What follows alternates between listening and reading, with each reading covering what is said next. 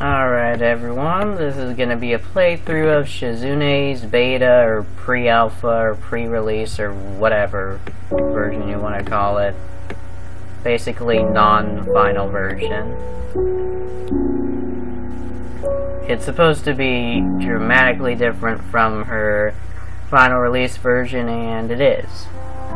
This is a repaired version of it because towards the end of Act 4 her root would glitch out and it would crash, so yeah, it was repaired, so that's where that disclaimer comes from. Now Act 1 is pretty much the exact same, so we're just gonna go to Act 2.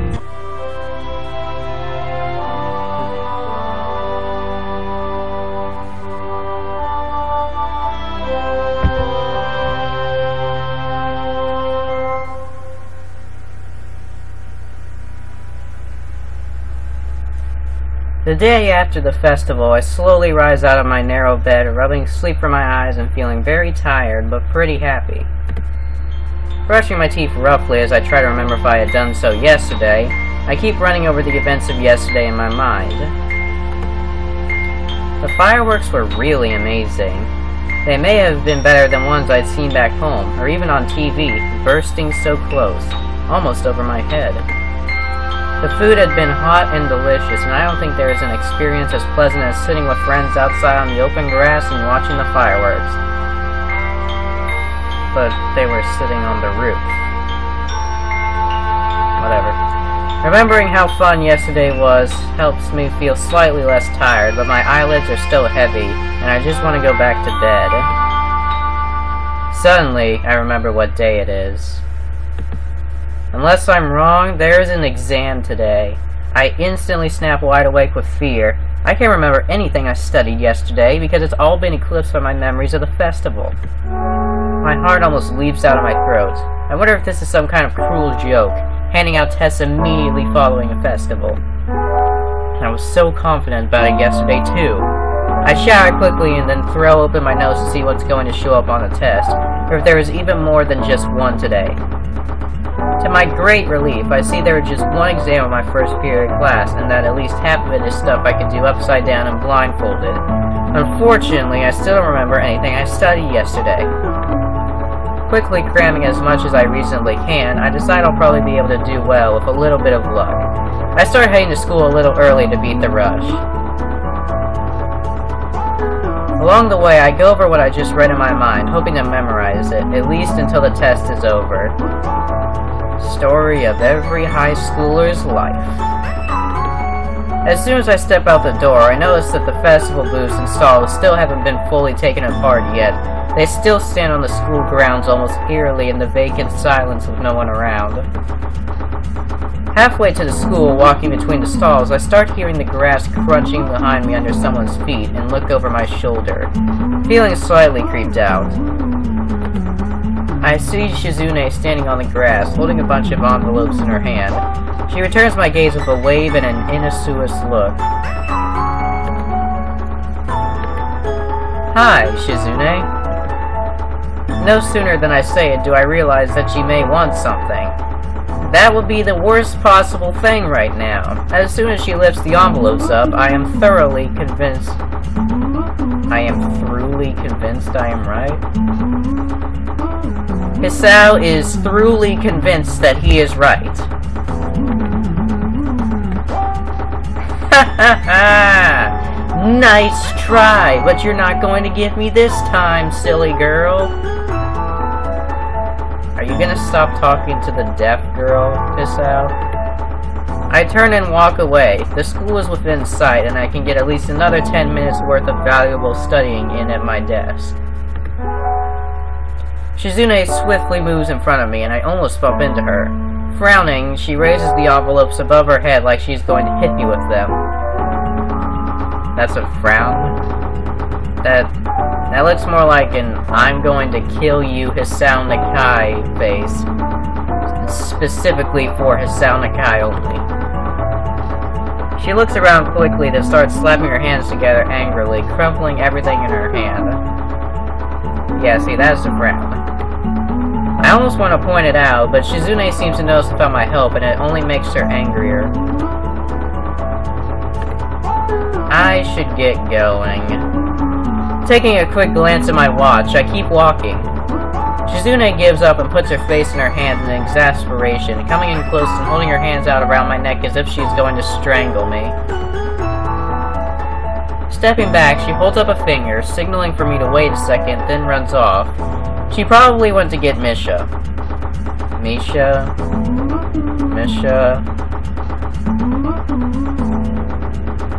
It's probably Misha, but I'm gonna go with Misha. For now, I'll look it up later. There is no way in hell I'm going to stick around, so I hurry to class and get ready to face my exam head on. The questions are a lot less difficult than I'd expected, and I take full advantage of it without a second thought. After the test, the school day becomes much easier. I get the feeling that I'm not the only one who feels that exams right after the festival was a bad idea. The teachers generally don't seem too focused on their work.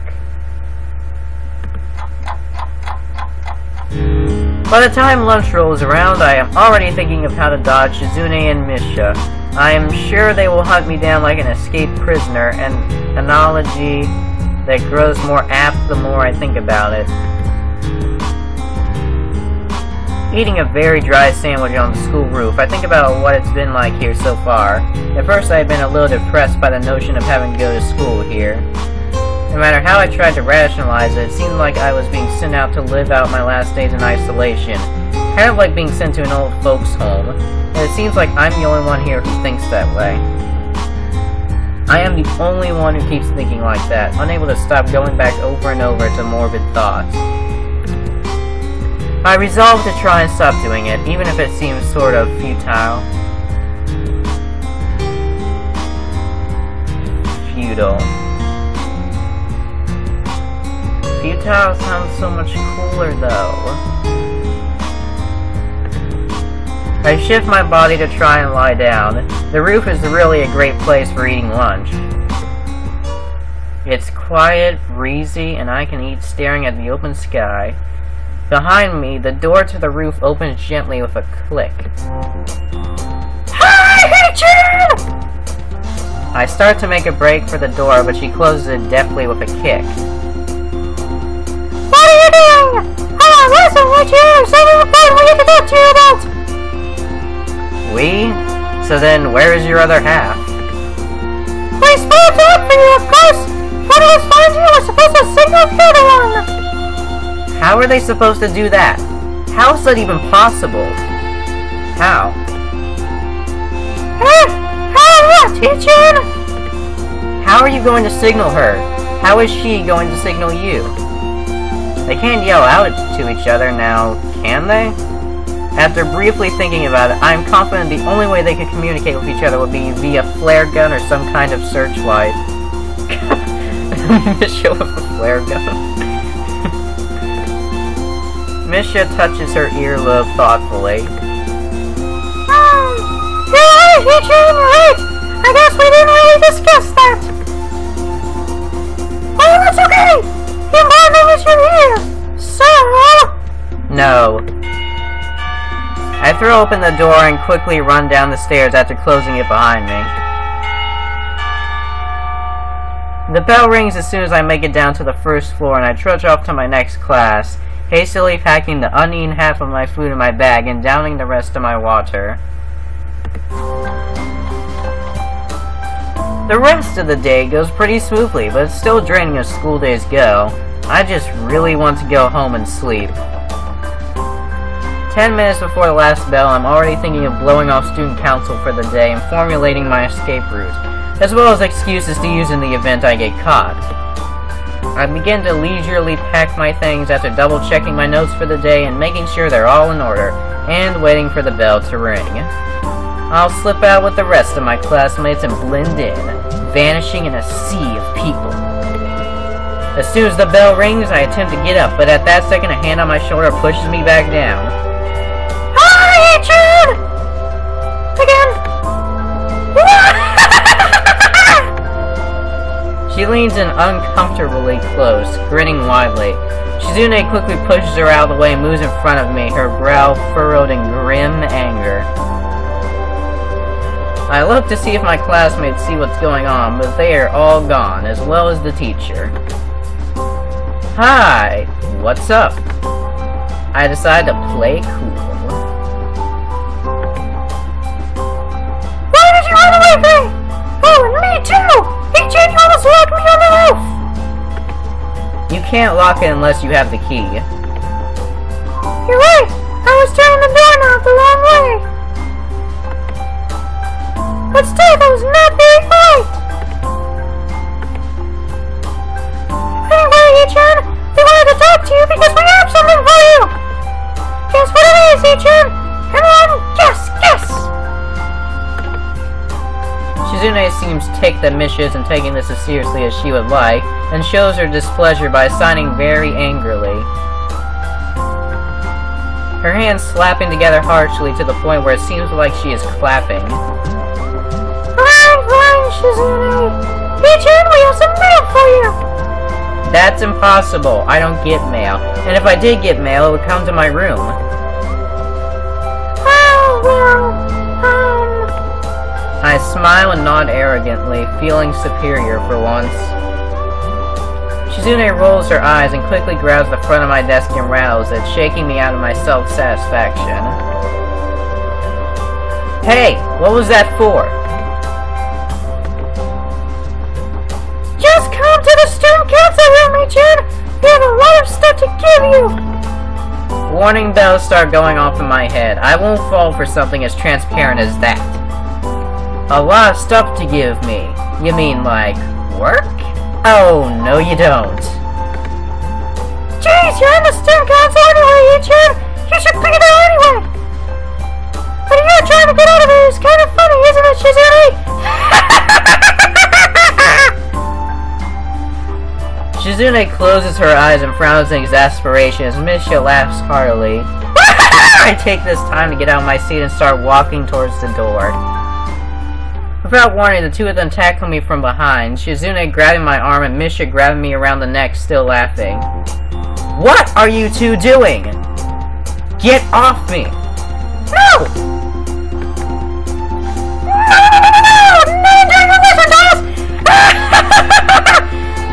Oh my gosh. Oh. Damn, Misha.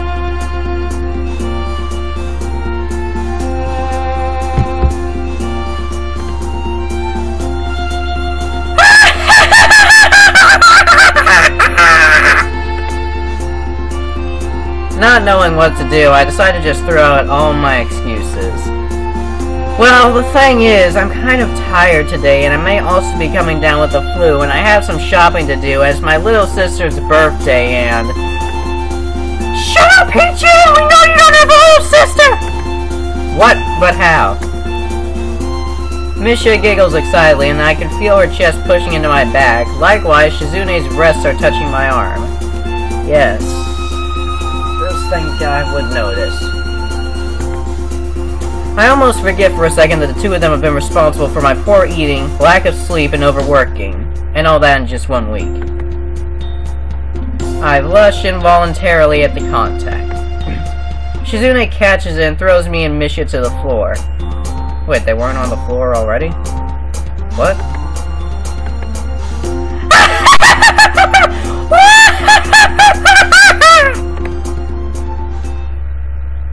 I stand up as Misha leans against the wall for support, laughing so hard she can barely manage to keep herself up. Hey, Jen, you're a pervert! We're trying to tell you to come pick up your mail, and you're taking advantage of two girls just doing their job! How can you do such a thing? How do you sleep at night? On a hard bed in a cold room. That's when I sleep. Sometimes I don't, like when I have to do stuff like work long hours at the student council.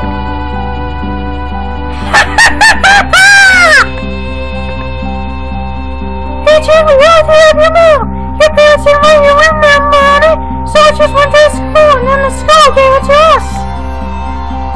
Usually when we get strange mail, the school tells us to go deliver it to whoever is supposed to have received it! Received it! Shizune just tells me!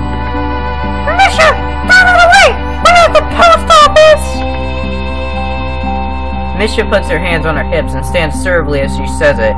It's an inaccurate impression, but I have to struggle to keep from laughing anyway. Misha should be our responsibility. What a lazy person anyway. It's his fault for not putting down his room number, or his parents for forgetting it. Misha, conventional mail is outdated. We are improving the world by promoting the use of better means of communication. At that point, Shizune walks over to Misha and puts her hand over her mouth, partly as a joke, but I can see it's mainly to get her to shut up out of embarrassment. Oh, but because we know you, and we're so nice, we've been trying to give you your mail all day, but you kept running away from us. Why? Because you're a jerk, and you assume the worst of us too. Further, T-chan, that you would assume we would try to buy anything. Disingenuous. Oh! Your parents seem like nice people too. I mean, what they want to, and it's very sweet. They even sent some money and snacks. Wonderful, isn't it? You read my mail? That's not legal. Misha gives a nervous laugh as Shizune crosses her arms and smiles a cocky smile, looking inexplicably proud. She stands up as straight as she can, almost on the balls of her feet.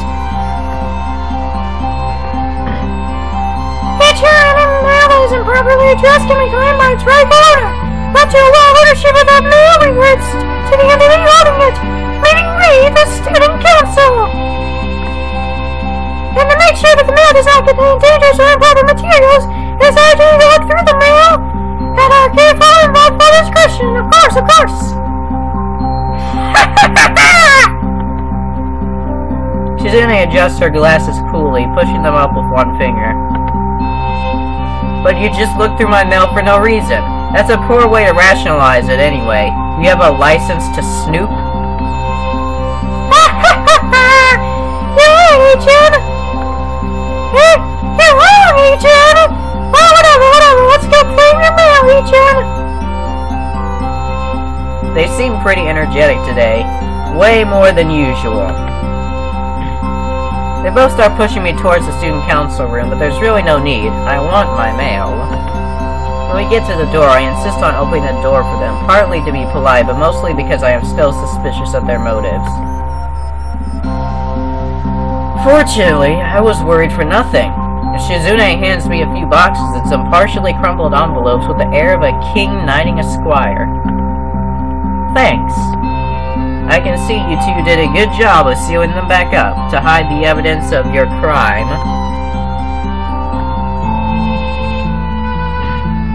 Don't mention it, Ichan!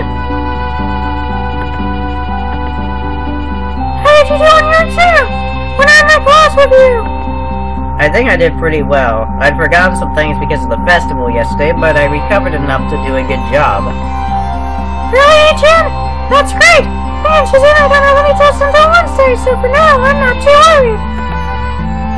It's too early for that! You should start studying now. Hey, there's such a thing as overstudying too, you know? You can study too hard and you can study too little. I'm just doing the logical thing, Ichan. Which is not studying at all. Hey, that's not fair, Shizune. I never said that! Ichan, how were the fireworks last night? I slept through them. I tried to go back into my memory of yesterday, and I don't think I remember Misha sleeping through the fireworks. But it is something that she would do, and I can imagine her doing it. They were great. I can't believe he slept through them. I can't believe the students could get fireworks.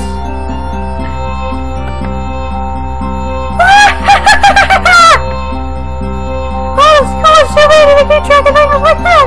So it's up to the student council to check the fireworks, just like it's our job to do everything else when the festival rolls around. So, am I the only one that knows that they just teleported back into the hallway? Of course, we can't keep track of everything after all. We're only human. Plus, it's a beautiful display. We always have great taste in fireworks, so we're willing to look the other way.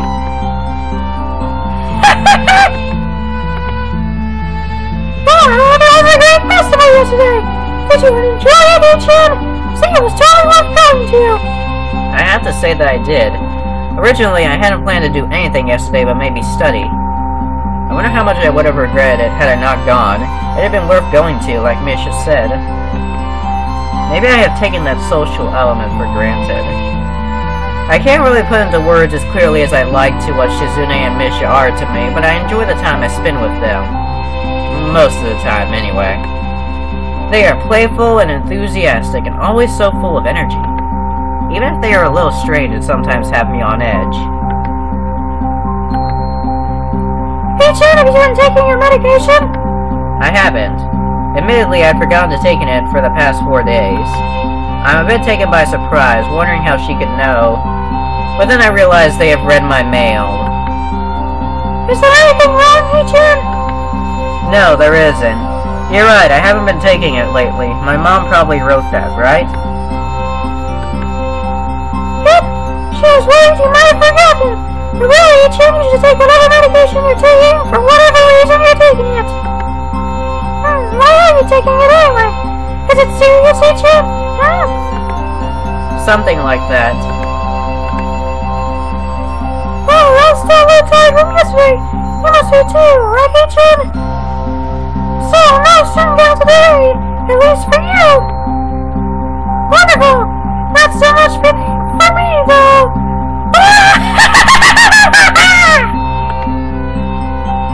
Yes, it really is wonderful. I feel a million times better already, although I feel sorry for Misha. Oh, Hey-chan! And your mom calls you Hey-chan too! Oh, interesting, I never knew! I'm actually really starting to think it's pronounced Misha.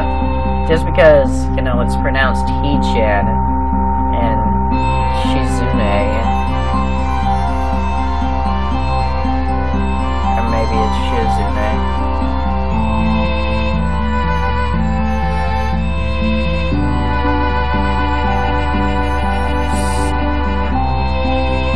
I don't even know anymore. Yeah, I was meaning to bring it up one day. Shut up, idiot! Go home and study for your exams! That's so mean, Shizune! But she's right, I do have a lot of studying to do, too. You guys should get a head start on that as well. Why is he calling them guys? Call them girls. They're girls. Females. Hey-chan! I leave the main building and walk towards the dorms, noticing that a few more stalls have been cleared away, but the majority remain. I wonder if Shizune and Misha will have to take care of this. It seems like a tough job, and I feel almost guilty that I won't be able to help them, but the small stack of mail in my hands keeps growing heavier with urgency to read it. I reach my dorm room and start reading the mail. It's all pretty general, but it's nice that my parents are concerned. I notice, however, that every letter seems to ask why I haven't been replying to their emails. I'll have to write them back and explain how hard it is to get my laptop working up here. When I finish, I open the boxes, which are filled with a few snacks from back home, some canned juice, and even some money. This is very considerate of them, almost a little too much. Making a mental note to write them back, telling them to stop worrying so much, I notice the assortment of prescription bottles behind me for the first time in days. My little incident yesterday keeps popping up, and I am forced to admit that these really are a necessity, and I may be forced to deal with that fact for the rest of my life. Gulping them down is according to the directions on each bottle. I try not to be too down by this. It's just routine stuff. That is how I try to rationalize it. I study for a little while, but after an hour, the realization dawns on me that there is just no way I can go over this stuff more than I already have. I decide to check up on Kenji and see how he is. After knocking on the door, I'm disappointed to get no response. If it were anyone else, I would think he was somewhere else. With Kenji, he is most likely either hiding or dead. I hear someone getting up inside the room, and then a clattering sound, like falling pots and pans, followed by an ominous hissing noise that seems faintly familiar. The door opens after Kenji undoes the unnecessarily huge number of locks he seems to have on it. Who is it? Hey, Kenji, why do you keep asking that after you open the door? Why do you even put like 10 locks on that door if you're just going to open it without even knowing who's knocking?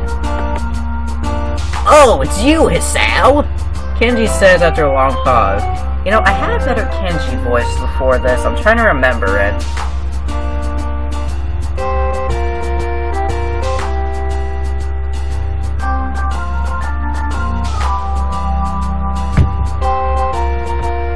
I'm amazed at the ease with which he brushes off my question. What do you want, man? I'm trying to get a head start on dinner. Fried rice with egg, it's gonna be delicious! I think of the massive amount of heat needed to make proper fried rice and become very afraid. I wonder if I should request a room change. Are you sure that's safe? What? It's not? Whatever, man! Is there anything you need? I was just wondering if you had any tests today. Do you think you did well? Kenji's eyes widen behind his thick glasses and he shivers with a grimace on his face. I shouldn't have said anything. That bad? I think I had something in math, but I didn't go. You didn't go? Yeah, that's right, I didn't go. Do you know why I didn't go, man? Because it is my belief that the post-festival exams are part of a vast conspiracy to weaken the kids at this school. Starting tests one day after a festival everyone looks forward to. That is some suspicious shit, man. I always thought so, and after a lot of research, I think the school schedules it like this so that we can buy the festival instead. What? What? Why did you skip? Damn it, I'm on a laptop, so I can't really... I don't have a middle mouse for this thing. I can't go back.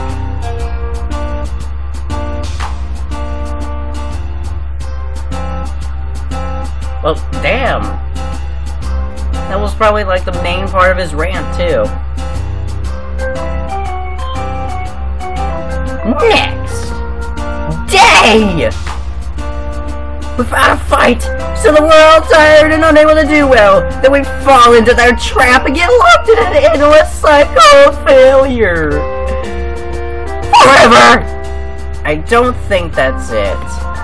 Yes, it is! It's like the old carrot and stick approach. Well, I'm not falling for that crap. I didn't go to the festival, so I am banning the exams. Banning?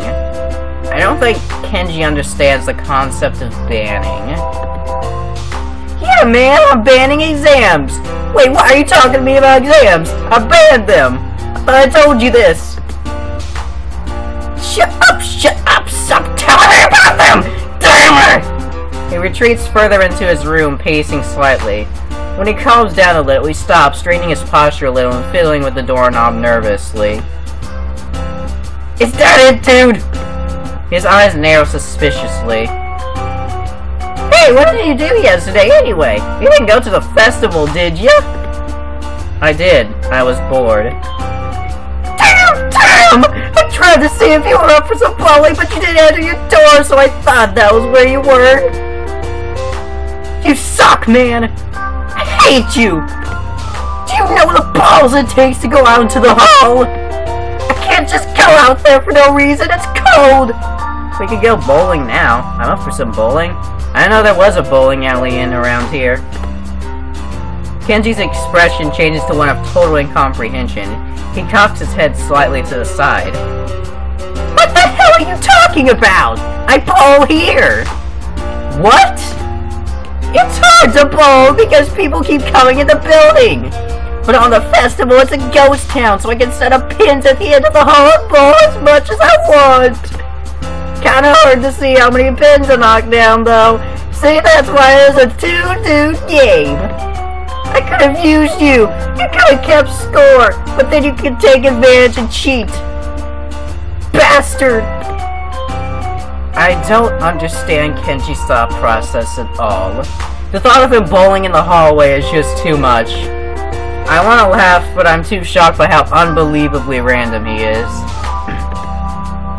Kenji doesn't seem to notice and starts talking gradually faster and faster. Yeah, you probably saw the fireworks with those two crazy student council girls. Did they kick you in the stomach and steal your student ID? That is my greatest fear! Were they hot? I hear the student council president is hot, even if she's a frigid bitch! I think I remember which movie the also said hi, she didn't even stop or anything! Damn, the arrogance! What a bitch! Damn, what did I do? You should've gone, now you're trapped in their endless vicious cycle of student council work! They almost got me with that shit too, way back! This crazy wall of pink drill hair came up to me and asked if I wanted to join the student council, but I showed her! I said, ha! Nice try! But you won't kill me with that shit, you crazy authoritarian bitch! And I'm back here, still in possession of my freedom and melody! So goes though, the insanity! What insanity!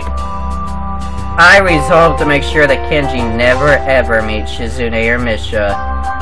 Then I consider having them meet. I'm hungry! We should continue this later! You can tell me about their schemes! You can join me in my fight against the fast student council / school / membership agenda! It'll be fun!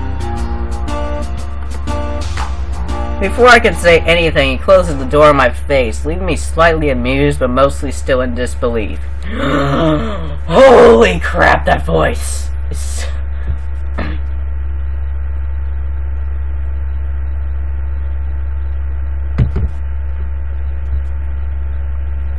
Oh my gosh. I don't know what's harder, that or doing Misha's constant repetitive laughter. I mean, Misha's voice actually isn't that hard for me to do, but the laughter, man. The laughter. I decided to go back to my room and just sleep for the rest of the day. Thank you! What? Give me a break. Okay, that's fixed. A minor setback. Oh, we're back in business already. It's Friday. Almost a week has passed since the festival. Right now, though, I'm just thinking about how great it is that after today, I'll finally be done with all my exams. Generally, they haven't been too tough, but if I hadn't studied as much as I have been doing, I'm sure I would think otherwise. I've settled into the routine of taking my pills, but it's still a bit of a hassle having to count all of them out every single day. I'm beginning to get lazy with that already. Shizune and Misha haven't approached me to go help them with their student council duties lately. It's strange, because they did everything short of threats of physical violence to get me to join. I even dropped by the student council room after school on Wednesday, and they weren't there. Not that I'm complaining, though, it's probably because of exams. They are students, too. Today I have an English exam. I'm not really looking forward to it. Personally, it may be my weakest subject. But it can't be helped. I'll have to try and have faith in my studying skills. After classes are all over and done with, I walk to the dorms, basking in the knowledge that I won't be seeing another test for a while. Back in my room, I take off my shoes and stretch out on the floor and letting out a yawn. It's been a rough week, but it's almost over now. The stalls outside my window are all gone now, as if they had never been there. I keep wondering whose responsibility it had been to clear them away. Was it Shizune and Misha? It seems that way, and I can't really think of anyone else who would be in charge of such a thing. But it's a very depressing thought. You know what? Hold on. Ah! It was Misha the whole time! It's pronounced Misha! Ah! Okay. Oh, and apparently I'm supposed to put more emphasis on the she in Shizune's name. Okay. Japanese pronunciation.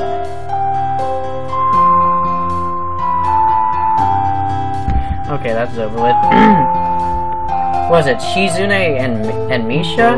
It seems that way, and I can't really think of anyone else who would be in charge of such a thing, but it's a very depressing thought. I'm surprised they didn't come to me for help. Could it have been out of concern? Did they read my mail and find out I'm sick? I can't have that. This is the kind of thing I was afraid would happen, and for a brief moment a feeling of worry flashes through my mind. I was actually beginning to look forward to student council work. Just a little. It's time-consuming, but not difficult. But more importantly, it's kind of nice spending time with Shizune and Misha. Misha! As much as it may seem otherwise at times, they are nice. There's not like anyone would really turn down a chance to spend a lot of time with two attractive girls, either. Yeah, I second that. But to be serious, I'm depressed by the thought that they may not have come to me because they found out about my condition. So it's true. I'm going to be defined by this, by something as stupid as a heart problem. I'm not made out of glass. This is kind of silly when I think about how hard I tried to get out of helping Shizune and Misha out before. I head down to the student council room. The main building is deserted and deathly quiet. I'm having second thoughts as to whether Shizune and Misha are even here today. I open the door and see Shizune tapping on her pen on her desk as she contemplates over a piece of paper that makes medical insurance forms look simple in comparison. Misha sits in the corner at a table, her arms folded in front of her and a serious look on her face. At first I think she is deep in thought, but her drooping head shows me that she's just asleep. Seeing that she hasn't noticed my presence, I decided to sneak up on her and make my way towards the desk as stealthily as possible, but she lifts her head at the last second and sees me. Realizing I've been caught, I try to laugh it off.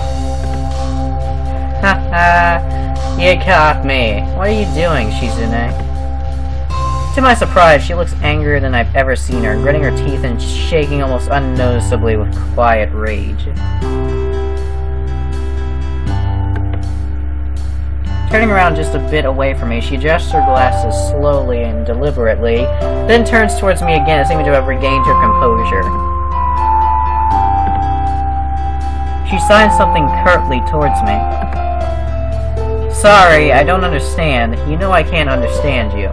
As you keep speaking to the deaf girl! In fact, that's why I came here. I was wondering if they have a sign language course here, but I thought that maybe you two could teach me a little, since we hang out so often. Of course, you don't understand anything I'm saying right now. Shizune gets out of her chair and starts heading towards me. She stops right in front of me, looking at me expectantly as if I'm supposed to know what she wants me to do. Hey, I don't know what that means. I shrugged to show my incomprehension, but that only makes Shizune sigh more angrily. I wonder if I should wake Misha up. Shizune jabs a finger in my chest repeatedly when she sees me getting distracted, and I wonder if I should do the same to her. The opportunity is there, it's just about considering the consequences. Before I can decide, Shizune throws up her arms, having had enough, and walks over to Misha briskly before picking up two staplers and pinning them together very quickly in front of the sleeping girl. This sound wakes up Misha, who almost falls out of her chair. I wasn't sleeping! I was just... Oh, hello, Ichan! Hello. What brings you here? Misha keeps looking at Shizune nervously out of the corner of her eye, maybe hoping that Shizune will forget about the fact that she was sleeping, but it doesn't seem like it's going to happen. I thought I was a part of the student council. Wow, Ichan! You want to help out? What? No, of course not. It's the principle of the thing. I spent at least a combined 24 hours thinking of excuses I could use to not have to come here, and it was all for nothing? Misha, shouldn't you be signing this back to Shizune? I'm scared!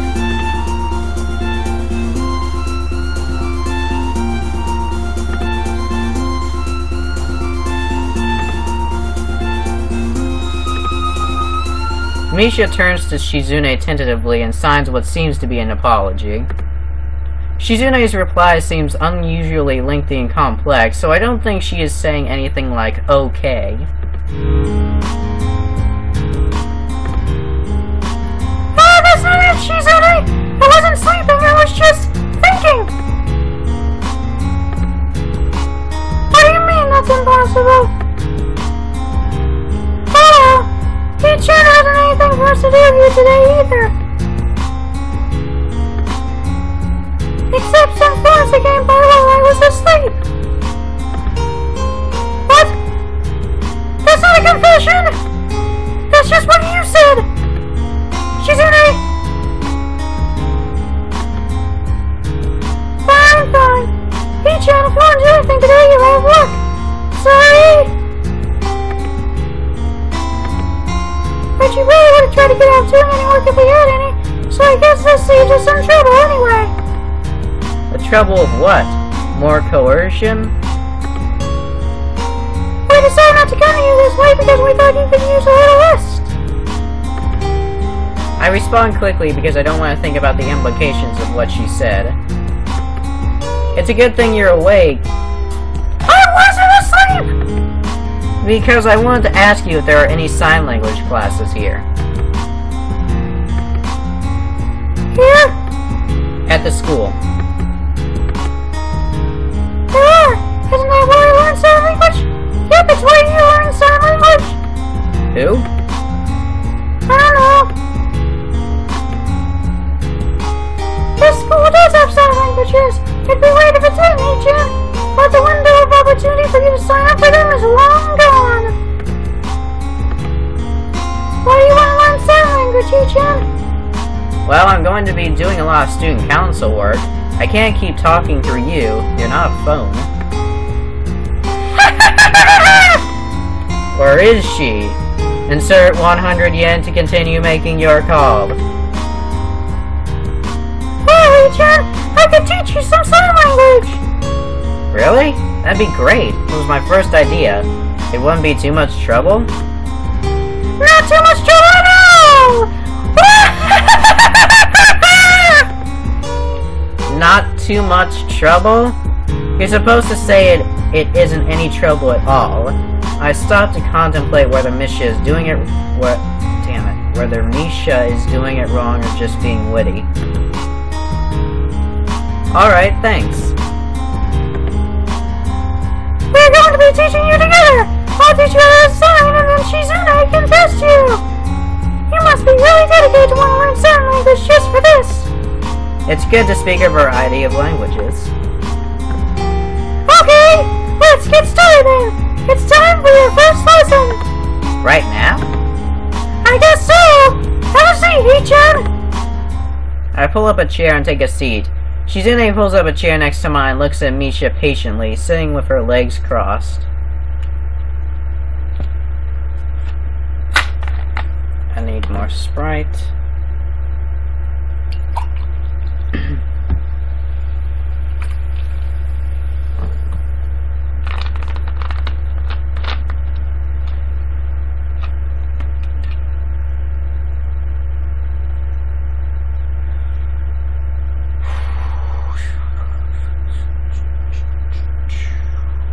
Might as well save while I'm waiting. Let's see, where is it? No, wrong. Okay. Past that point.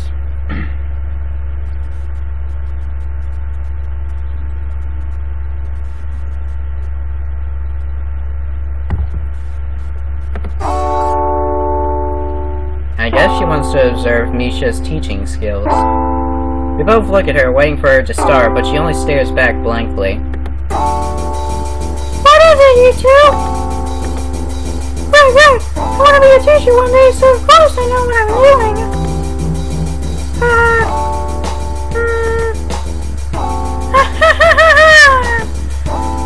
She looks like she's on the verge of having a nervous breakdown. I look to my left to see Shizune's reaction and see that her head is in her hands in an expression of either laughter or despair. Suddenly, Shizune leans forward and starts signing angrily towards Misha, her hands moving like those of a conductor conducting an orchestra. It doesn't look like Shizune is saying anything so much as it looks like she is yelling on mute. Sign language was invented in the 18th century by a Frenchman named, whose name I can't pronounce, and he started the first public school for the deaf in 1755, but the unwritten history of sign language is said too. Shizune reels backwards like she's in pain and continues to writhe in agony until Misha sees her and stops talking. What is it, Shizune? I don't really know where to start. Well, what better place to start than the history of sign language? The alphabet it is, then! Okay, Ichan, first off, the alphabet! This This is pretty basic stuff, although some people think that this is all upsounding and forget there are all kinds of specific gestures and words. But you can't really get anywhere else without the basics, right? Right? Okay, so the alphabet. This is A, do you see it? Now you try. Alright, like this? Yeah, that's it. Now, this is B. And this is C. Misha makes one symbol with each hand without specifying which is which. And now, D, E, F, G, H, I, J, K, L, M, N, O, P, Q, R, S, T, U, V, W, X, Y, and Z! Immediately, I can see this is probably not going to be as fun as I'd imagined. Hey guys, there's really no student council stuff that has to be done? Nope! Come on, I'll do it again! A, B, C, D, E, F, G, H, I, J, K! Your turn! So there's really no student council work or anything like that? What are you talking about, Ichi? Come on, sign!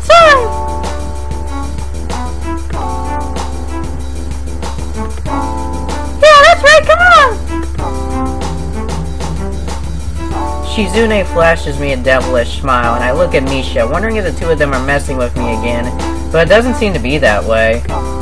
Like this? No, like this! Like... this! What? Okay, we'll do this together! That's our sign language assignment most of the time anyway, with 2 instructors! Did you know that, Ichin? No. I fall back in my chair and let my brain run through all the possible scenarios of what this is going to be like. The best case scenario would be if I were to actually learn something. The worst case scenario is that Shizune and Misha will give a lesson so bad that it will put me off learning for the rest of my life. In fact, I had the sneaking suspicion that they might teach me everything wrong on purpose as a joke.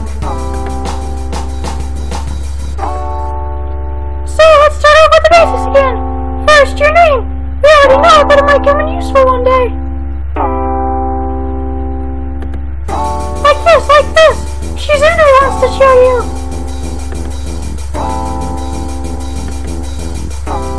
Hisao and the guy. Wait, huh? Now you try. A little clearer now? Yeah. Much clearer now, actually. I watch Shizune sign my name again and then do my best to copy her. I managed to accomplish it pretty easily, and Shizune gives a small nod and an uncharacteristically cheerful brief clap at my success. No matter what, a person should always know their name before anything else, or else how would they know who they were?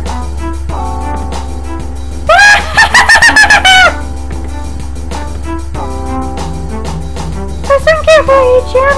A big benefit of sign language is that you are afforded time to think about what you're going to say before you say it. So don't say anything stupid to me, okay? And now I'm supposed to hit you, but I won't hit you. I don't mind if you say anything stupid either. Gee, thanks. Really?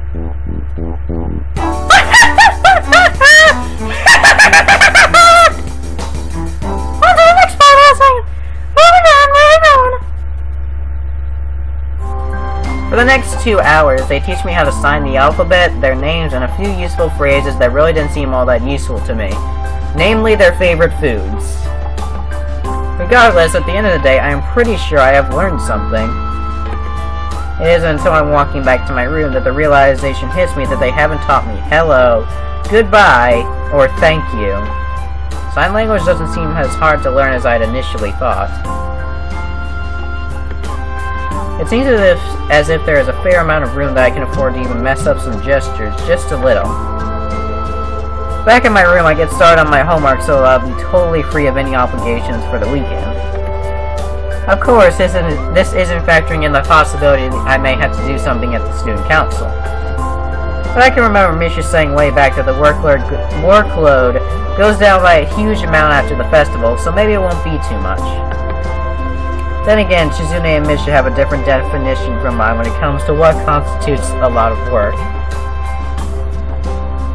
It seems like I have some conflicting feelings about the student council.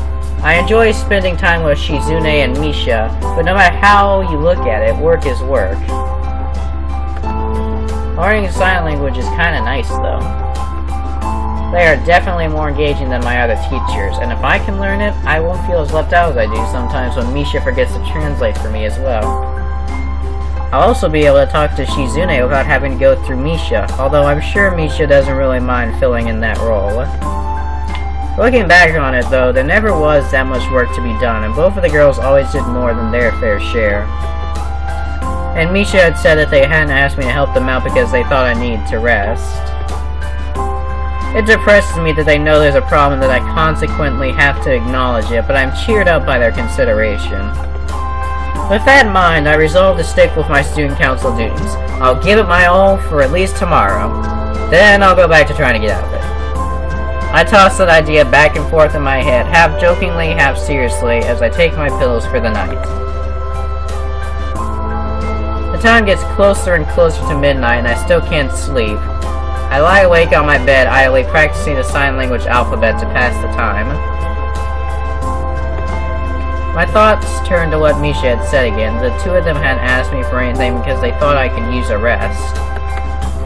There is no dodging the fact that they likely know that I'm not all well. Maybe I'm just overthinking things. I shift my thoughts toward what Shizune had said.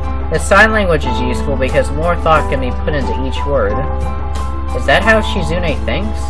I wonder what it must be like, thinking so hard about the impact of your every word. Does that mean that it's almost impossible to know what's going on inside of her head? Does she enjoy the fact that she has to think everything she has through? Could it mean that Shizune is incapable of seeing herself as even slightly spontaneous?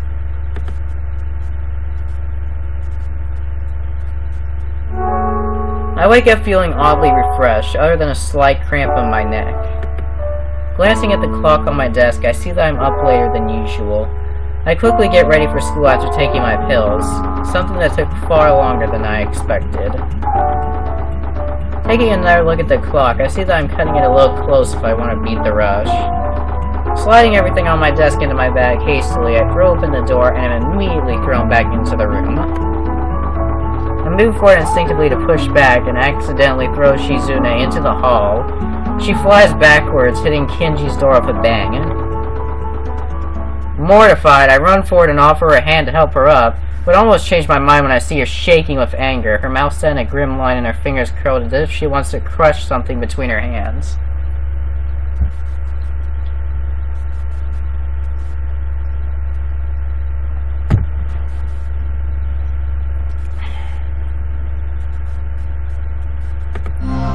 Like my head. Suddenly I hear an explosive laugh behind me and look up to see Misha hovering right next to me. Stop sulking, Shizune! Shizune? Help you up? Oh, okay.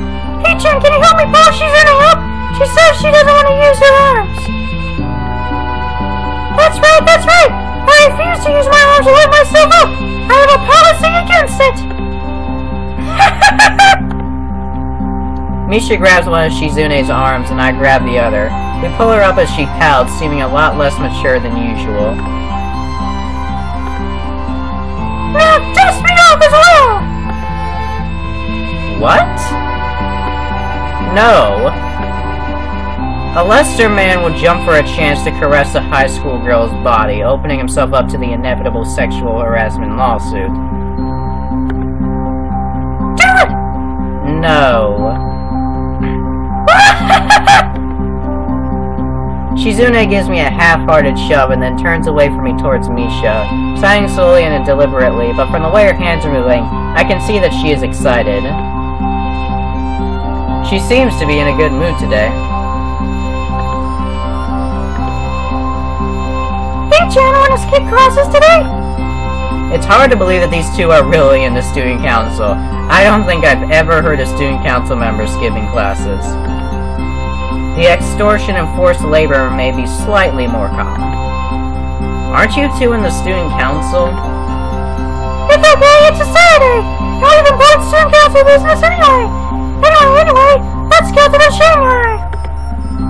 You want me to blow off going to class so I can hang out with you two and have tea? I'm not really against it, but you two are in the student council, right? What terrible influences on the rest of the school. I weep for the future. Well, it's not really like skipping classes. This is work, not just fun and games. Come on! We already took care of all the paperwork too, so it almost be a waste for you to go to school, and we haven't seen you in a while. Didn't I just see them yesterday? I agree to go with them in the end, because they do have a point, and we haven't been learning anything new in class for a while. The Saturday classes especially. We make our way to the tea house, Misha demanding the right to take the lead. Shizune hesitantly shrugs and tells her to go ahead. Ha! We're gonna get lost this time! I brought along a map! Oh my gosh. I'm thinking of Ezreal now. Misha needs him. Misha requires him. There are multiple times when I want to point out that Misha's map seems uncomfortably vague and badly drawn, and a few times when I actually see the Shanghai a few blocks down, but Misha ends up leading us away from it. I really hope I'm pronouncing it correctly. Shanghai? It might be Shanghai. No, it's Shanghai. It's Shanghai.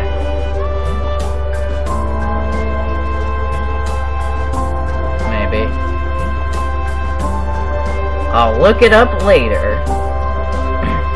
But Misha ends up leading us away from it. But every time I try to bring it up, Shizune seems to predict what I'm about to do, and silences me, waving her hands in front of my face to signal for me to stop before giggling soundlessly. Eventually, we make it to the Shanghai, and Shizune taps Misha on the shoulder and gives her a thumbs up. I assume to congratulate her on her navigational skills. The first thing I notice is that the shop is totally empty, which is incredibly strange, seeing as how it's almost noon on a Saturday. It's so desolate that even the waitress is sitting slumped over at one of the tables. It's Yuko, the same lake... Yuko... Is it pronounced Yuko? Actually, I think it is Yuko. Yeah, I'm going with Yuko. It's Yuko, the same waitress who is always here. I wonder if this place only has one waitress. There isn't even anyone at the register. The shop seems dangerously understaffed. Maybe it's a good thing that there are no customers right now. Shizune and Misha walk in. Shizune scanning the tea house as if we hadn't all seen from outside how deserted it was. Misha doesn't notice and gives a loud, cheerful shout to Yuko that breaks the silence like a bomb blast.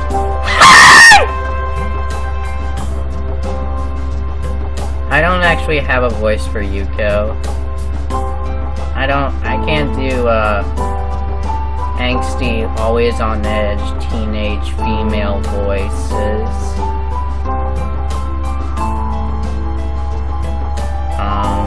I don't think.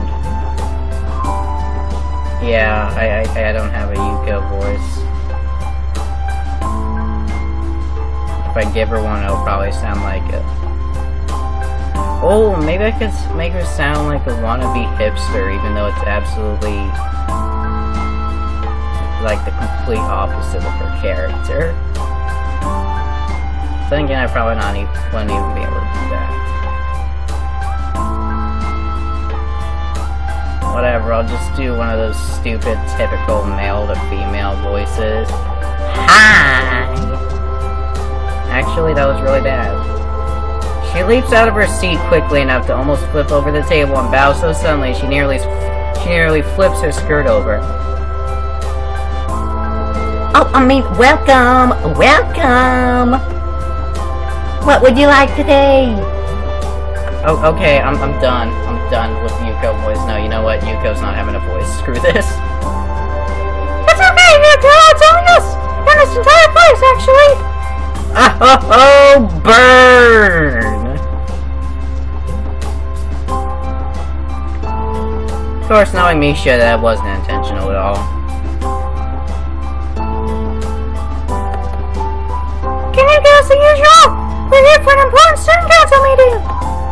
The strange amount of emphasis Misha puts on it important shows me that she doesn't mean a word of it. Oh, I was supposed to emphasize important, We're here for an important student council meeting! There we go. Yuko stretches her arms out and then covers her mouth to suppress a yawn before carefully walking to the counter and pouring coffee with an unusual amount of concentration. I take a seat and Shizune immediately frowns. Hey, What? you took a seat! Before all from your seats! You didn't even hold our chairs for us! How could you? Well, whatever! Do you know why we asked you to come here today, Hee-chan? To talk about some student council things. No, that's not it at all! Well, maybe. School will be open the summer in a month. Do you have any plans? I don't like the sound of that maybe. To be honest, I hadn't even thought of summer vacation until just now. It kinda snuck up on me. If I said that I don't have anything planned, they might want me to come in for student council work even over the summer. It's not unheard of. I wouldn't be lying if I were to say that I have plans, would it? Just because I don't have plans now doesn't mean that there is no hope of plans materializing in the future. This logic is so bad and yet decent. That's just... My plan is to have plans. Whatever that means. Yeah, I'm very busy. Very busy. Oh, well, okay. Misha shrugs, and I think of nodding smugly in accomplishment and relief.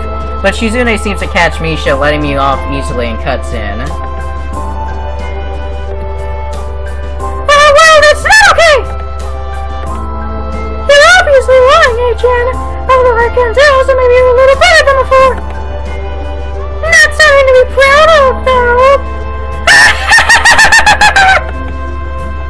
Hey, Hee-chan, we're supposed to be teaching you sign language, aren't we? That's right. See, Hee-chan, that sign meant yes. Now you try. I'd have to see it again. I'll never repeat myself. Another policy? I try to remember if there's ever been an instance of Shizune having repeated herself. I'm sure she's done it at least once. Damn, has she repeated herself once? Oh man. I've played this beta like 3 times now, so... I can't recall an incident where she's repeated herself either, actually.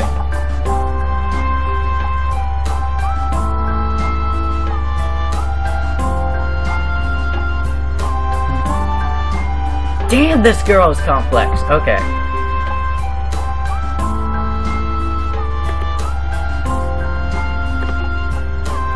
Okay, so Dina, we're going to teach you how to further using sign language. Shizune cracks a smile and quietly slides into the chair to my right, between me and Misha. She makes a few quick signs towards Yuko, who isn't really looking in our direction. Yuko! Come here! Yuko grabs a platter with 2 cups on it next to her, which I assume are Shizune and Misha's drinks, before walking cautiously to our table, holding the cups far out in front of her as if they are dangerous.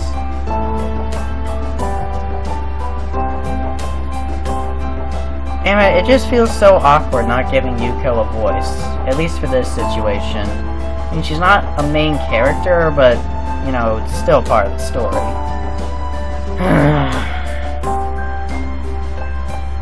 Damn it. What kind of voice can I do for Yuko? are your drinks. Sorry to have kept you waiting. Thank you for— No, no, no, no, no, no, no, no, no.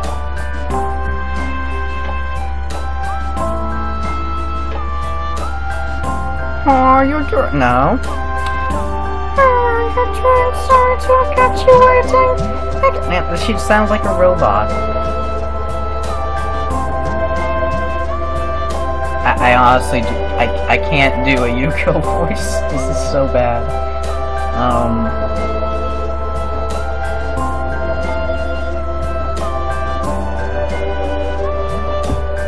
Wait, what does it sound like in that Katawa Shoujo thing, or however it's pronounced? Okay. What does she sound like here? Ow! The origin of the noise, apparently the librarian, quickly crawls out and bounces up to rigid attention. Hi there! How can I help you? Okay then. I don't think I can do that. Here are your drinks! Sorry to have kept you— Yeah, no! Not even close!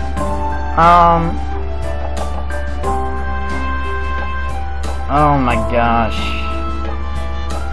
What do I do?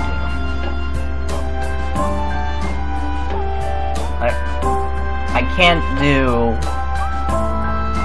I can't do a constantly on edge with teenage female voice, but I can't do, like, mature, adult-ish librarian voice. Wait, how old is Yuko anyways?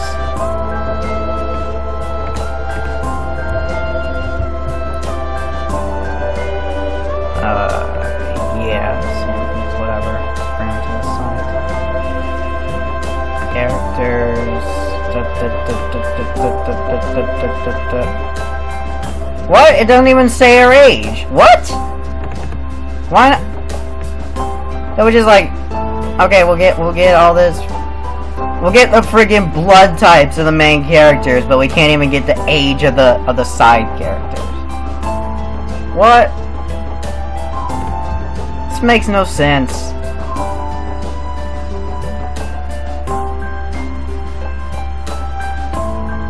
Here are your drinks. Sorry to have kept you waiting. Thank you for patronizing this establishment. Nope, now that just goes into a Misha voice. Here are your drinks. Sorry to have kept you waiting. Thank you for patronizing this establishment. Dang, that's like, I just had about 4 different voice cracks there. I'm done trying this. Sorry, it's gonna have to just be an awkward silent Yuko. Yuko, it's only us!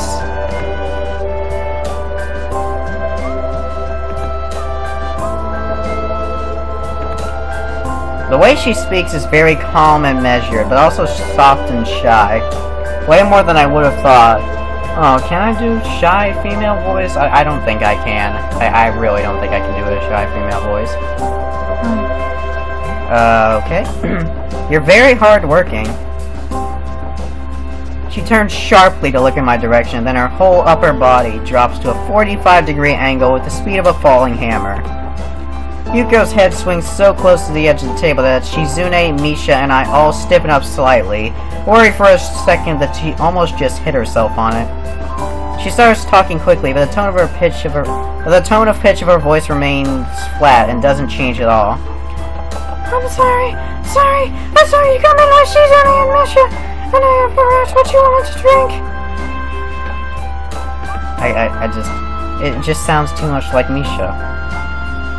It's because I was to give the usual. You know, I'm wasting too much time here. I'm done.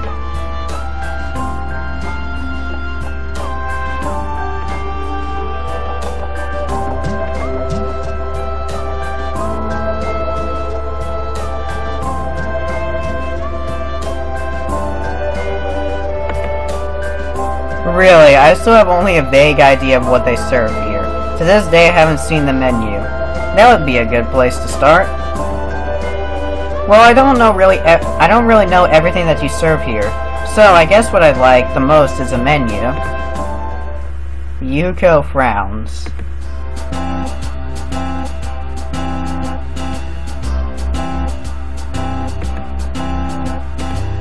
That's okay, Yuko, because this is a Japanese-style tea house.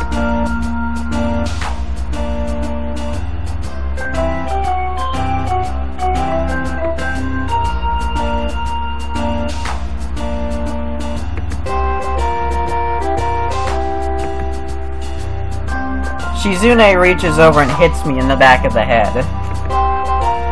I turn to her and see her flailing her arms angrily, not even signing anything. This must be the sign language equivalent of gibberish. Misha leans in towards me and starts talking in a very loud whisper. Hey-chan, why did you do that? Now Yuko is going to quit again! What? I didn't know. I didn't do it on purpose. I just asked for a menu! Before I can explain myself further, Shizune pushes her chair outwards and stands up, grabbing me by the arm and forcing me to do the same. Without a moment's notice, she pulls me towards the corner of the store with Misha trailing behind. Hey Chan, how could you? Why do you have to say those kinds of things? Honestly, how many lives do you have to ruin? When does it end? Misha shrugs. Oh well, Yuko! I'm amazed at how calm Yuko seems to be when she seemed like she was on the verge of some kind of nervous breakdown just minutes earlier. Ichan is ready to order! What do you want, Ichan? A menu! Shizune subtly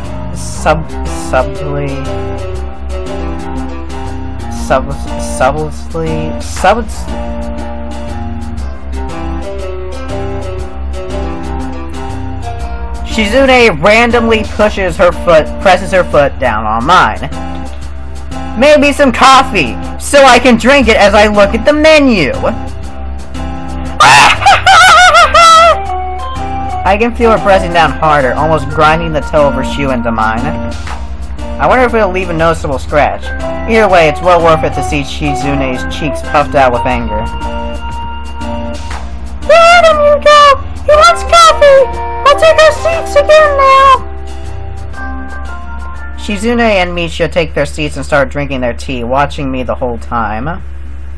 Shizune's analytical stare and Misha's wide, clueless stare are interesting in contrast. I take my seat. So, Ichan, let's learn more sign language! Now that we went over whatever we went over yesterday, how about we learn some basic useful phrases? Okay, now look at this. This is how you say espresso, and this is the word for latte, and this is when you want them to use a French press, and this is neither basic nor useful. Not only that, but she's going way too fast. I look over in Yuko's direction and see she's measuring out sugar cubes extremely carefully and extremely slowly over my coffee. What dedication to her job, but I really wish she'd hurry it up. And this is Arabic! Now this is French roast! And this is French vanilla! See? Can you tell the sign for French is yet, Ichan? No. Jeez! Hey, pay attention! The two of them make the exact same annoyed expression with the same pose as well. I can't help but laugh. What's so funny, Ichan?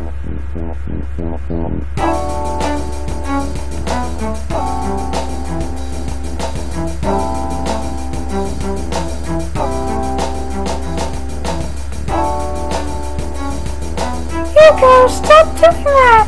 It's just us! Ah! Hey Yuko! Wanna help us teach Ichan here how to do sign language? Sit down then! Stop being so Yuko! Yuko takes the seat she is offered.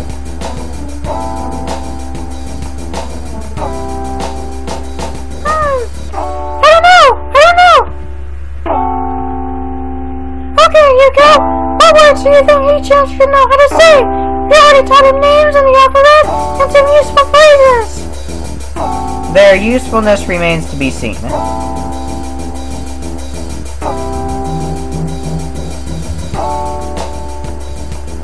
For a second I worry that she's going to apologize again. If she bows sitting down as she is now, she might break the table in half like a martial artist. Misha runs her tongue along the top row of her teeth, seemingly at a loss for words. They didn't actually teach me those. But we were going to! And we are going to! Right now!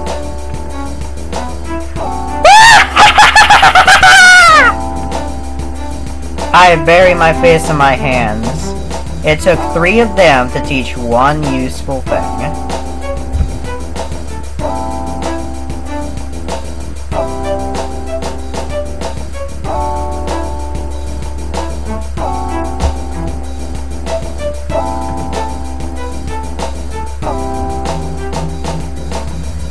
We spent another hour in the tea house, Shizune and Misha running through phrases that are more common than the ones they were thinking of before while nursing their drinks. Yuko put way too much sugar in my coffee, but since she is sitting right there, I can't just not drink it.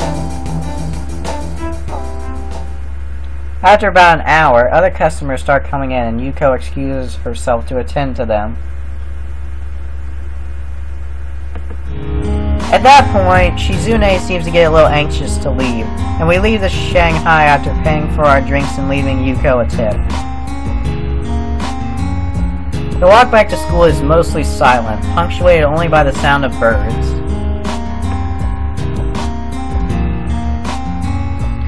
So, Ichan, what are you going to do over the summer? To be honest, I haven't really thought about it. I had almost forgotten how late I've started school. We reach the front gate of the school and I can see that the grounds are filled with students fresh out of class and getting ready to enjoy the rest of their Saturday. What perfect timing this was. I can hear them chattering excitedly back and forth to each other, and the topic of choice seems to be how soon the school year is ending. It's likely that Shizune and I won't be going back home for the summer. What about you, Ichan? I'll probably also be spending it here. Okay, that's good. Then we'll be able to spend it together.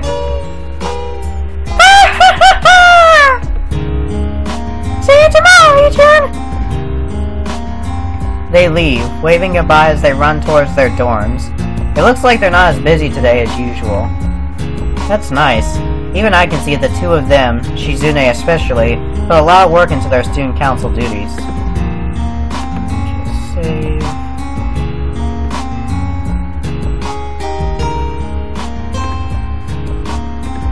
I like the C name, Chinese Whispers.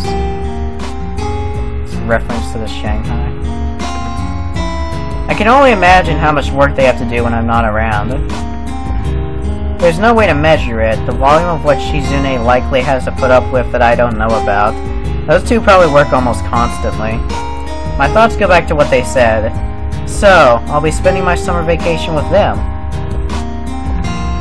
I guess there are worse ways that I could be spending my break. I let myself indulge in the idea that it's almost kind of like a date. I can dream after all. They're so nice. Misha, always cheerful, and Shizune, playful under her ever-present stoicism. Stoicism.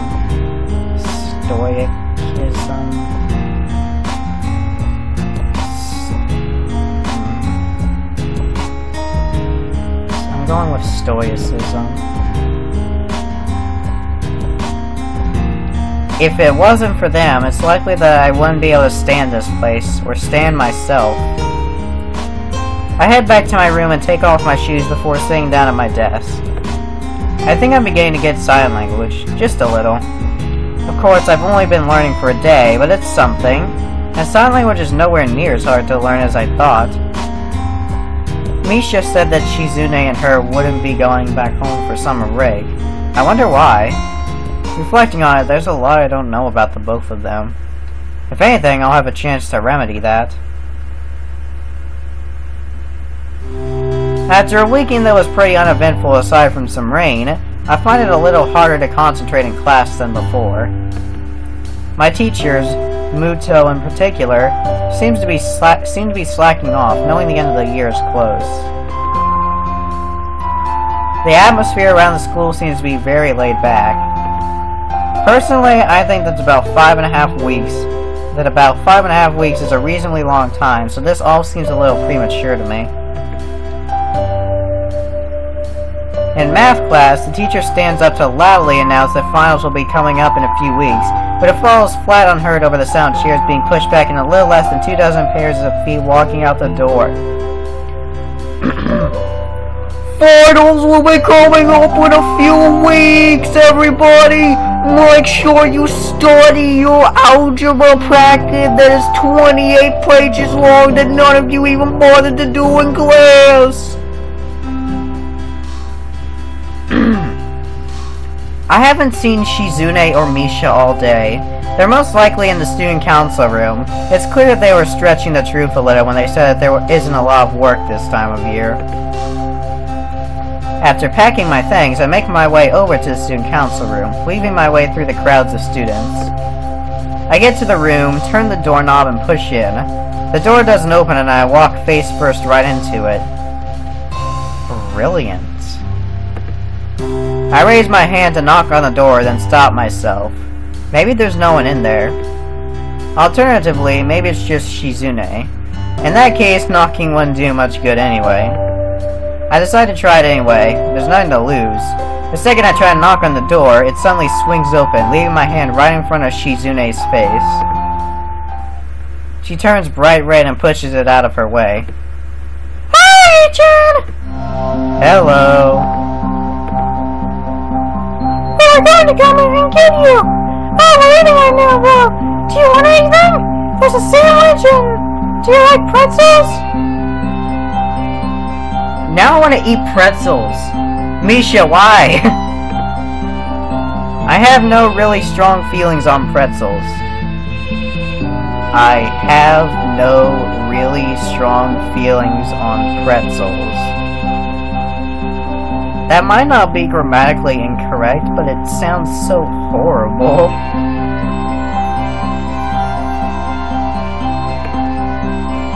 What, Chan? So does that mean you want them? I'm not really hungry.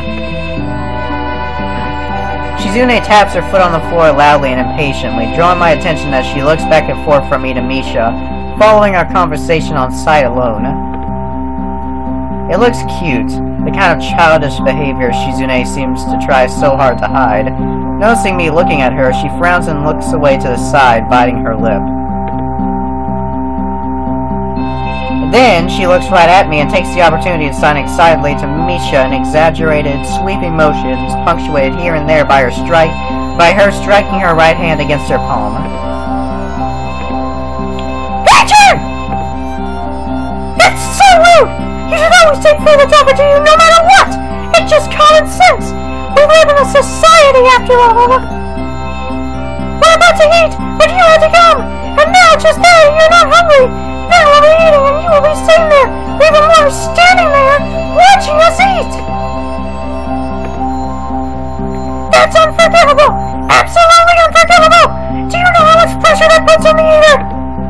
Why do you think salary men go off and drinks after work and drink until they are sick when all they want to do is go home and sleep? It's because it's the only correct thing to do, and the only polite way to do things! Shizune stands proud and upright as Misha shouts her words at me. I'm just not that hungry. I had a big lunch. Really?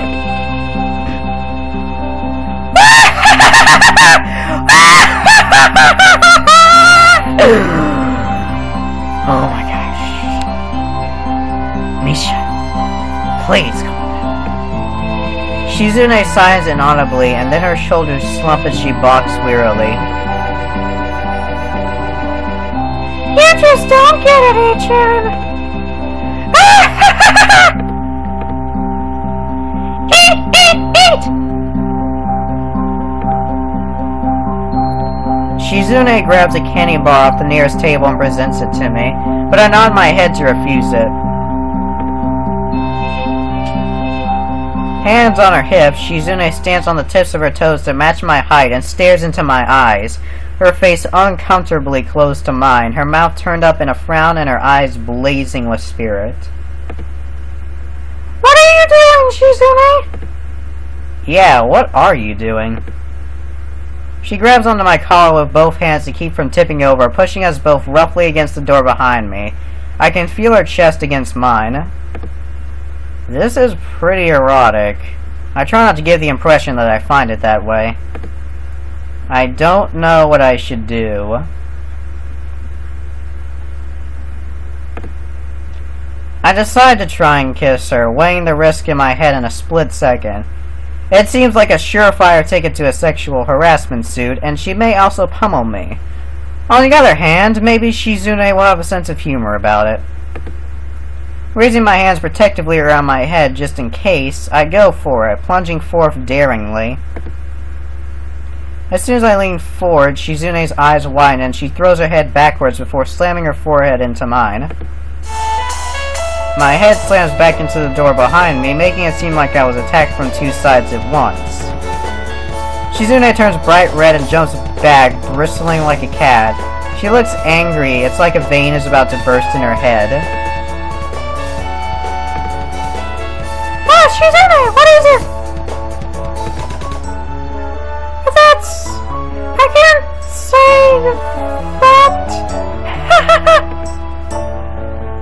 Misha sheepishly taps her fingers together, weakly cracking a nervous laugh.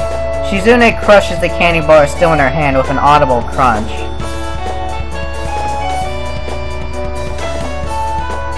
What? Shizune shoves me out the door and into the hallway and draws a marker from her pocket as if it were a sword. Binding off the cap, she scrawls on the door.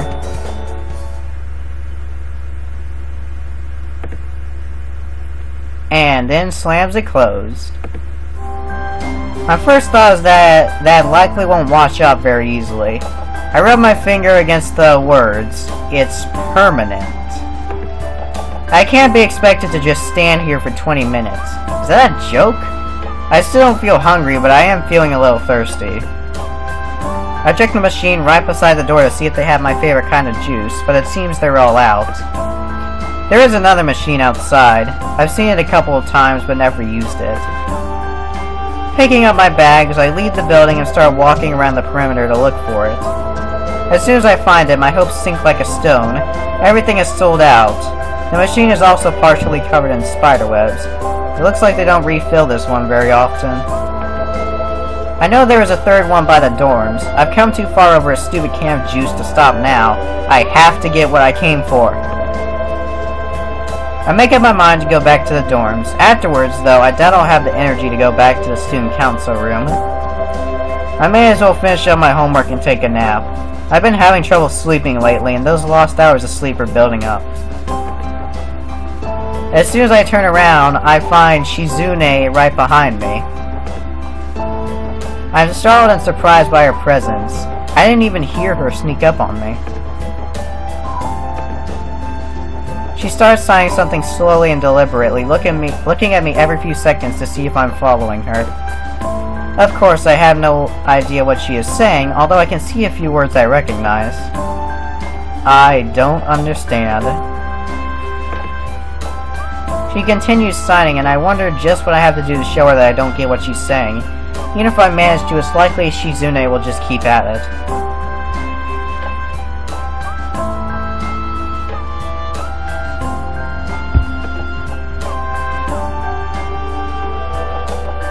She pauses, her hands falling limp at her sides as she hangs her head despondently. It's only for a second, but it's the first time I've seen Shizune looking sad. Hey, are you alright? Shizune takes out a pad and pen, tapping the pen against her ear as she contemplates what to write on it. Finally, she scrawls on the paper quickly and holds it up in front of me so I can read it. We're done eating now, you can come back now.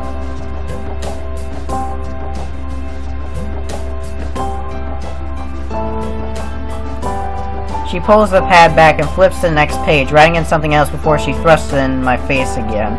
This time it says, I apologize. Almost immediately, she tears out the page and tears it apart before shredding even those pieces. The only way she can more thoroughly dispose of it is if she were to eat it. Without warning, she grabs my hand, pausing as if to see my reaction, as if to allow me to react. When I don't do anything, she squeezes my hand firmly. Shizune's fingers are warm and smooth as they brush my palm. Pulling me along, she tries to take me back inside the building. When we reach the door, I hook my foot onto the doorway to put up a little resistance. Shizune doesn't even notice until she is jerked to a dead halt so suddenly that it almost seems as if she'll fall over. Swinging around sharply on the heel of her shoe, she glares at me harshly. Then her expression softens. She touches her hand to her mouth as if to hide a smile, and then tugs at my arm harder until I decide to let go. We get back to the student council room where Misha is waiting, lazily staring into space with a pen tucked between her nose and upper lip. Hi, Hichan! Shizune! Hichan, do you want to learn some more sign language today? We have a lot of time today, so let's make use of it!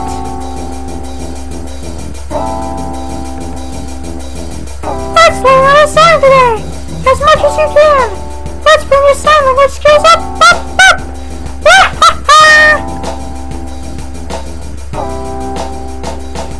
Surprisingly, their teaching skills have vastly improved since last time.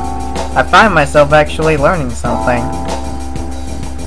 Misha beams as soon as I tell her that, and Shizune leans back in her seat, her arms crossed over her chest and a pleased expression on her face. Unfortunately, because of this, the lesson just goes on and on with no end in sight. Every time I try to leave, they both do everything short of physically binding me to the chair to keep it going. As soon as they let their guard down, I make a break for it and manage to escape. It's already dark out. Yeah, it looks very dark. Just how long have I been here?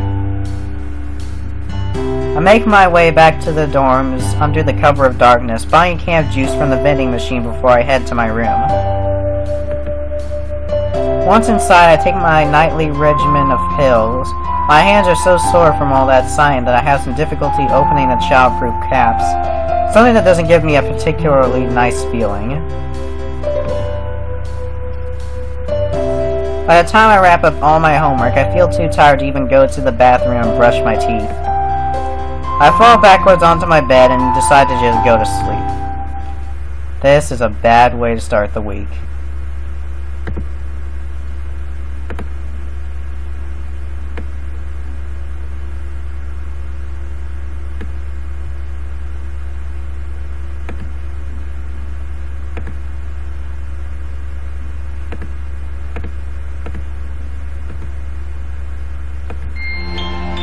As I lie in the dark, yeah, it looks really dark, waiting to sleep, I find my thoughts return again and again to what I did today. That was pretty dumb of me. And Shizune hits surprisingly hard. I remember how her face looked as she blushed, as she balked, as she apologized. It's been a while since I've been able to see her so girlish and cute. Lately, I've been thinking about Shizune a lot. In retrospect, I remember the first time I met her. The first week, even. Every time she talked to me, she looked at me. But I think that I was probably listening to and talking to Misha. I wonder what it's like for them, if they ever think about it. Are there any times when Misha might feel like a two-way radio? No. Misha seems cheerful enough that she wouldn't resent Shizune for that, or be depressed by it. Does Shizune ever feel lonely knowing that even when she talks to someone, she has to talk to someone else and hear through someone else? I practiced the signs I learned today. I really should get serious about this and try harder.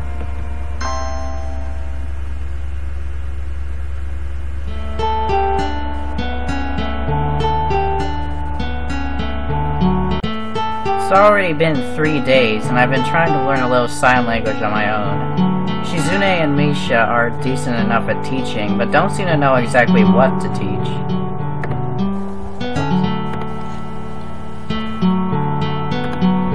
In the meantime, I've taken the liberty of taking some books on sign language from the library.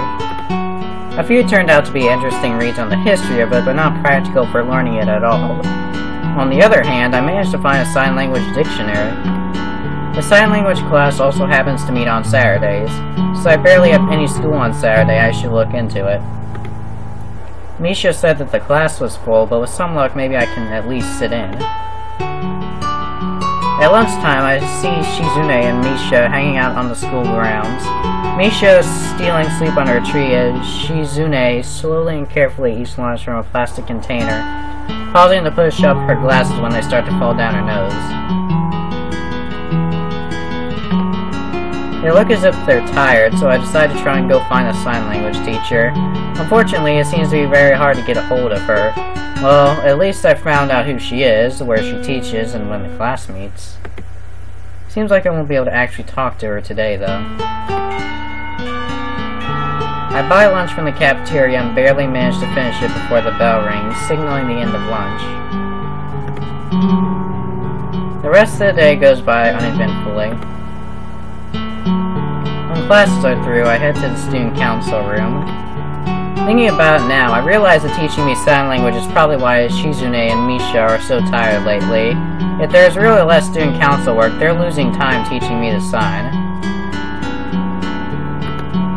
If it's the same amount of work as before, which I think is more likely, then they have to make up all that work sometime.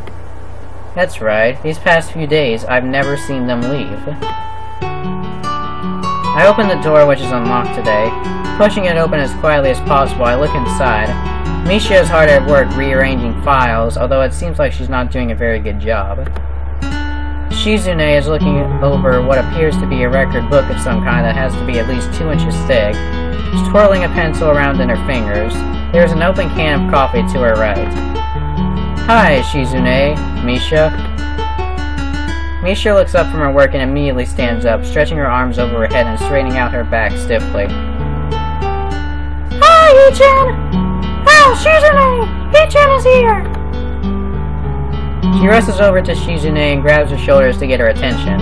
Shizune looks at Misha, then notices me and closes the book in her hands. Standing up, she takes off her glasses to clean them, then carefully places them back on. Hi, Ichan! You just said that.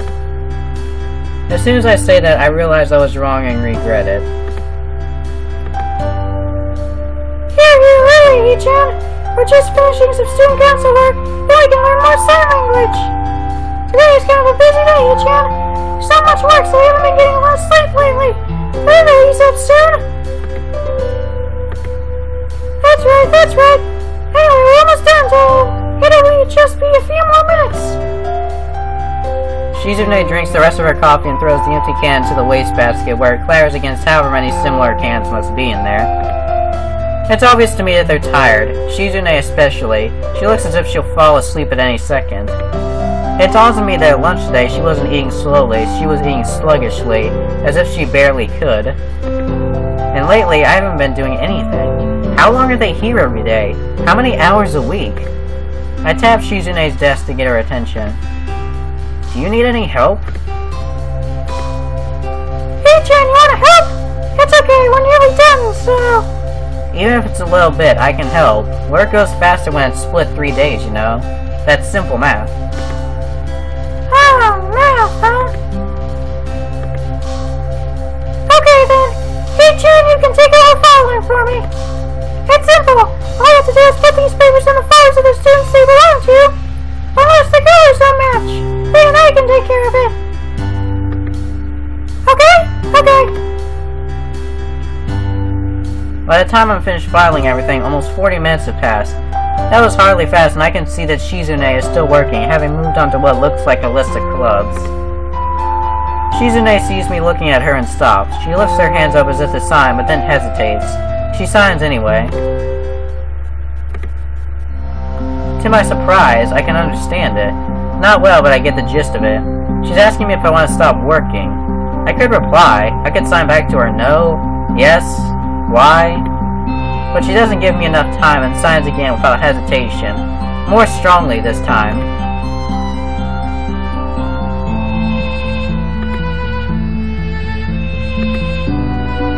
Everything after that is lost on me. Shizune quietly slides out of her chair. I can see that Misha is asleep, her head down on the table she is sitting at. She looks out the window and the rays of sunlight fall over her like long amber ribbons. Again, she looks tired, as if she is about to fall asleep. You seem tired today. She frowns, clearly displeased that I'm talking to her when I know she can't hear me, but she doesn't make any move to stop me. You should probably get some sleep. I don't know how you two manage to do all your homework and study on top of all the student council stuff. I'm going to go early then. Shizune continues to stare at me analytically through her glasses, a neutral expression on her face. I lift my hands to try and sign something to her, but give up before I even begin. There is no way I am competent enough right now. Shizune starts signing something tentatively, but is interrupted by a need to yawn. Clasping her hand over her mouth, she tries her best to hide it. She blushes, her cheeks flushing a deep red. I don't know why she's so embarrassed.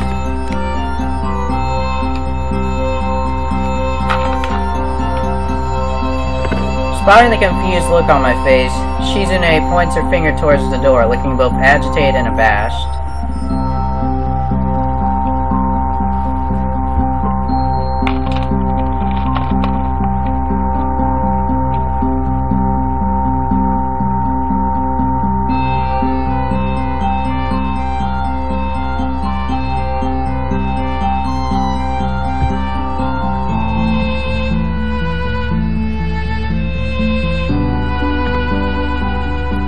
Waving goodbye, I pick up my things and leave, buying a drink from the vending machine before heading back to the dorms. Closing the door to my room behind me, I've barely taken off my shoes before there is a knock at the door. I turn around and open the door, but there was no one in the hallway.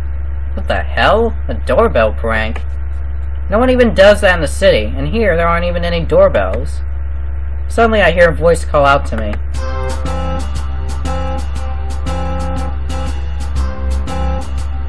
Hey! Hisao! Over here!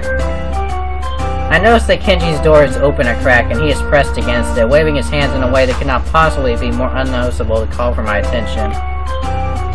Damn! It's about time you got here! Where were you? I haven't seen you in like 9,000 billion years! I thought you were dead! Were you dead? It's happened before! No, I've been alive for a while. Saying that bothers me, so I try to change the subject. So that was you? What do you want? Kenji pushes his head into the hallway sharply, seeming newly energized. I wanted to talk to you about that thing you go to! The fastest council of fascism! The student council? A fascism? Yeah, whatever. That, I have this expenses form, and I filled it out and everything. Can you give it to the man? I'd really appreciate, you know. It'd be a huge help to me personally. I'd be in your debt. I actually went down there myself, but then something horrible happened. Something that jaded me. Changed me in a way that I will never forget. What happened? Kenji pushes his glasses up to the bridge of his nose, disturbingly similar to what Shizune does. What the hell? Where did you get that? Huh? Never mind, what happened? So yeah, my expenses form. I had it all filled out and I did a real minimum amount of lying this time too. So I took it down to the student council office today early in the morning, and there were words on the door. Someone wrote, "Wait here 20 minutes" on it. I figured it was that girl you hang out with, the student council one. There are two. It doesn't matter. But anyway, I waited there for 20 minutes, and then for a really long time. Like, so long I lost my perception of time. Then the janitor came by and told me that the student council wasn't in. I felt stupid and ashamed. But he's a janitor, so I thought maybe I could make him feel more shame than me. Then I would have beaten him since I'd have slightly less shame. With that in mind, At this point, I stopped listening and tried to tune Kenji out. I turned my head to look out the window instead. The trees look nice from here. Why are you so scared of them? They're not so bad. They're actually pretty nice. What? No, they're all evil! Damn, we've been over this before. Do I have to say my thing again? They're the enemy! And here you are, aiding the enemy! Haven't you ever heard of bros before hoes? I have to struggle to keep a smile from breaking out over my face. I probably look like I'm in pain right now. So yeah, I went down there, so I'm not scared of them. But then the door was locked, so I knocked on the door, and nothing. But I could hear someone moving around in there, so I kept knocking. But nobody would answer.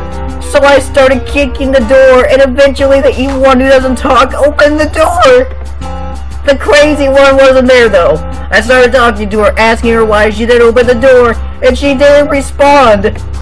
Then I thought maybe I offended her, thought she would abuse her power as student council president to kick me in the stomach and steal my student ID. My greatest fear. His eyes narrow and Kenji shivers as if recalling a terrible memory. I start contemplating the possibility that's actually happened to him before. I almost want to ask him, but decide against it. He seems in full rant mode now, anyway. But she still wouldn't say anything! And then I got scared! I threw my ID at her and ran here! He pauses it for effect, staring off into the distance like an old man trying to remember where he put his dentures. And that's why I can never go back! Hey, are you listening, man? Damn, I didn't even get to turn in this form! It's like I need to. I don't even need... stuff? Stuff? That's kind of vague. There's a lot of stuff. Everything I do could ever need to live. I have it in my room. It's badass. I could spend the rest of my life here without ever having to go out and buy something. That reminds me, are you going to the town anytime soon? I need milk. I'll keep that in mind. And can you try to get me my ID back too? Unless it'll put your life on the line. Then you can let them have it. Damn.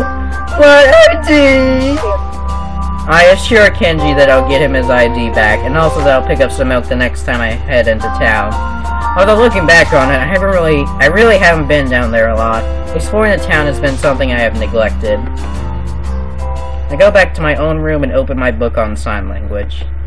After reading it for a while, I remembered my homework and stopped to finish it before resuming my sign language studies. The thought occurs to me that this is a pretty long way to go just to be able to communicate with one person. It seems a little much. I don't think I've seriously thought about why I decided to learn sign language yet. But for some reason, I don't feel in the mood for that kind of thinking tonight. Reminding myself to talk to a sign language teacher tomorrow, I go to sleep.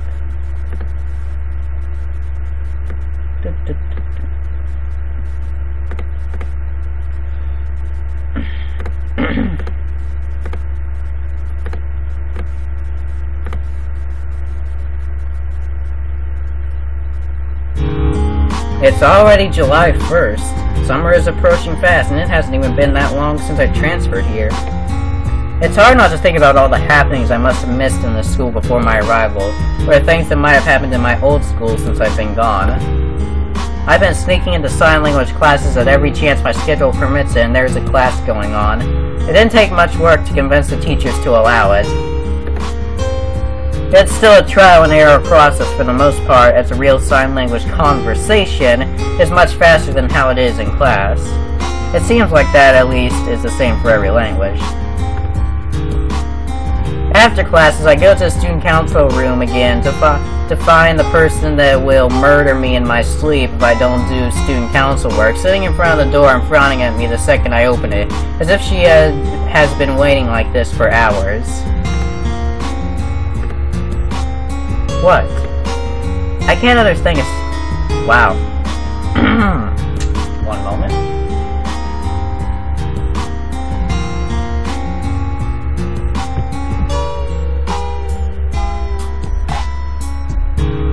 I can't understand a thing she said. Meaning that she either signed something I haven't learned yet, or something that school would frown on its students knowing. Misha tackles me from behind, almost knocking me over. Surprise! Surprise, Ichan! Weren't you wondering where I was? No, not really. Misha recoils like she was knocked back by some massive invisible force, her mouth open in shock. Her expression quickly changes to one of indignation. Hey, that hurts, Ichan! I didn't know Ichan could be so cold! Did you hear him, Shizune? It strikes me that is a weird choice of words. But I can't really say anything about that. She is signing everything she says, although not to Shizune in particular. Maybe Misha is so used to signing that she is doing it unconsciously. Really? Whoops. Shizune pushes her glasses before standing up, shoving her chair off to the side offhandedly with her foot. Her arms crossed in front of her, she puffs out her chest like a rooster, and her and Misha both start circling me like a pair of wolves.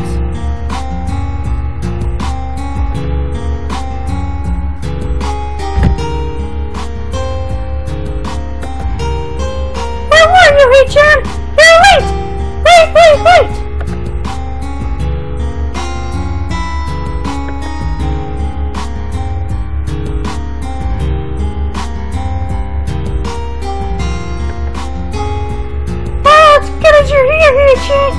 Wow, what? Oh, okay, Oh, it's good that you're here, Ichan, but we don't have any work today! I nod slowly, fighting a smile. I had always thought that I was missing, losing something in... I always thought that I was missing or losing something in translation. The thought of Shizune sitting there for an hour in that pose just to make me feel guilty when I came in is strangely cute. What a childish thing for her to do. She is supposed to be the mature one.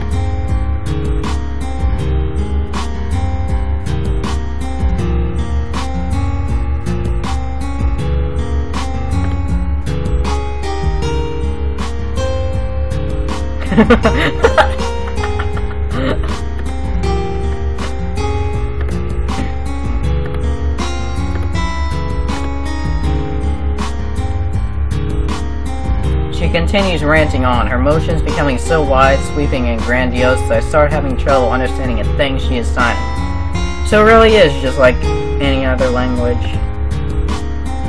I don't think I'll say that. Hey, Jan, let's learn more sign language today. How about it? Oh, we have never really tested you on what you know yet, so let's see what you learned in all this time.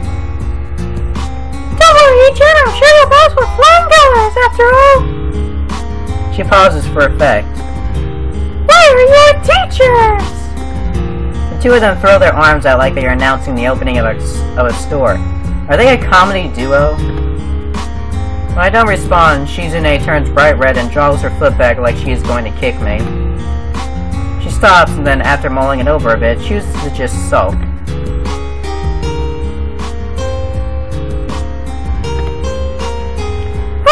Okay, time for your test. Test? Okay, time for your test, Ichan. Let's start by easy mode. What is this? That's your name, isn't it? That's right. Now this. My name?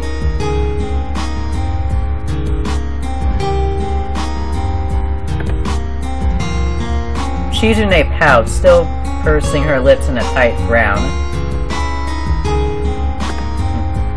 Okay, try this, Ichan. What does this mean? Shizune starts making a very complicated series of signs that seems to go on without end. I have never seen anything like it. It even includes shadow puppets and a couple of silly-looking full-body movements. Misha bursts out laughing. I wonder if I have been insulted.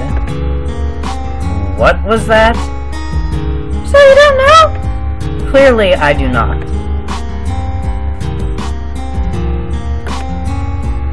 It didn't mean anything, Hee-chan.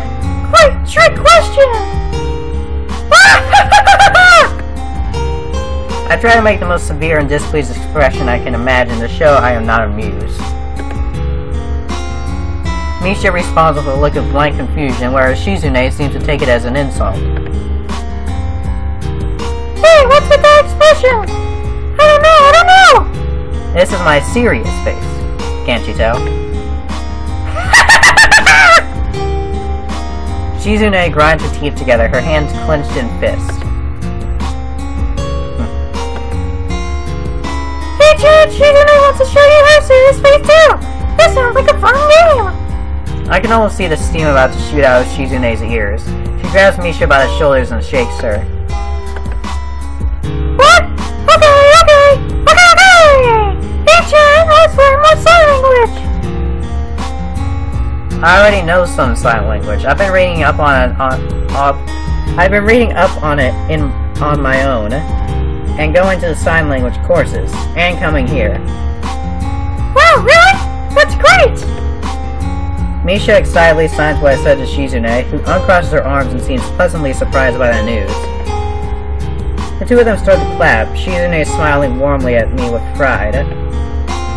Then she stops and turns pale. Hee-chan, so you understood everything? Everything? I understood most of it.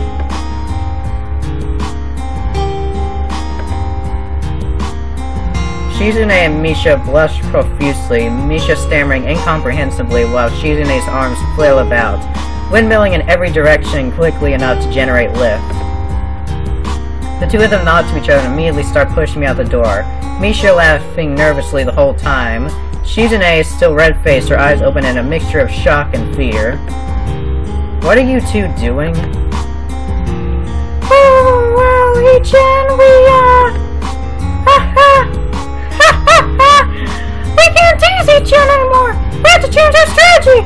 So, can you wait out here for a second, please? What? Thanks, Hee-chan! The door slams shut in my face and I can hear them running around hectically behind it. After about 2 minutes it opens again, they pull me back inside. So forceful. What? You say very well, Hee-chan. Anyway, we've been discussing it and we're very happy to learn sign language.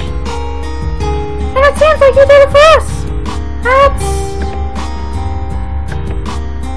Anyway, you're really fast to learn that much in how long? There's still a lot I don't know. One day, Hee-chan might surpass me. Let's celebrate and go out somewhere. We can go to the Shanghai. They sell cakes. Come on! We head down there, Shizune and I competing with Misha to get in front of her so we don't end up following her and getting lost again. When we reach the tea shop, it seems to be another slow business day.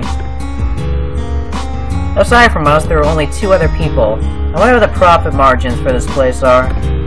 We take a seat at a table by the window and Yuko quickly walks over to us, balancing 3 cups carefully on a plate, her tongue sticking out of the corner of her mouth as she concentrates on not dropping them.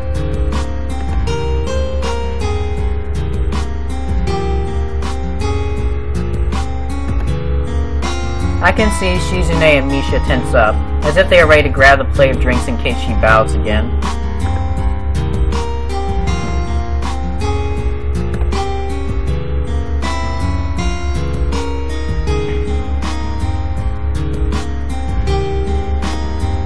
Yuko puts our drinks down in front of us carefully, then removes a sheet of paper from her pocket and unfolds it, getting ready to read it. Yuko, Hee-chan left here to learn sign language, so we can't even celebrate. Do you have any cakes left? I almost want to congratulate Misha on the nice save.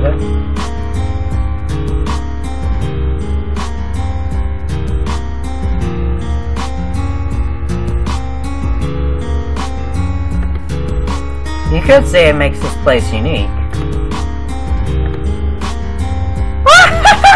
You're such a flirt, Hee-chan!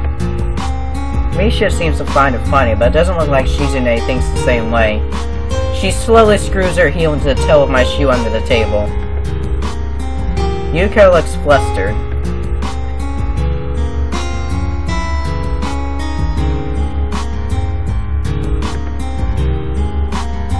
Wow, I didn't know Yuko had a boyfriend! Who is it? Who?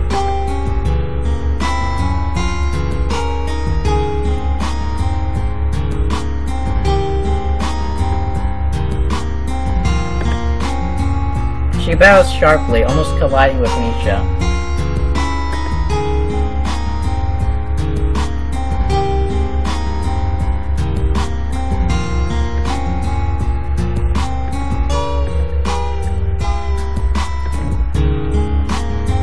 Shizune hits in the back of the head. What? Shizune hits in the back of the head me as soon as Yuko's back is to us. Oh my god. It's probably the biggest grammar mistake here. Okay. Shizune hits me in the back of the head as soon as Yuko's back is to us.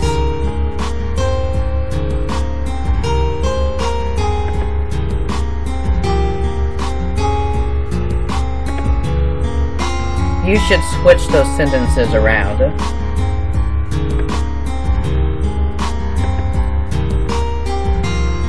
Shizune starts signing incomprehensibly as Misha laughs.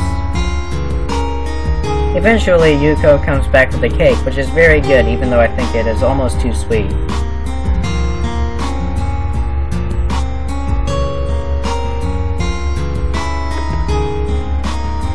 After a lot of prodding from Shizune and Misha, she sits down with us and has a slice when the three of us manage to convince her that her worries about charging us for something she ate a piece of are groundless. Yuko! Tell us about your boyfriend!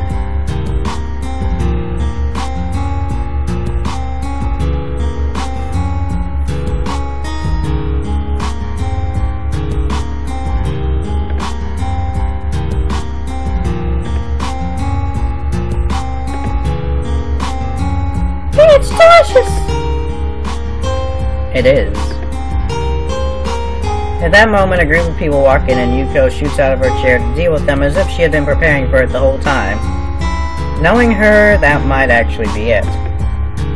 I try to pitch in and help pay for everything we ate, which turns out to have been quite a lot, but Shizune insists on paying and nudges me towards the exit.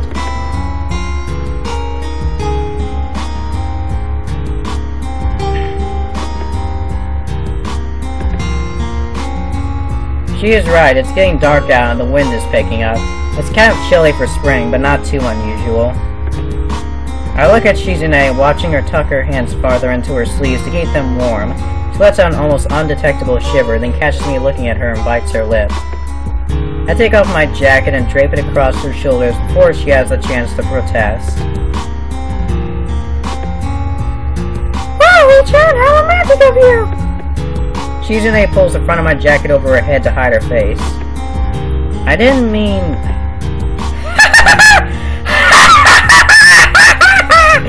It's okay, Richard! Okay? Okay! Misha slaps me hard across the back, which knocks the wind out of me. It's been a while since the last time she did that! When we get back to the school, Shizune hands me back my jacket and we part ways. As I put it back on, I notice my jacket smells faintly of perfume. I never noticed Shizune wore perfume until now. When I reach the dorms, I almost collapse on my bed, feeling extremely tired despite all the sugar I have probably consumed today. I go to sleep without even taking off my shoes.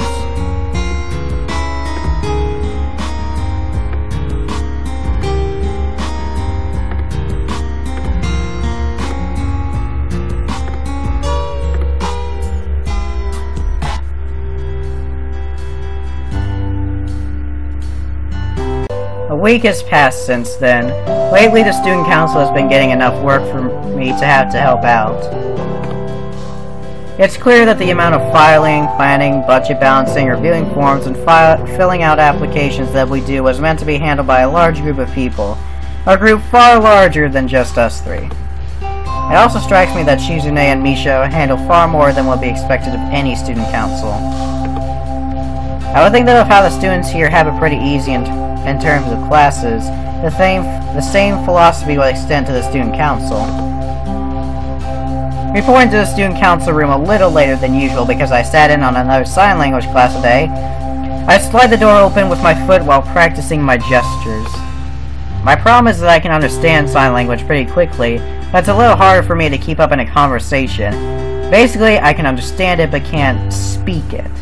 Apparently not an uncommon problem in any language. As soon as I enter the room, I notice that it seems especially hectic today. Misha chews the end of a pencil nervously as she pores over a messy pile of papers spread out on her desk. Even Shizune looks anxious. Her usually neat hair is noticeably ruffled, and I see her pick at her collar while she flips through a thick, leather-bound book, one of several stacked to her left. I announce my presence, and Misha puts her papers down to give me an energetic wave. Shizune catches a glance at me out of the corner of her eye and does the same, although with a lot more restraint.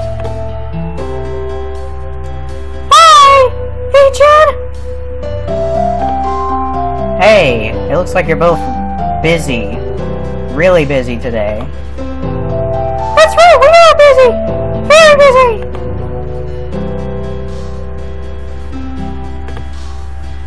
Skipping class again? Shizune crosses her arms, frowning, her eyes looking off to the side evasively. She signs something curtly.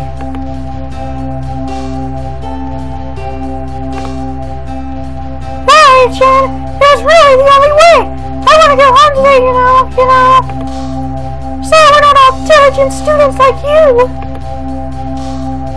Misha shrugs, her words infused with teasing and sarcasm that fits Shizune's playful smile perfectly. That's a smile? Teacher looks upset, Shizune! I look upset? I try to recoup, stepping forward and taking a small bow. Well, I would never have imagined that Shizune would ever be apologizing to me. But thank you for the compliment. It's true, I walk a righteous path. Shizune frowns, then raises an eyebrow. Okay. Shizune frowns, then raises an eyebrow, looking perplexed. She thinks over her answer for what seems like an eternity. What does that mean, Ichan? You mean you're like Kamen Rider? Well, no. Shizune betrays her severe expression with a slight wry smile.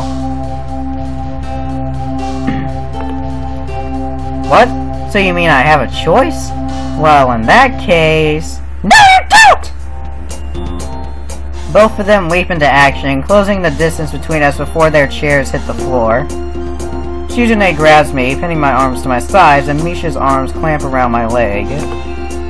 Stop stealing! If someone were to look through the window right now, they might get the wrong idea. It will lead to potentially great and greatly awkward misunderstandings, although it's not like this is unpleasant or anything. Let go of me. Only if you promise not to run, Chan! I wasn't going to anyway. I was joking. Okay. They let me go and then ask again if I want to help out. I think about saying no, but they seem ready to grab me again at any time. Shizune nods with an uncharacteristic amount of good cheer when I agree to help out, and then places a huge pile of class and club rosters in front of me.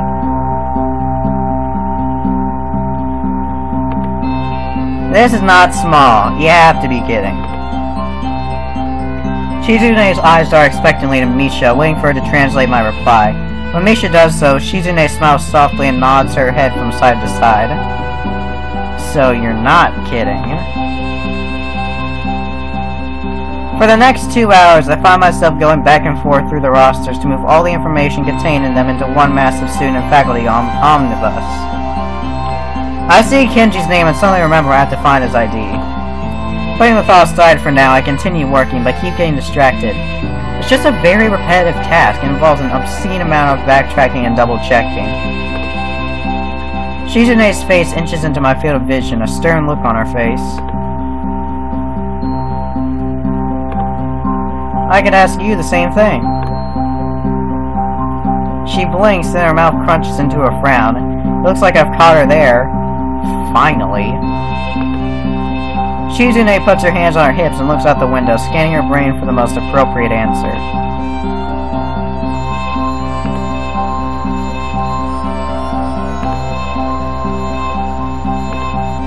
I do. Her eyes fix themselves sharply on mine. She stands on the tips of her toes so that we are on the same level. Stop what?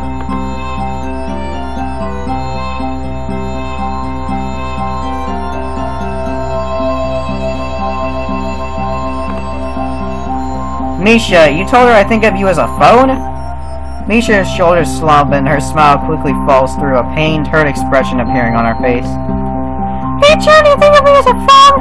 What does that mean, Ichan? What?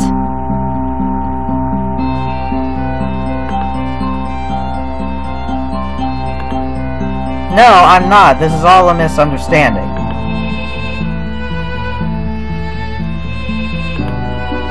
What kind of phone? Stop! Too many questions!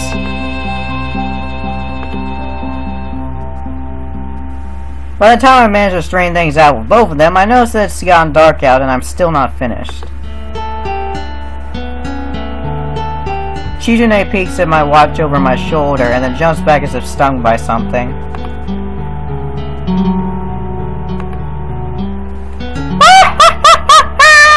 Yeah, let's hurry up, Ichan. Okay, we can't leave you until all of us are done with everything. So, that means you can't hold us up, okay?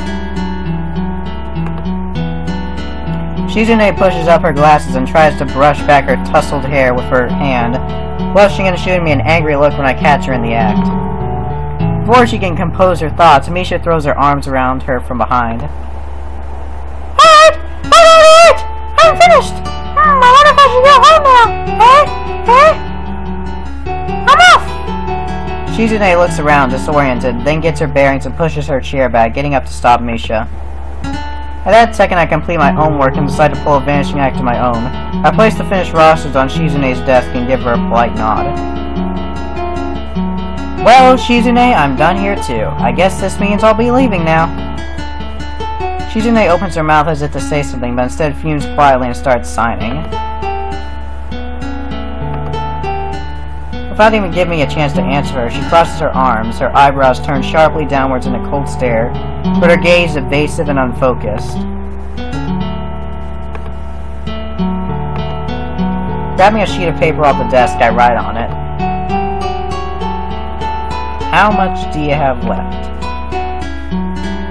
Shizune takes off her glasses and rubs her eyes as if exasperated.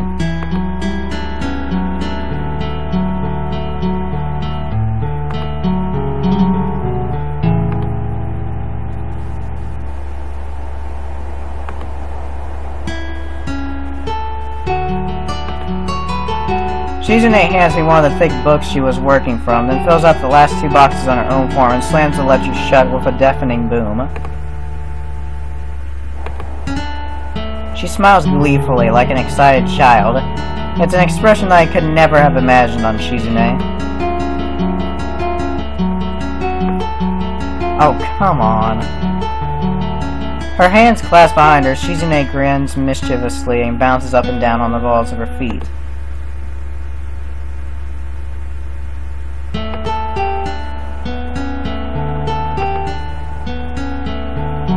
We leave the building together, Shizune taking the initiative and going on ahead of me. She stands near the door, her finger hovering playfully over the light switch, urging me to speed it up. Turning off the light just as I reach her, she runs towards the exit, pausing every now and then to wave impatiently at me. When we get outside, Misha's leaning against the side of the building, hiding behind the door frame. Wow, that took a long time, Ichan! Shizune! I've been out here for at least 10 minutes! I thought you went back to your room. No, I can never do that! Hey, Ichan, that reminds me! Do you have any free time after class on Saturday? Yeah, most likely. Why? Nothing. Misha talks leaning against her hands, which are behind her back. Shizune's head appears over my shoulder, surprising me. It's getting late! Come on, Shizune, let's get back to the dorms! A puzzled expression lingers on Shizune's face, but she dismisses it and starts leaving ahead of Misha. As they head off, I wave goodbye, then decide to go back and grab something from the vending machine since it's close by and I can't wait to use the one by the dorms. Drinking a can of juice, I wonder what Misha was talking about just now. What strikes me is that she wasn't signing everything she was saying as usual. But I'm probably looking too deeply into it. It's likely that it didn't mean anything at all. Throwing the empty can out on my way back to my room, I practiced sighing to myself, probably looking very silly to the few students I passed along the way. I think about how Shizune acted earlier, so cheerful and energetic. I haven't seen Shizune hang out with a lot of people. I think that is, more or less, just her and Misha. If she showed that bright side of her personality more, then she would probably be more popular. I guess that's what it means to be at the top in the high house, but she doesn't pity herself. That is admirable.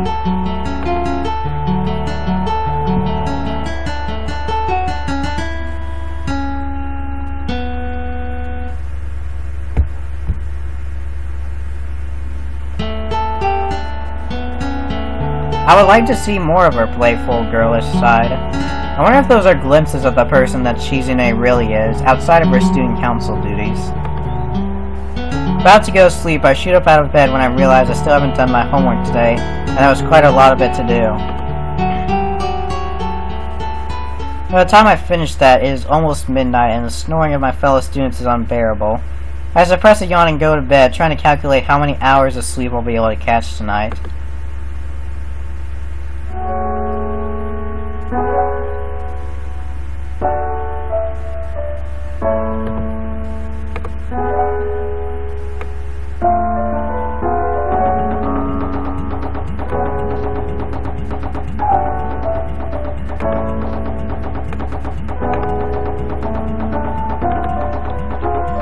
Saturday arrives quietly, almost creeping up on me.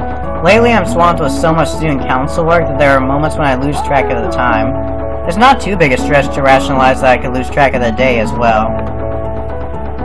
Sitting in a class with just a few minutes to go before I can enjoy the rest of my weekend, the thought of dodging student council duties today pops into my mind. It's very tempting, and the more I think about the veritable skyscraper of paperwork that probably awaits me today, the more attractive the concept seems. I have been working myself to the bone these past few days. I look out the window at the sky. I haven't seen the daytime sky in over a week because we almost never leave the student council room until well after sundown. I shake my head. It can't be helped. I'm going to have to take a rain check on today's duties. What would Shizune say if she knew?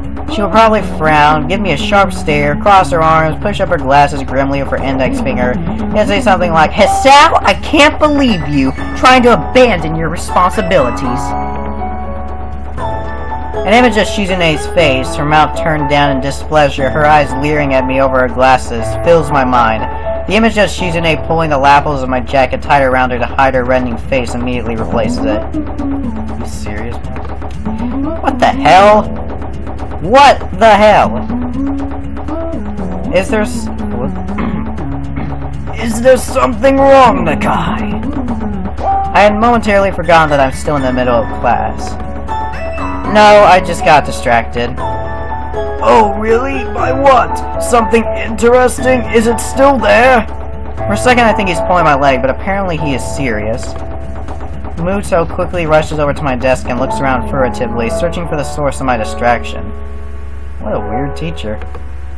I don't see anything! Is it outside? No, I don't see anything out there either. It was nothing. Really?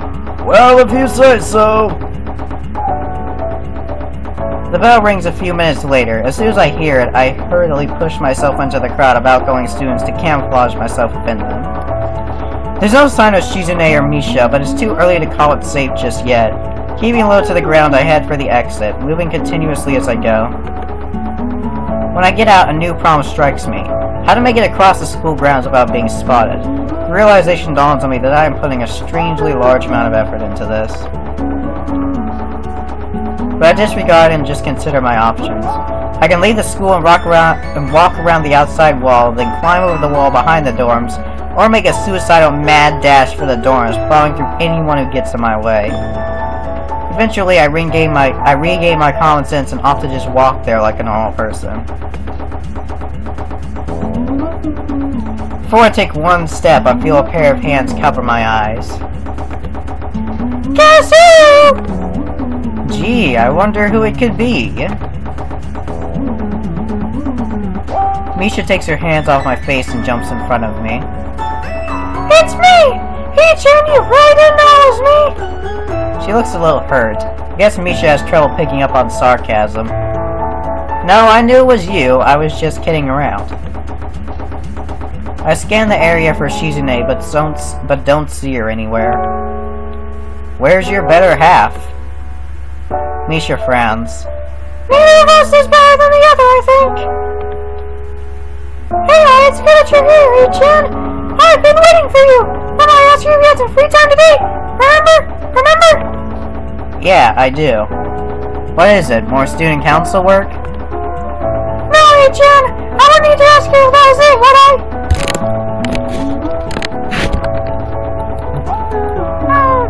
Where can we talk? I know, let's get to the roof, Hichan. Hurry! There is something off about her today. Her voice has a strange sense of urgency in it that seems hollow in its unfamiliarity. In fact, this whole situation strikes me as somewhat unusual, although I can't place why. I follow Misha through the school, which is already mostly deserted. After a while, I notice the sound of Misha's footsteps has changed. Our shoes click against the hard floor and resound quietly through the empty hallways. Misha is typically bouncy, wide, quick strides have slowed, and she seems lost in thought, her head tilted slightly downwards. We stop at the stairs to the roof.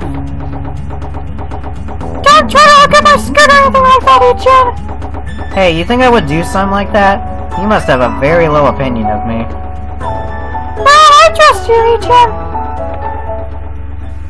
Opening the door to the roof, Misha immediately heads towards the fence. Hichan, do you know what is coming up in a month? The only thing I can think about that is about a month off is Tanabata. Hope I pronounced that right. That's right, Hichan. Tanabata! The reason I wanted to talk to you today is because it's so close. She turns to me, her mouth set in a determined line. Hichan, do you have a girl that you like? I freeze. To be more accurate, for me, it's as if everything is frozen. Misha is just as lacking in tact as ever. I find myself unable to respond at all. I never imagined that she would confess to me, but she is cute. If she confesses her feelings to me, I think I could accept them. Answer the question, Hichan! There is a hard no in her voice. Before I can say anything, Misha continues.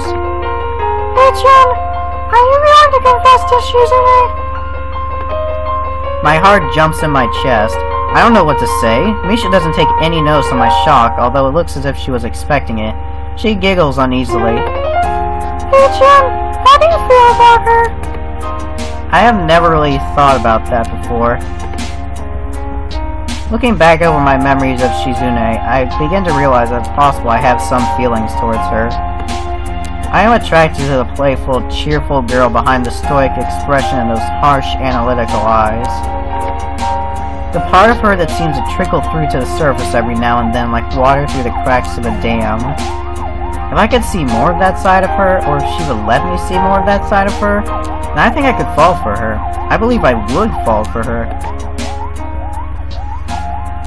Misha looks at me expectantly, waiting for an answer. I like her. As soon as I say it, I'm a little surprised at how quietly it was delivered compared to the weight of the words. Oh, I was supposed to... okay. Misha's response is equally quiet. I see. Shizune likes you too. I can tell because of the way she acts around you. But Shizune will never make the first move. She is an old-fashioned girl, even if she doesn't act that way. She wants the water when she uses the bathroom. That's why if you like her, Hichan, you shouldn't deny it. I just want Shizune to be happy, because I am her friend. Even though Shizune shines the most when she is wistful. That's why I want to talk to you today. be selfish of me not to. I wouldn't be able to call myself a friend.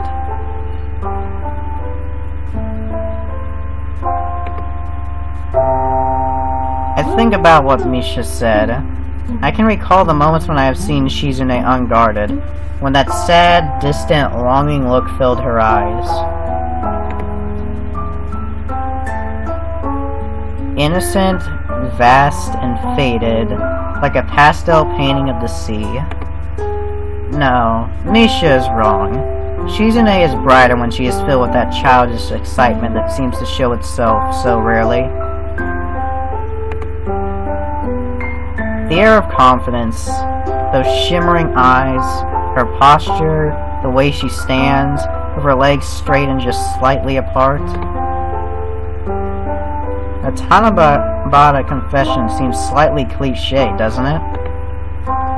I guess if that is how it has to be, though, then there's nothing I can do about it, is there? Misha grins, quickly reverting to her usual demeanor. That's right, Chan. An uncomfortable silence drifts between the two of us. So, you're going to tell Shizune that you love her? Yeah.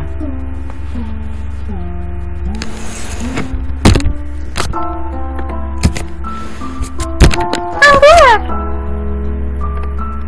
Misha smiles faintly and straightens up, walking towards the door with a tiny bit of the spring back in her step. Okay, Chan. I know what we talked about today, so you should too. I have things of my own to take care of. So today, Chan, I'm going to entrust Shizune to you. Slowly, her usual good mood seems to be coming back to her. Hey, stop talking like that. You sound like her father. She opens the door and leaves quietly, and I hear her footsteps clapping down the stairs. I wait until they die out and take a seat on the roof.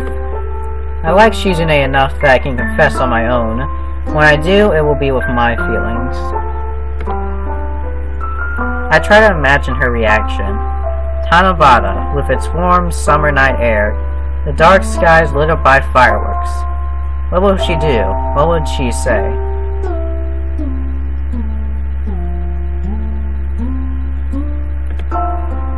After indulging myself in the possible scenarios that could play out, I decided to check up on Shizune. After all, the time is eventually going to come when I'll ask her to be my girlfriend.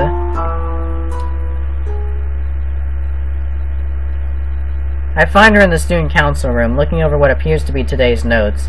I step in front of her and wave to get her attention. Hi, Shizune. She nods and closes her book. I don't know what to say to her. Is there anything I can do? I set out my words as I say them carefully, making sure to get them right. She looks at her hands, drumming her fingers thoughtfully on the desk. I consider telling her how I feel right now. Alone as we are, it seems like a good opportunity, but something holds me back.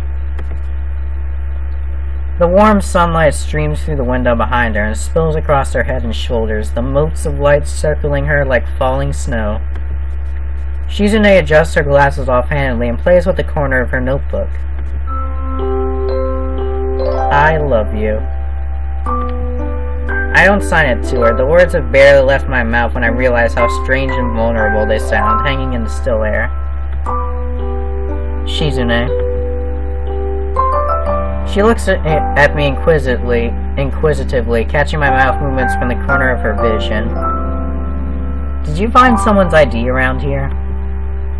She nods and opens a drawer to her right, and then hands me Kenji's ID before returning to staring at her notebook. There is nothing for me to do. I'll be going.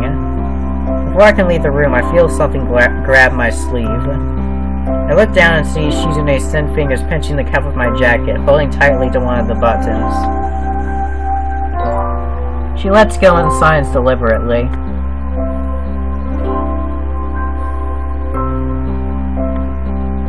Tending her fingers and thought, she considers her next words before continuing.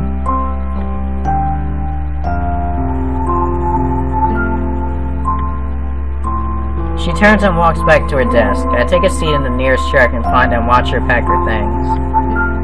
I start talking more to myself than to her, knowing she can't hear me. Do you really like me? Someone told me something interesting today. They said that when you're sad, you shine the most brightly. I can feel her eyes watching me, frowning slightly as she sees that I'm not signing any of this. You can't understand me, can you? For what it's worth, I wanted to tell them that they were wrong. I think there are lots of other times when you are cuter than that. I think you are cute all the time. A little. Most of the time.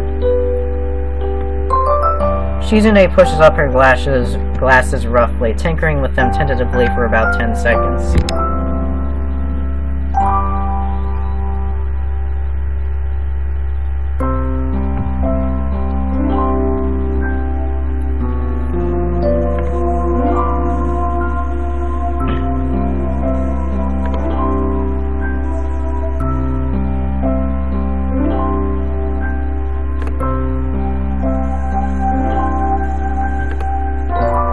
It's nothing, really.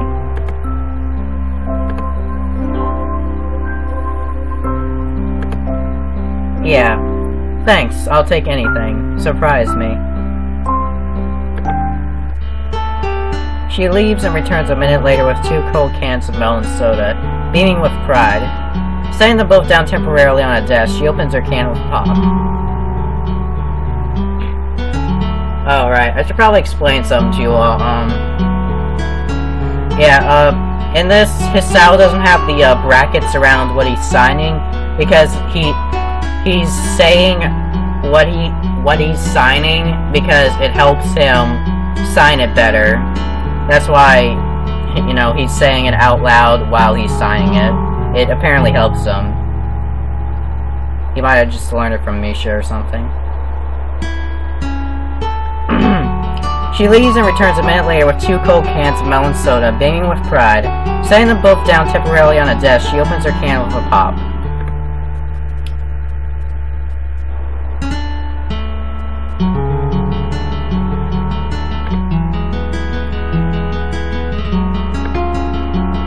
Hey, you're supposed to give the other person their drink before you start on your own.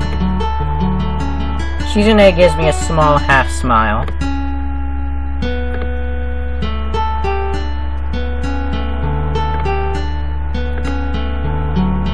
She holds the can out to me.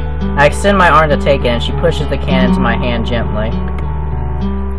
Her fingers briefly overlap my own, slowly, folding over mine one at a time before she pulls away. Whenever she handed me anything, it's always been like this, with her fingertips touching mine so carefully. I had just never noticed until now. When we finish our sodas, I throw them both out and see Shizune looking at me, that familiar, unfathomable, neutral expression on her face. She frowns and tenses up, preemptively getting indignant. Okay, I didn't say that it wasn't. Let's go.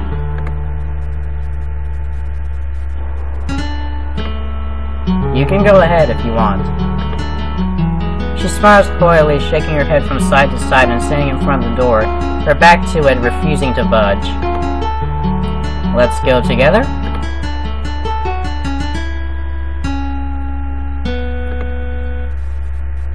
But when we leave the room, she walks ahead of me anyway, running past me and peering over her shoulder to urge me to follow her pace. Halfway across the school grounds, Shizune slows down, swinging her bag back and forth strongly as if she were ringing a bell. Suddenly, she stops and turns around. Alright then, I'll see you tomorrow. Shizune stares at my face, studying it intently without moving a muscle.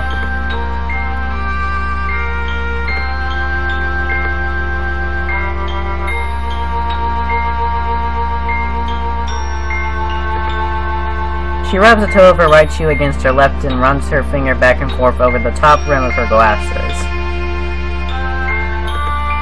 What?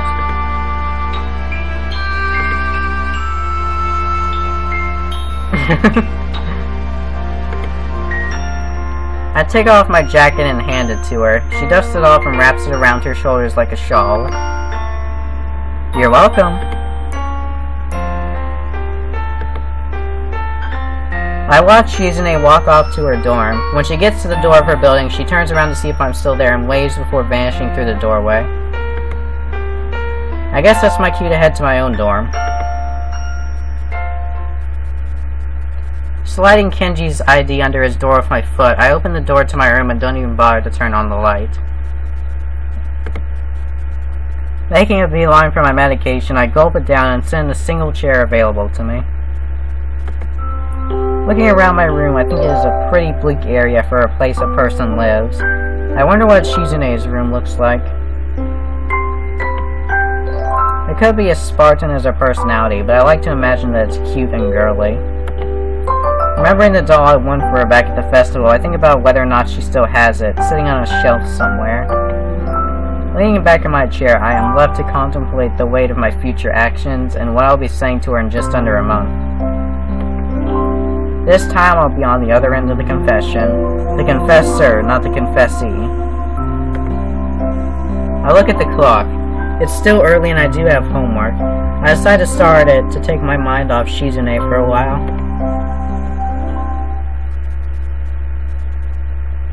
The next day, I am jolted from my sleep by a loud knocking on my door. Rolling out of bed, I grab my clock on the way down and look at it. It's not even 8 o'clock yet. Looking out the window, I can see the sun is barely up. Who is it? I realize that it could be Shizune, here to return my jacket. If that's the case, she wouldn't be able to hear or answer me. Just a minute!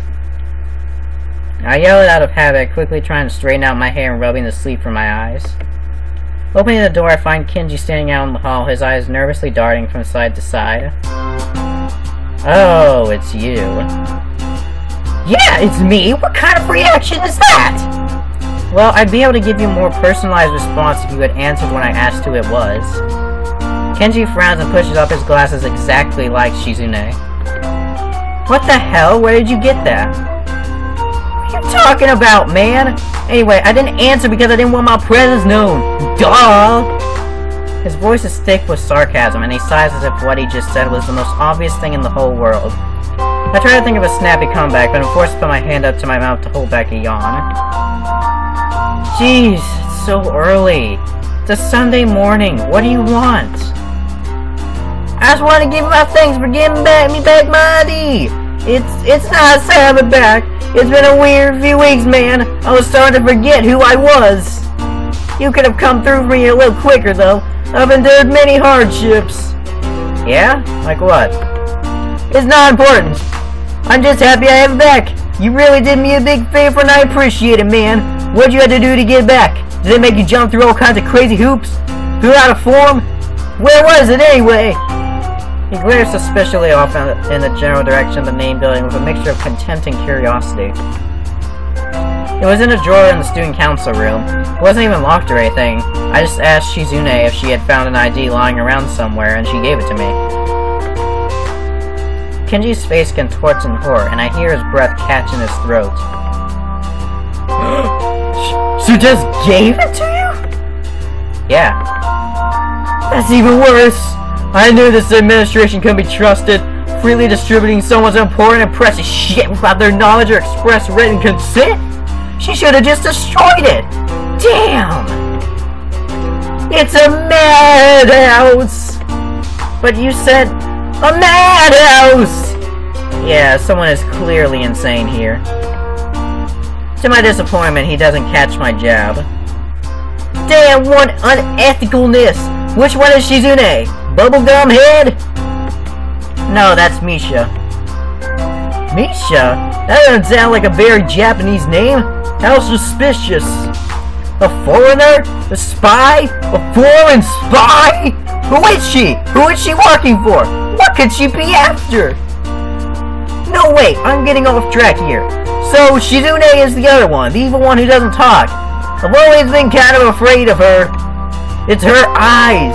Those analytical, staring eyes. Those eyes that judge you and pierce into your soul and make your life force slowly start wasting away.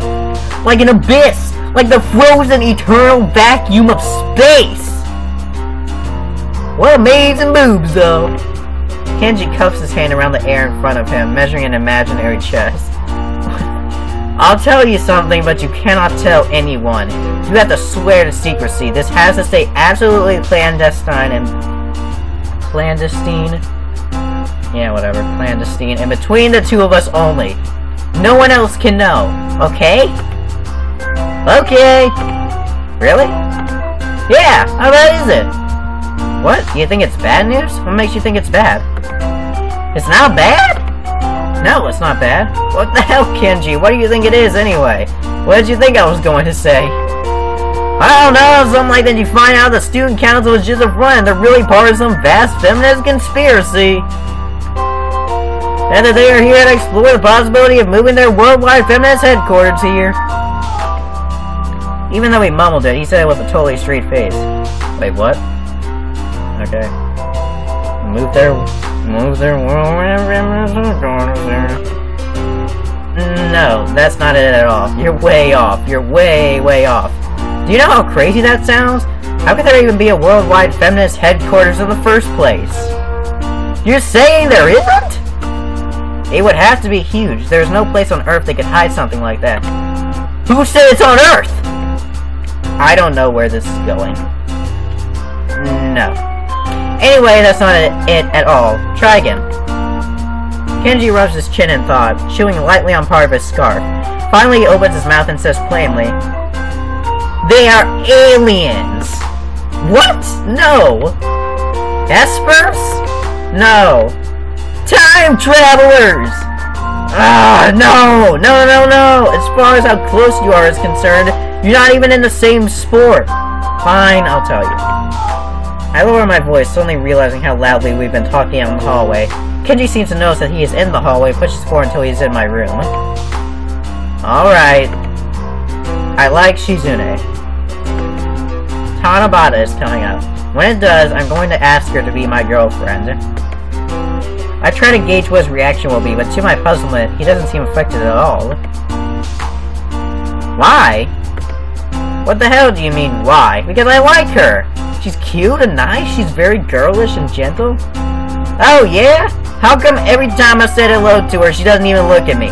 No response. That's not very polite. Kenji looks a little angry, recalling the time Shizune has supposedly snubbed him.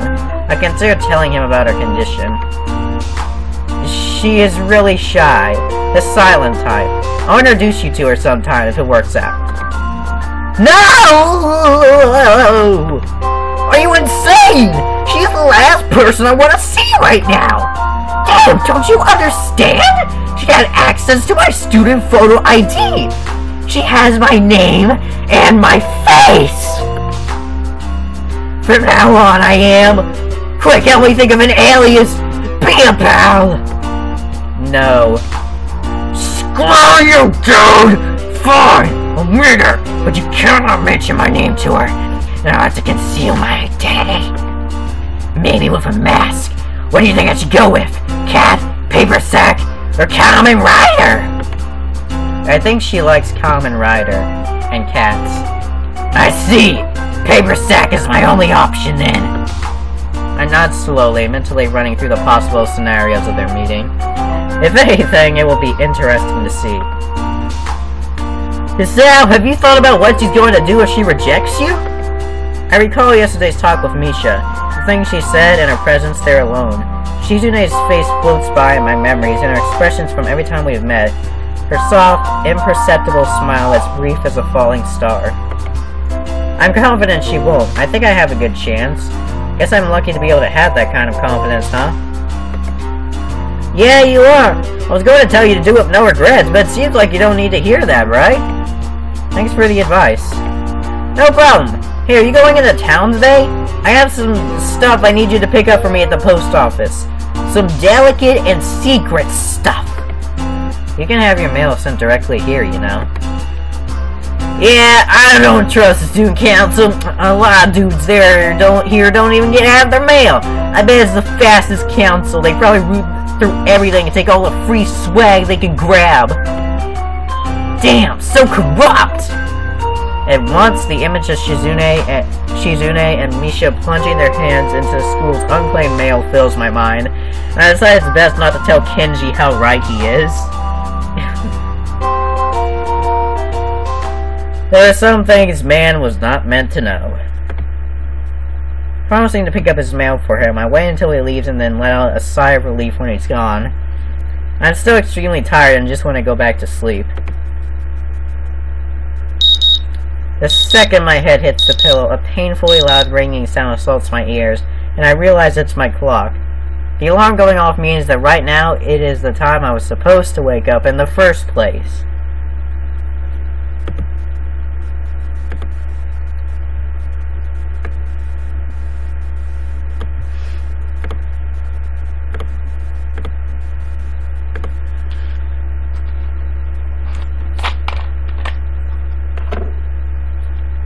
I have no idea how much Sprite I have consumed reading this. We're not even to Act 3 yet, and I'm already very low on Sprite. This is not good for my reading. Like, if I don't have enough hydration, then I start falling into this dull, monotone voice when I'm reading instead of, like, expressive.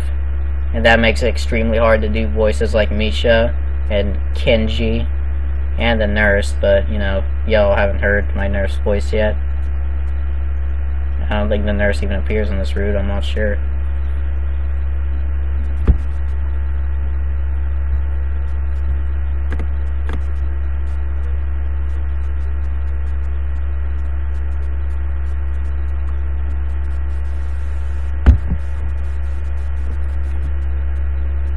But wow, that Sprite is good. Okay. On weekdays, I pick it up and throw it without looking up. It gets wedged between the bed and the wall, the noise not stopping. In fact, it seems to grow louder. This is not a good morning. Pulling myself back up, I dig out my clock from the alcove between me and the wall, then turn the alarm off with a decisive and showy motion. There is really no way I can get back to bed now. After showering, I take my medication. I'm actually very hungry today. I went without dinner yesterday, and before that, just a very small lunch. I eat the pills, chomping on them like a leg of lamb. They are unspeakably bitter and disgusting. Good medicine tastes bad, or nobody takes medicine for the taste. Something like that.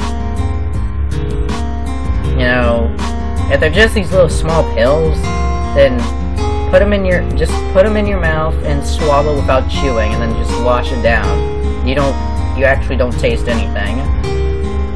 I learned this from Final Fantasy XII Revenant Wings. It actually works.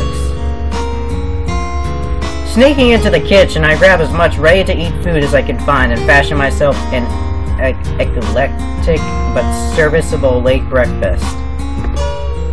Feeling full, I read for a little while, but soon I'm left with nothing else to do other than stare at the wall. I decided to get my jacket back from the Shizune. It's the only one I have, so I'm a little attached to it.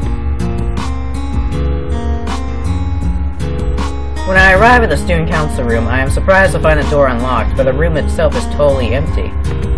Considering the possibility that Shizune could just be out somewhere, I wait for a few minutes before it becomes clear to me that no one's coming. Maybe she is in her dorm. It's a Sunday morning, so there is always the possibility that she may even still be asleep.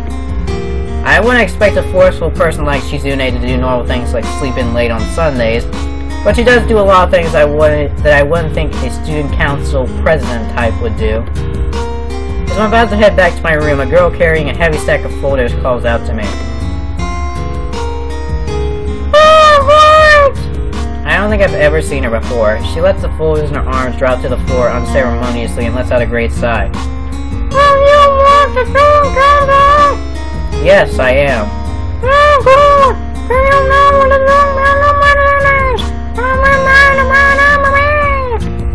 Today is a Sunday. She seems angry that I would suggest she doesn't know what day it is.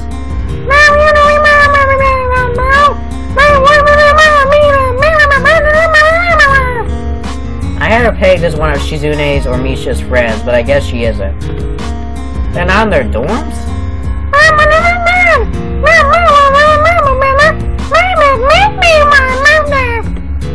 She quickly makes an about face and starts running back the way she came without looking back.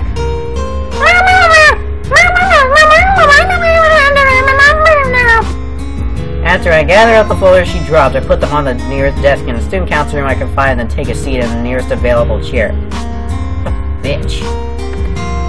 So, she isn't in her dorm either. Maybe I should have asked that girl where Shizune's dorm is. Would that be going too far? No, because they've invaded your dorm and even invaded your room since the first act. In the end, it appears that I'm not going to be getting that jacket back today. Accepting it is painful, but it gives me a sense of closure. Sense of closure over a jacket. Well, there's nothing I can do about it, I suppose. Maybe I should head into town and pick up Kenji's mail. I have a few things I want to pick up anyway. The walk into town is quiet, punctuated by the sound of cars and other students, a lot of them from another school. At the post office, I pick up Kenji's mail, which consists of 2 letters and an obscenely large box that I can barely hold in both arms. I wonder if this will even fit through Kenji's door. Luckily, it isn't as heavy as it looks. Out on the street, I can hear people laughing at me. I can't even tell who's doing it because the box is so large I have to struggle to see over it. Suddenly, someone takes the box out of my hands. I'm surprised to see Shizune here. Where were you? I've been looking for you all morning. Shizune's slight smile collapses into a disapproving frown. That's right, she can't communicate with me if she's holding that box, can she? Shizune drops the box, not flinching at all when it hits the ground with an unnerving sound.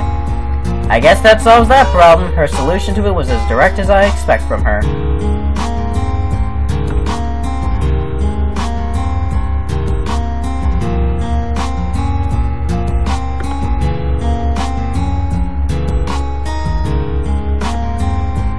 Thanks.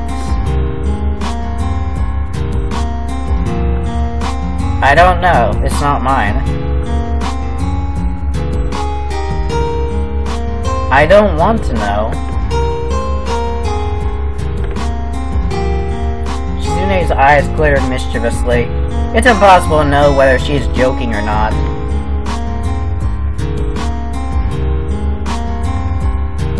Those bright, darting eyes and that infectious, wry half-smile on her face are stunning. It really is as if there are 2 sides to Shizune's personality. When I don't answer fast enough for her, Shizune grabs me by the hand, hoisting Kenji's box onto one of her shoulders and leading me to a stand at the end of the street. A delicious smell from an assortment of cooking food wafts from it.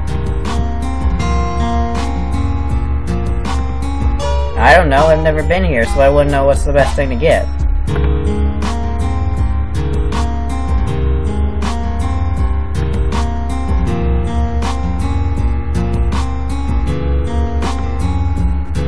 I ordered 2 orders of dumplings and 2 sodas, then take the box from Shizune so that she can take our plates. We look around for a place to eat and settle for a conveniently placed bench across the street.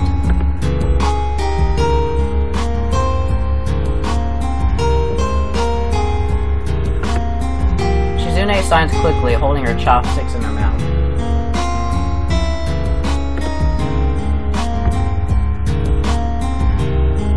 Well played. Was this some kind of test?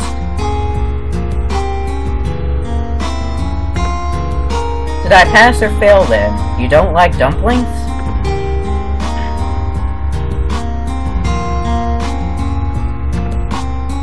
Hurrying through her words, she starts eating casually after spritzing her dumplings with some soy sauce. And now I want Chinese rice, because soy sauce. Thank you, Shizune. Oh, wait, I never went to get those pretzels that Misha was talking about. So she does have feelings for me. The more time I spend with Shizune alone, the more I want to tell her how I feel right away. Finishing her dumplings in a matter of minutes, Shizune dabs at her mouth with a napkin before popping open her can of soda with relish, rocking back on the bench as she does. The spray for the soda puts a thin curtain of mist over her glasses, causing Shizune to blush. She She shakes, an action I find unfamiliar until I realize what it is.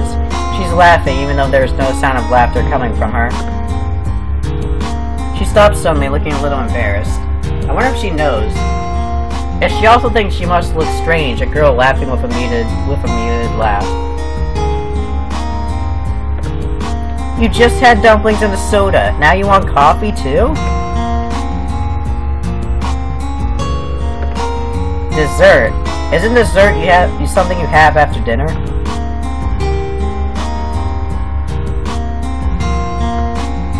Her eyes drop to the package on the floor. She jumps off the bench, just scoops it up in one fluid movement, then waves her hand, a playful smile on her face. She is telling me that the only way to get it back is going to be to follow her. Give that back. She shakes her head no empathetically.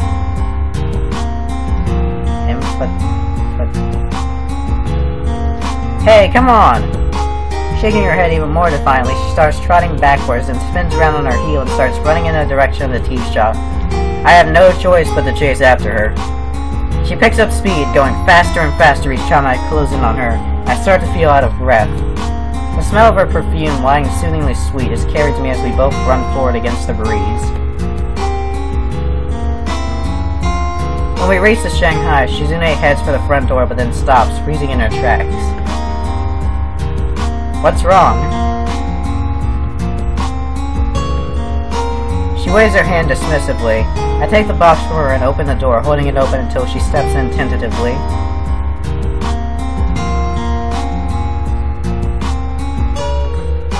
Hi, Yuko.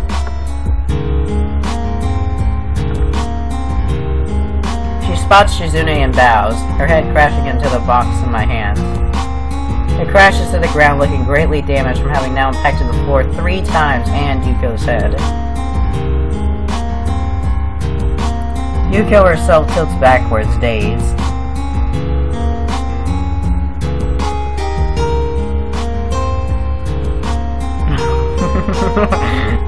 Yuko, you go to the uni?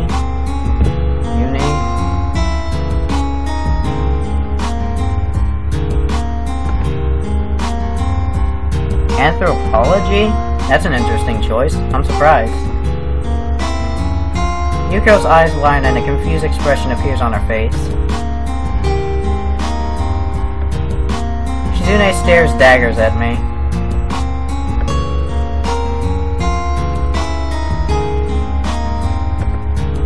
She buries her head in her hands and I take it as a sign to drop the slide discussion immediately.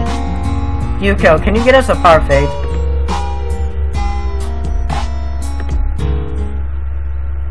I pull out a chair for Shizune at the table right next to us, then take a seat.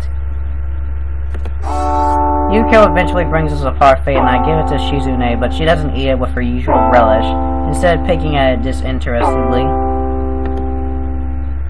Not hungry anymore? She isn't even looking at me. I touch her arm to get her attention. What's wrong?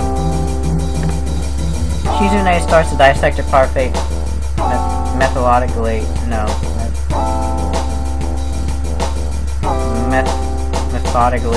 but does begin eating it. I take a quick glance around the shop to see what is bothering her. Behind me, I spot Yuko carefully handing drinks to 2 familiar people. Looks like Hanako and Lily. I haven't seen them in a long time. Hanako looks back at me and I wave at her. Turning back to Shizune, I can see her watching us apprehensively, her eyes sliding from me to Hanako to Lily. I had nothing to do and thought I'd get my jacket back.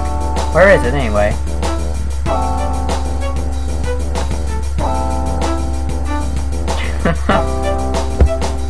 She seems to be making an effort to regain her good spirits. You're not? Why? I'm very attached to it, you know.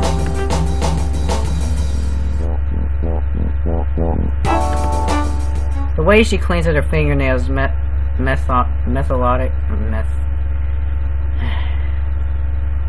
methodically shows me that she is still bothered. The only thing that could be affecting her is Hanako and Lily's presence.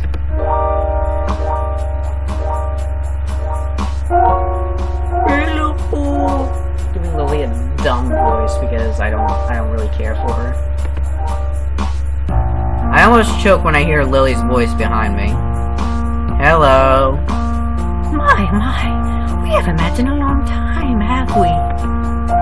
Her tone is friendly but guarded. We saw you come in and thought to say hello. How have you been? Things have been going pretty smoothly. Shizune looks at Lily coolly, looking almost bored. The expression on her face is the aloof, analytical one I'm accustomed to seeing, but I can tell she is angry. She stands up, pushing her chair out loudly. Lily's head turns in her direction as if acknowledging her presence for the first time. Putting some money on the table to pay for her order, she walks briskly outside. Sorry, you caught us at a busy time. I'll see you two later.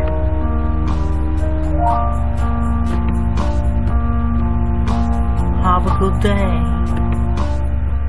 Grabbing the box, I run out the door after Shizune and catch up with her up the block. I balance the package on my head so I can at least sign to her with one hand.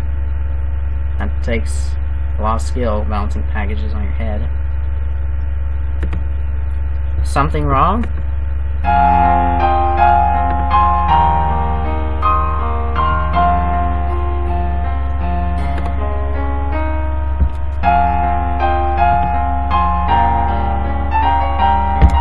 Why?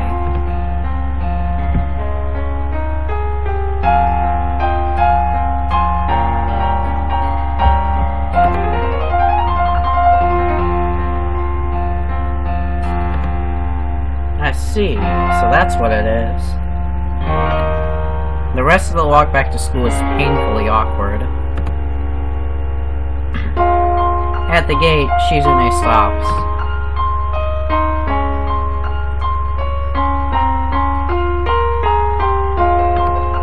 Alright. Shizune picks at her fingernails, suddenly looking very fragile and very small.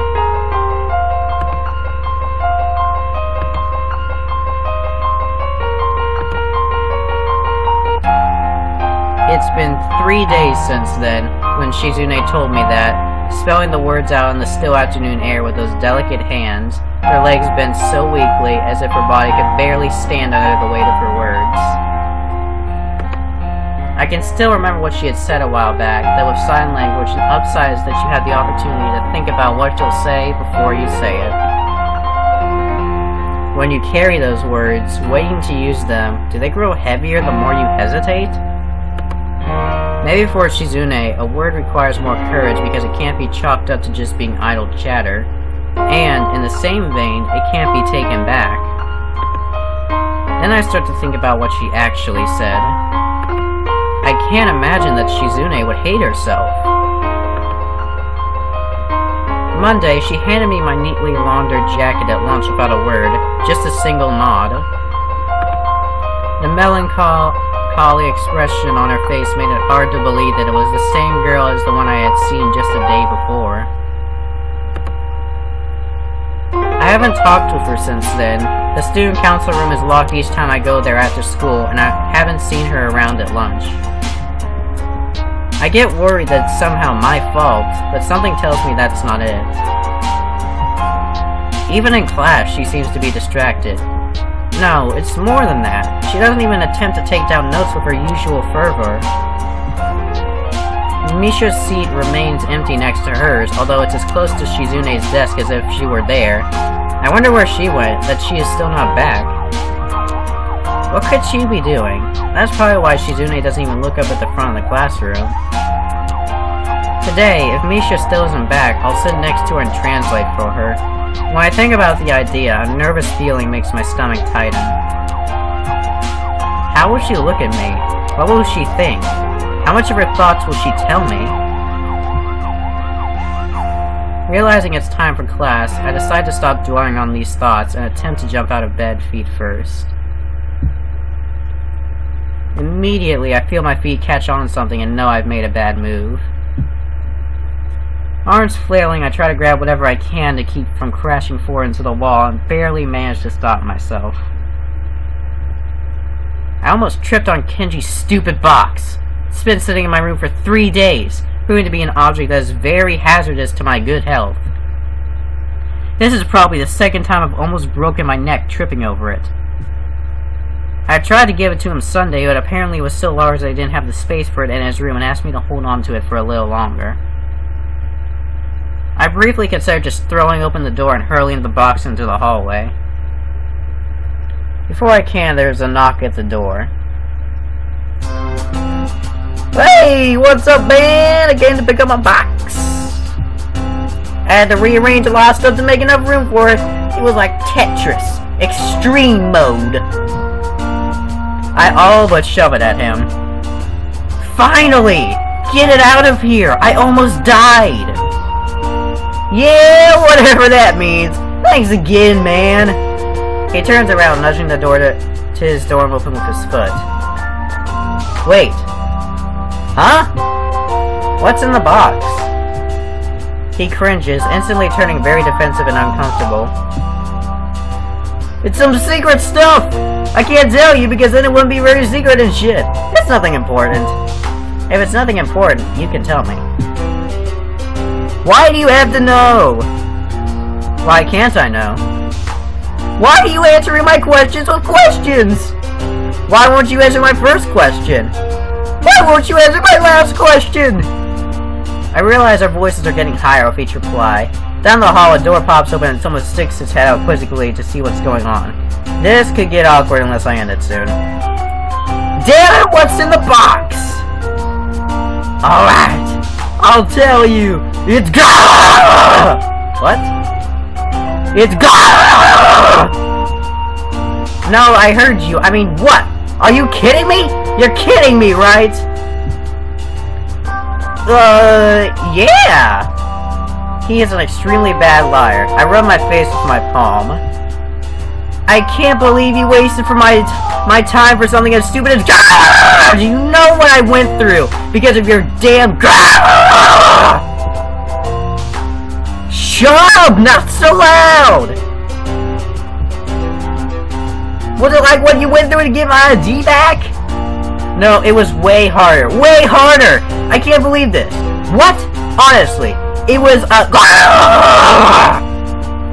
Of course, I'm angry that I had to carry and store something so dumb.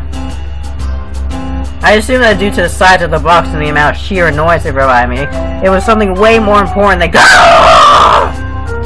But right now, getting to class is far more important. Shooting a glance at my watch, I grab my jacket with one hand, my bag with my other, and leap into my shoes. We will discuss this later. I say to Kenji, feeling that the great insult of having gone through so much over is not something that can be left alone and forgotten. With that, I run out the door and start walking briskly towards the main building. In my class with Shizune, I arrive ahead of her. She enters the room only seconds after I do, almost right behind me. I stop and look over my shoulder. Oh, hey, Shizune. Before I can finish, Shizune yanks me out the door and starts signing quickly. As confused as I am by her pulling me out of class, she seems back to her old self. That's good, at least.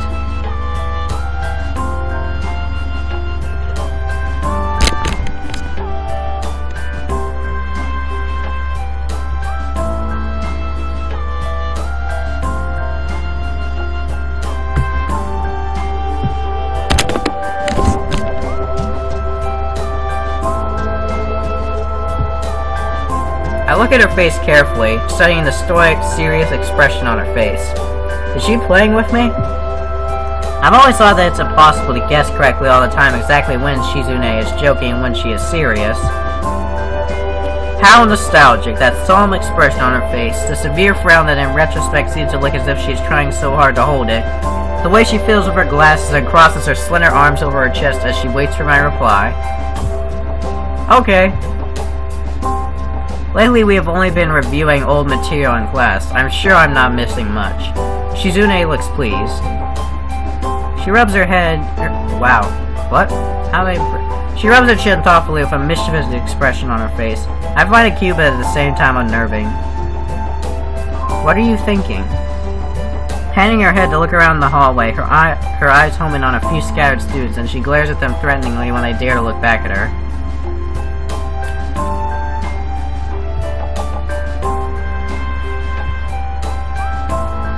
When we get to the student council room, it becomes clear that she wasn't joking. There really is a lot of work. Stacks upon stacks of papers, folders, and notebooks dated as far back as 10 years ago lay at the top of Shizune's desk. Whatever. Shizune's desk. This is beyond daunting. I can feel the color draining out of my face. Seeing the expression on my face, Shizune's neutral expression quickly turns into a grimace. Without even giving me a chance to respond, her hand clamps down on my wrist like a vice. Deciding to play with her a little, I open the door behind me with my free hand and try to walk out. Shizune firmly plants her feet on the ground, fully intending to keep me from leaving. I begin walking out anyway, straining as I have to pull her with each step. She grabs the door frame with her other hand, a determined look on her face. If I were to just pull away in one motion, I could definitely shake her off. But this is fun. Suddenly I feel her let go of me and her hands clamp around my ankles as Shizune sits on the floor. She's going to try to slow me down by using herself as dead weight. I can see her looking up at me, her eyes blazing with a mixture of mirth and intense competition. I had almost forgotten about this side of her. Laughing, I wave my hands above my head in the universal sign of surrender. Okay, I give up. Shizune rises and dusts herself off.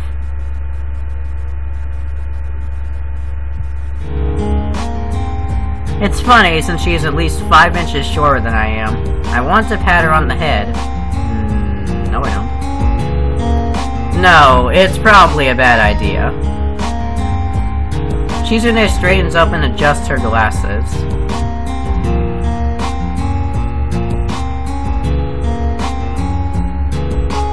It really isn't as much work as it appears to be at first glance, but it still takes a very long time. When we are done, I find that I wrap up everything just as soon as the bell rings to signal that classes are over for the day. What timing? Shizune spins her pen between her fingers deftly and kicks the drawer of the filing cabinet back in with her foot. She walks over to my desk and leans in close, her face inches from mine before she steps back and signs confidently. Well, I was finished 5 minutes ago, and I find it hard to believe this was the lighter half of the workload. I crack my knuckles. My fingers feel like cramped and aching from working so long without a single break. I'm feeling hungry, too. I haven't eaten anything all day.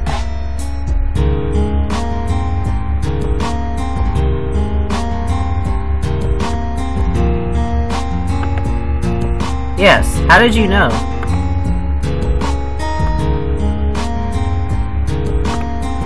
She takes out 2 plastic containers from her bag and puts them side by side on the nearest table.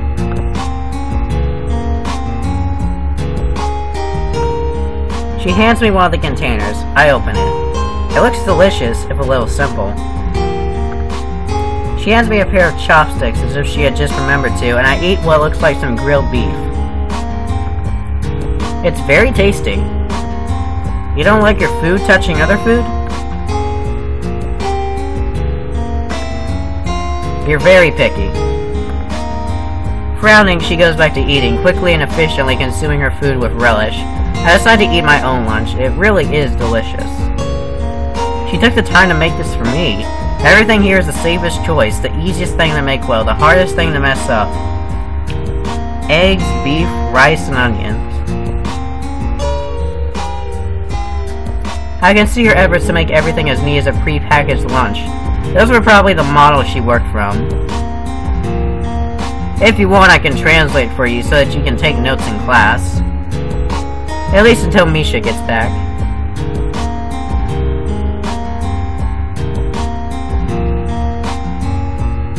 She genuinely doesn't seem to think she's missing out on much. Maybe she'll do well on the finals. They have classes for the deaf. I wonder why Shizune isn't in one of those classes. It seems like it would even be a rule that she would be in one of them. I decided to drop the subject. I start to wonder what kind of yukata Shizune will wear for Tanabata. What color would she look the best in? What kind of pattern? Her appearance is both dignified and delicate, so she would look great in anything. That is, if she decides to wear one at all. At the last festival, she didn't dress up. Shizune is pragmatic enough that she might not, but this is Tanabata. Are you going to wear a yukata for Tanabata?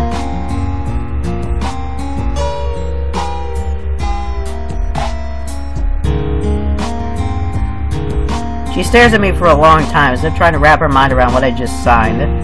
So much so that I begin to wonder if I did it correctly. What color?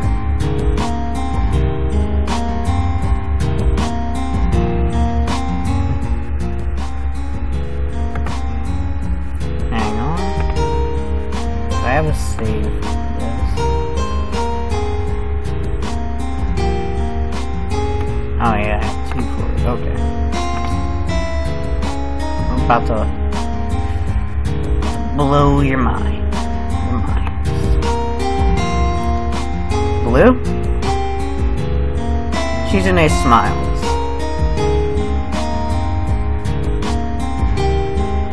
She looks right into my eyes, picking up a lone chopstick in her right hand and flicking back and forth like a metronome before she puts it down and continues.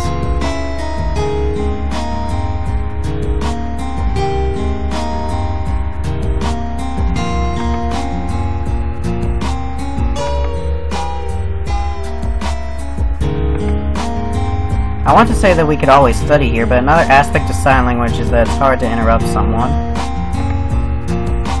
Knowing Shizune, if she says she wants to study, then she probably is very serious about it too. It's likely she won't think highly of that solution.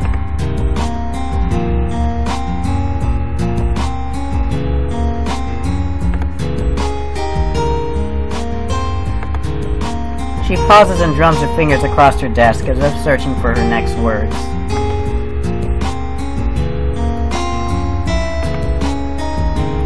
She still looks directly at me, but with her eyes half closed as if to hide behind her long eyelashes. Yeah. I put the lid back on the container she gave me and put it on her desk.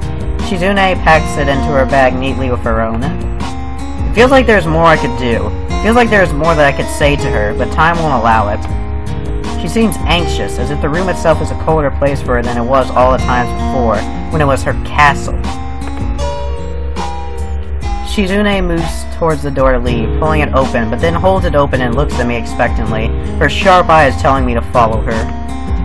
I guess it's because she's the only one with the key, so she has to lock up anyway. Alone in the hall with her, I can hear her footsteps slow to match my own, so that we are walking side by side. And again, I want to tell her that I like her, but somehow it seems like the wrong place and the wrong time. Even her usual stoic expression seems to be tainted by elements of melancholy, and her fingers grope around the strap of her bag, shifting uneasily as if it strains her to carry it. She walks back to her dorm that way, an unusually somber parting. When I get to my own room, I immediately regret all the things that I could have said to her and didn't. Lately, Shizune has seemed so down. Seeing how she was like on Sunday, I'm concerned, and it's depressing me. I wonder what's going on inside her mind. Is it something I did? Is it because Misha is away? I guess there's no way for me to know. The way things are now, I don't know if I can wait as long as Tanabata to confess to her. My thoughts go back to the lunch she made me. She likes me enough to do something like that. Her cheeks reddening as she was saying how she doesn't like her food touching other food gave it all away from me. She likes me, but it looks like it will have to be me who makes the first move. I'll have to accept her feelings by presenting her with my feelings. Playing it safe again. It's just the behavior that I would expect from her. I laugh, thinking at how much even this is like a game. Could she feel the same way? She is competitive enough. Okay, I'll try my best. Studying for finals has taken up a lot of my time. Initially, I hadn't been as concerned about them as I could have been, but there comes a point when they become unescapable.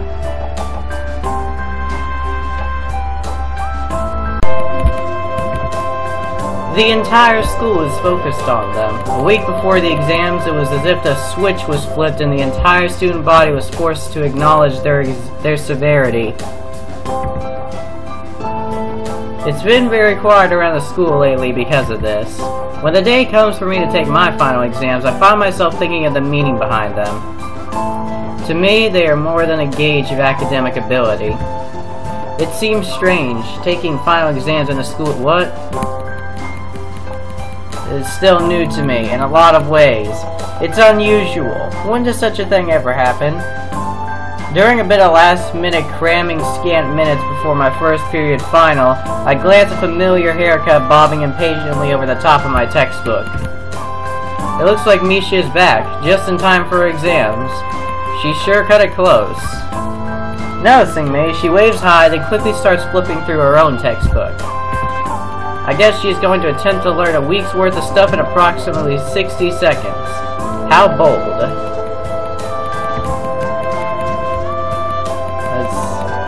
I keep forgetting how to properly pronounce her name. Shizune? Yeah, it's been... okay. Shizune still isn't here. The feelings of disappointment that I feel at this are still surprising to me. I guess this means that I really do like her, if I can miss her when she isn't here. Because we had to study for the exams, we haven't seen each other since the last time we spoke.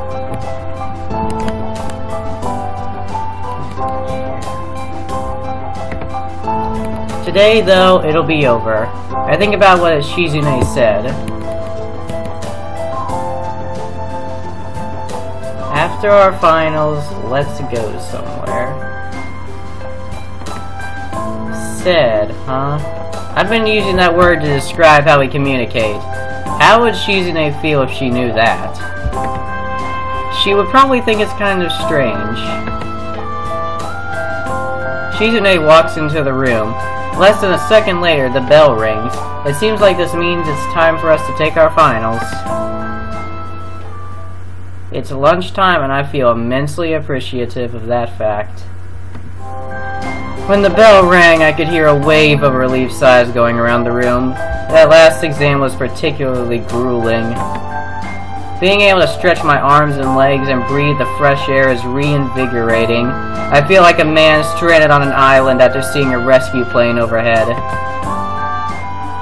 So, utterly depressed and hopeless. Buying my usual sandwich in the cafeteria and my usual canned coffee from the vending machine, I decide to eat on the roof. Not only does it seem like the most relaxing place to be right now, but it's pretty close to my next class. When I open the door, I find Misha already there. Oh! Hi, Richard! I was just going to look for you, but it looks like you came to me! Lucky! Welcome back. Thank you! She acts as if she was barely gone. Wasn't exactly a run to the corner store. You were away for a while. Where were you? Her eyes dart to the side for just a second. I went to go see my family! You couldn't wait until the summer? Don't be silly, Richard! It's already the summer! Besides, I wanted to get it out of the way so I could spend the summer with you and Shizune! My Misha voice is failing me today. This is not good. Maybe this Sprite will help me.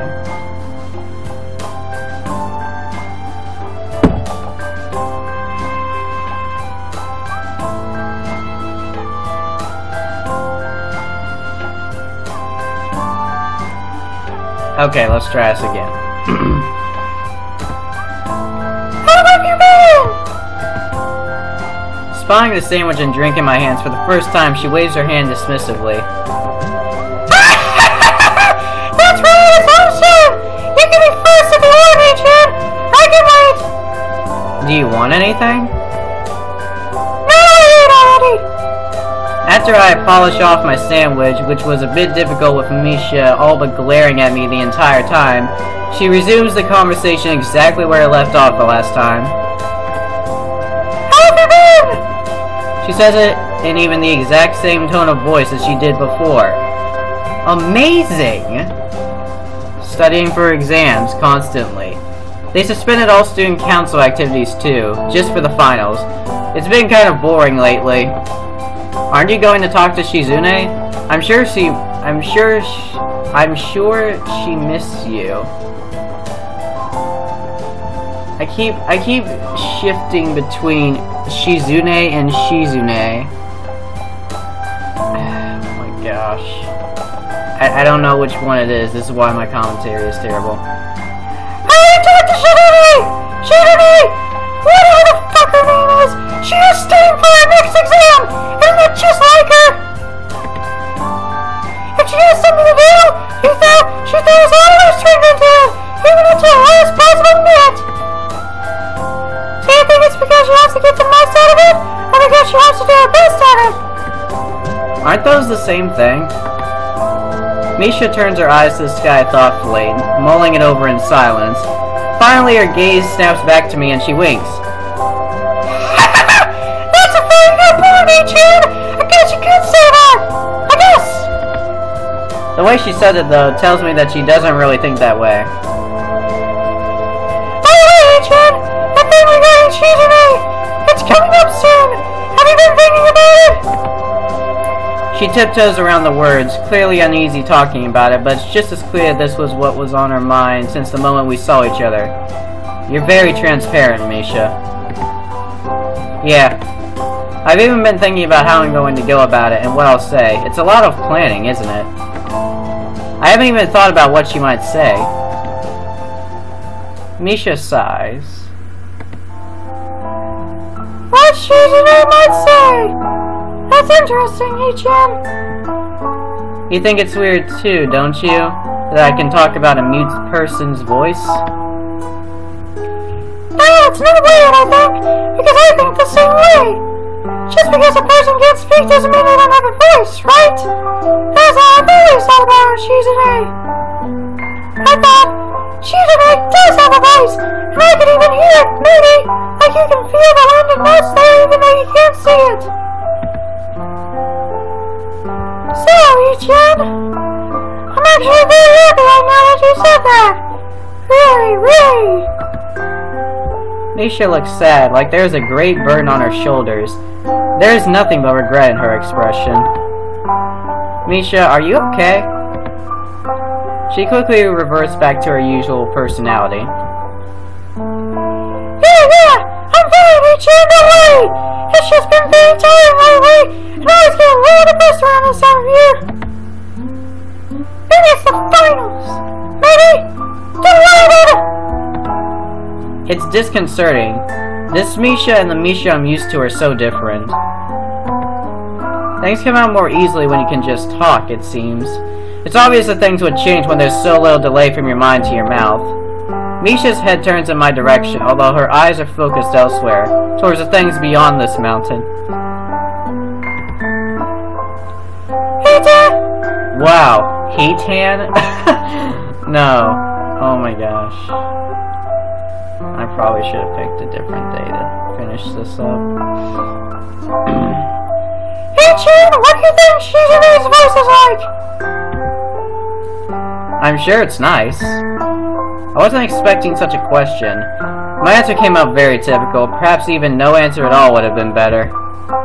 If Misha feels that way, though, she is doing very well in not showing it. I see.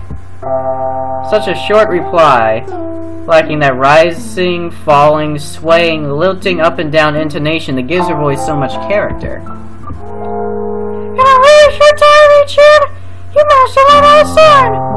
I think we're equal now in that. Do you know how long I've been trying to learn how to sing, Ichan, and how much farther I still have to go? Even though I forget some things sometimes if I'm not singing constantly. Ichan, did you notice? I'm not doing it right now. She rubs her hands together slowly, as if they are made of porcelain and could crack at any minute. When I went back, they kept saying to me, "What is that? Why are you doing those strange movements?"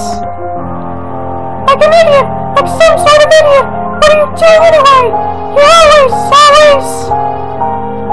I'm afraid I'll forget something, and I'll never be as good when I forget that thing as I was before. The more I forget, I slowly become weaker and weaker at sounding, and then... all that is nothing. It's not important. Ichan, have you been keeping up in your sign language studies? I can barely muster the energy to shake my head no. That's no good, Richard. I won't do. Just because I've been away and Shizune has been studying. She is struggling to work herself back up to her normal self, but it's too late. It still feels strange to me, hollow and unfocused. You should always be studying, Richard. It's important. Study, study, study, study. Or to fall off your head and the day's lesson went to waste. You have to study until you know it forever. Okay? I can hear her drawing her breath to laugh, but nothing comes out. I can't look Misha in the eyes. A painful silence falls between us. Even the wind dies down to nothingness, leaving only us. Suddenly, the bell rings, tiny and muffled where we are, but it is loud enough to make me wince. Yeah. Almost immediately, Misha takes off, running towards the door. I wait a few seconds before I take my leave. It's very hard to sit through the next few exams. I find myself distracted by our conversation. At the end of the day, the only thing I'm sure I aced was my physics exam. Everything else, I'm confident I scored well on. The question is how well. Hopefully, well enough. I don't know where Shizune will be, so I wait near the front of the school and keep an eye out for her. It's pretty easy today with how quickly the other students disperse. Eventually, she comes outside, lugging her bag, which is bulging with textbooks. Misha is right behind her, looking infinitely more chipper than before. Hi, Adrian! Hello. Shizune looks pleased. You look happy. Did you do well on your exams? I don't sign it to her, which causes Misha to snap into action. Shizune frowns.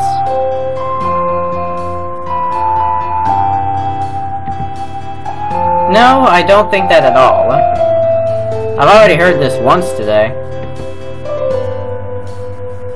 And damn, that was depressing. Yeah.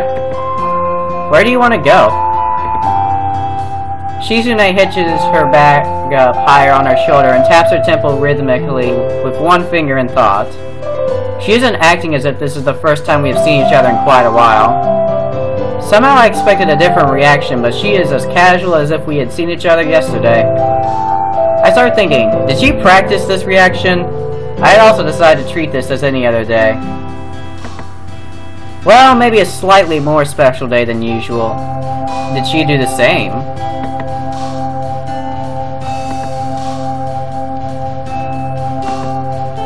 The student council room? Hi there, Shizune! You haven't been there in a while, right? Time makes any place a special place, right? Right?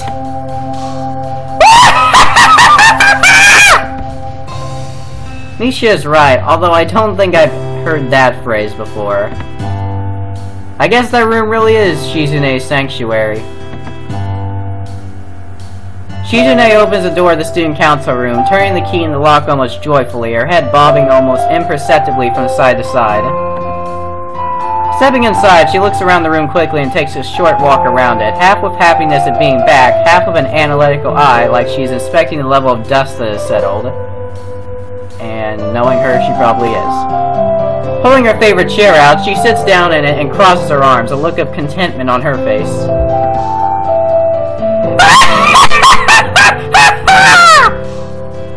Shizune looks happy, hasn't she, Hichin? Yeah. Shizune does look very cute sitting there in almost the exact center of the room, an exaggerated regal air about her, like an empress sitting on top of the world. But Misha's emotional bowed face is still bothering me. Shizune! I'm hungry! Is there anything to eat? I kind of wish we had gone somewhere else! We could have gone to a restaurant!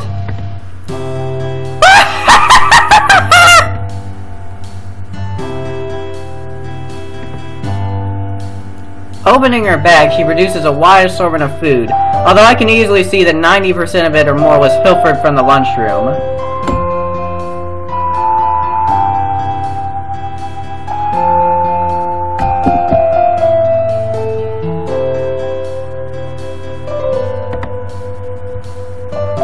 Nevertheless, there are some rare items here that sell out almost instantly every day. The veal cutlet bread is always sold out in the first minute of lunch. I'm impressed you managed to obtain one. And on that note, it's what I'll be eating. Thank you! I reach for it quickly, but Shizune immediately makes a grab for it as well.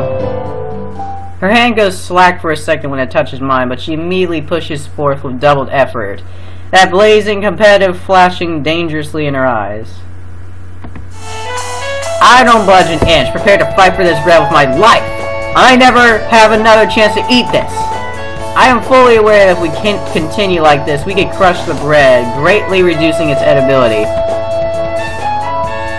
Misha, tell her that unless she lets go, the bread is going to be crushed. Why can't you do it yourself? Isn't it obvious? I can't let go of the bread. I can't tell Shizune back then. She puts her palms up to the sky and shrugs, a wide grin on her face. Why not? Because you have a stake in this, so I can't trust you. If Shizune wants her blind, she wants to let go of the bread, and then you win. Who knows? Maybe that's what you won, Ichan. It wouldn't be fair, so I'm going to be neutral, like Switzerland. Switzerland? Do you know about Switzerland? Of course I do. It's neutral. Shizune stares at me cockily, the tip of her tongue sticking out slightly from between her teeth as she continues to tug firmly at the veal cutlet bread between us. Suddenly, she lets go and holds her hands up, palms facing outwards, the universal gesture of peace.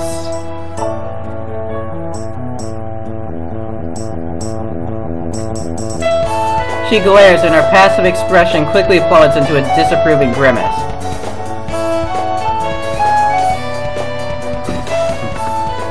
I drop the bread. Misha's hand darts in from the side, her fingers drumming across the table as it makes its way over. Don't mind me! I don't even know how I feel! I'll just take this sandwich right here! And this juice, too! Picking them up cautiously, she immediately retreats. She has the right idea. I could just pick something else. There are lots of delicious things here. The chicken katsudon bread is also a popular seller, ranking high in taste and demand. But I have already eaten one.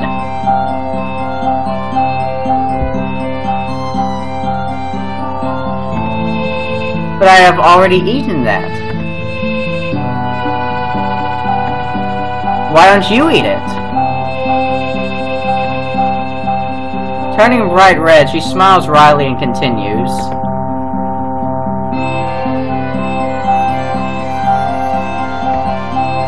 Somehow, I expected this. It's the logical conclusion. Shizune has been studying for a long time, pretty much continuously up until now. If our final is over, I guess that surplus energy has to go somewhere. I just killed a fly while reading about Shizune. I am a beast. Play what?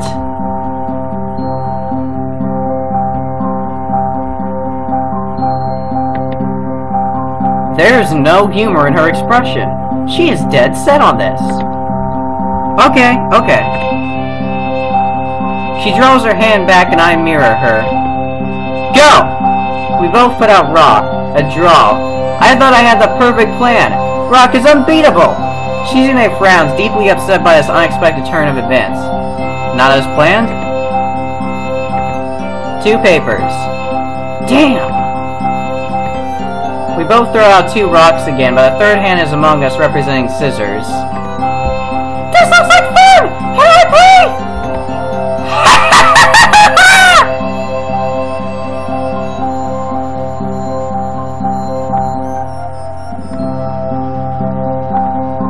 The faster she signs, the harder it is to follow. In fact, it looks like even Misha is having trouble keeping up. What's she talking about?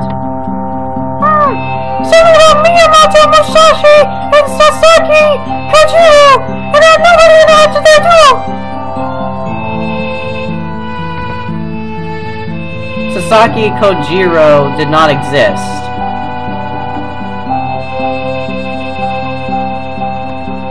We tie again. Every time Shizune demands a rematch, eventually skipping that step altogether and throwing rock, paper, or scissors out unendingly with reckless abandon. Even playing completely randomly, we continue to tie. Misha hovers above us, watching it all and laughing each time we draw. After 25 rounds, Shizune pushes her chair away from the table and stands up.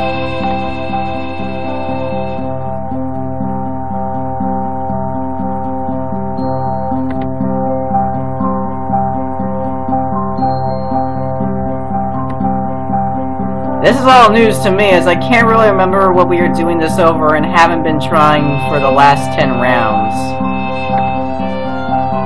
Shizune grins confidently, a look of fearless daring on her face. Her cool eyes flash with pure competitive spirit as she draws her hand back, goading me wordlessly to do the same. 2 papers. Shizune's body immediately goes slack, and she rubs her temples with a look of exasperation on her face as she lets out a sigh so long it sounds like a tire deflating. This has gone on far enough. We can just split it. I break the bread in half and offer one half of it to Shizune. Damn it. She takes it. She looks at the bread in her hand, studying it.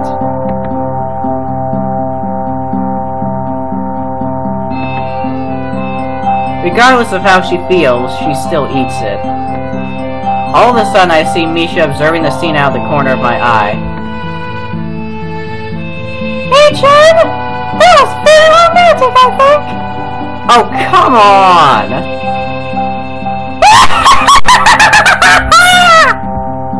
She laughs and takes a bite of her second sandwich.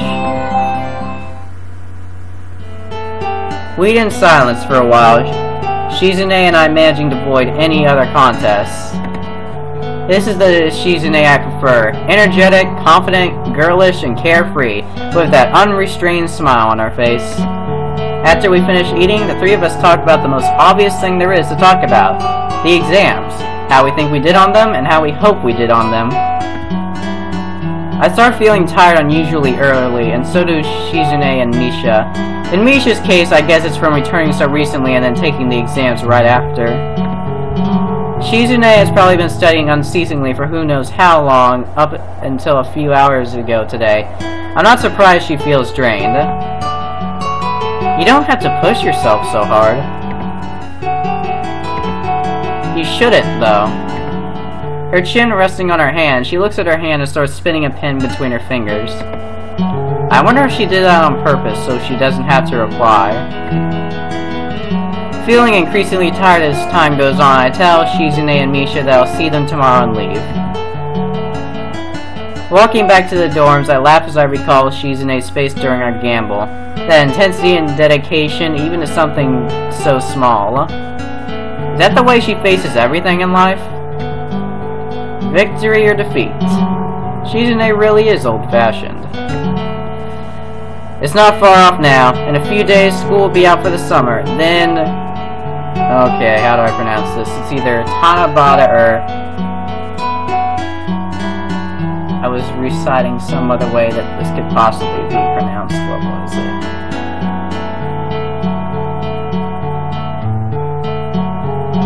Tanabata.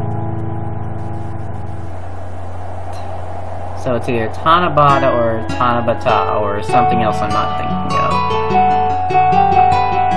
But honestly, Tanabata sounds more Japanese because it's more drawn out.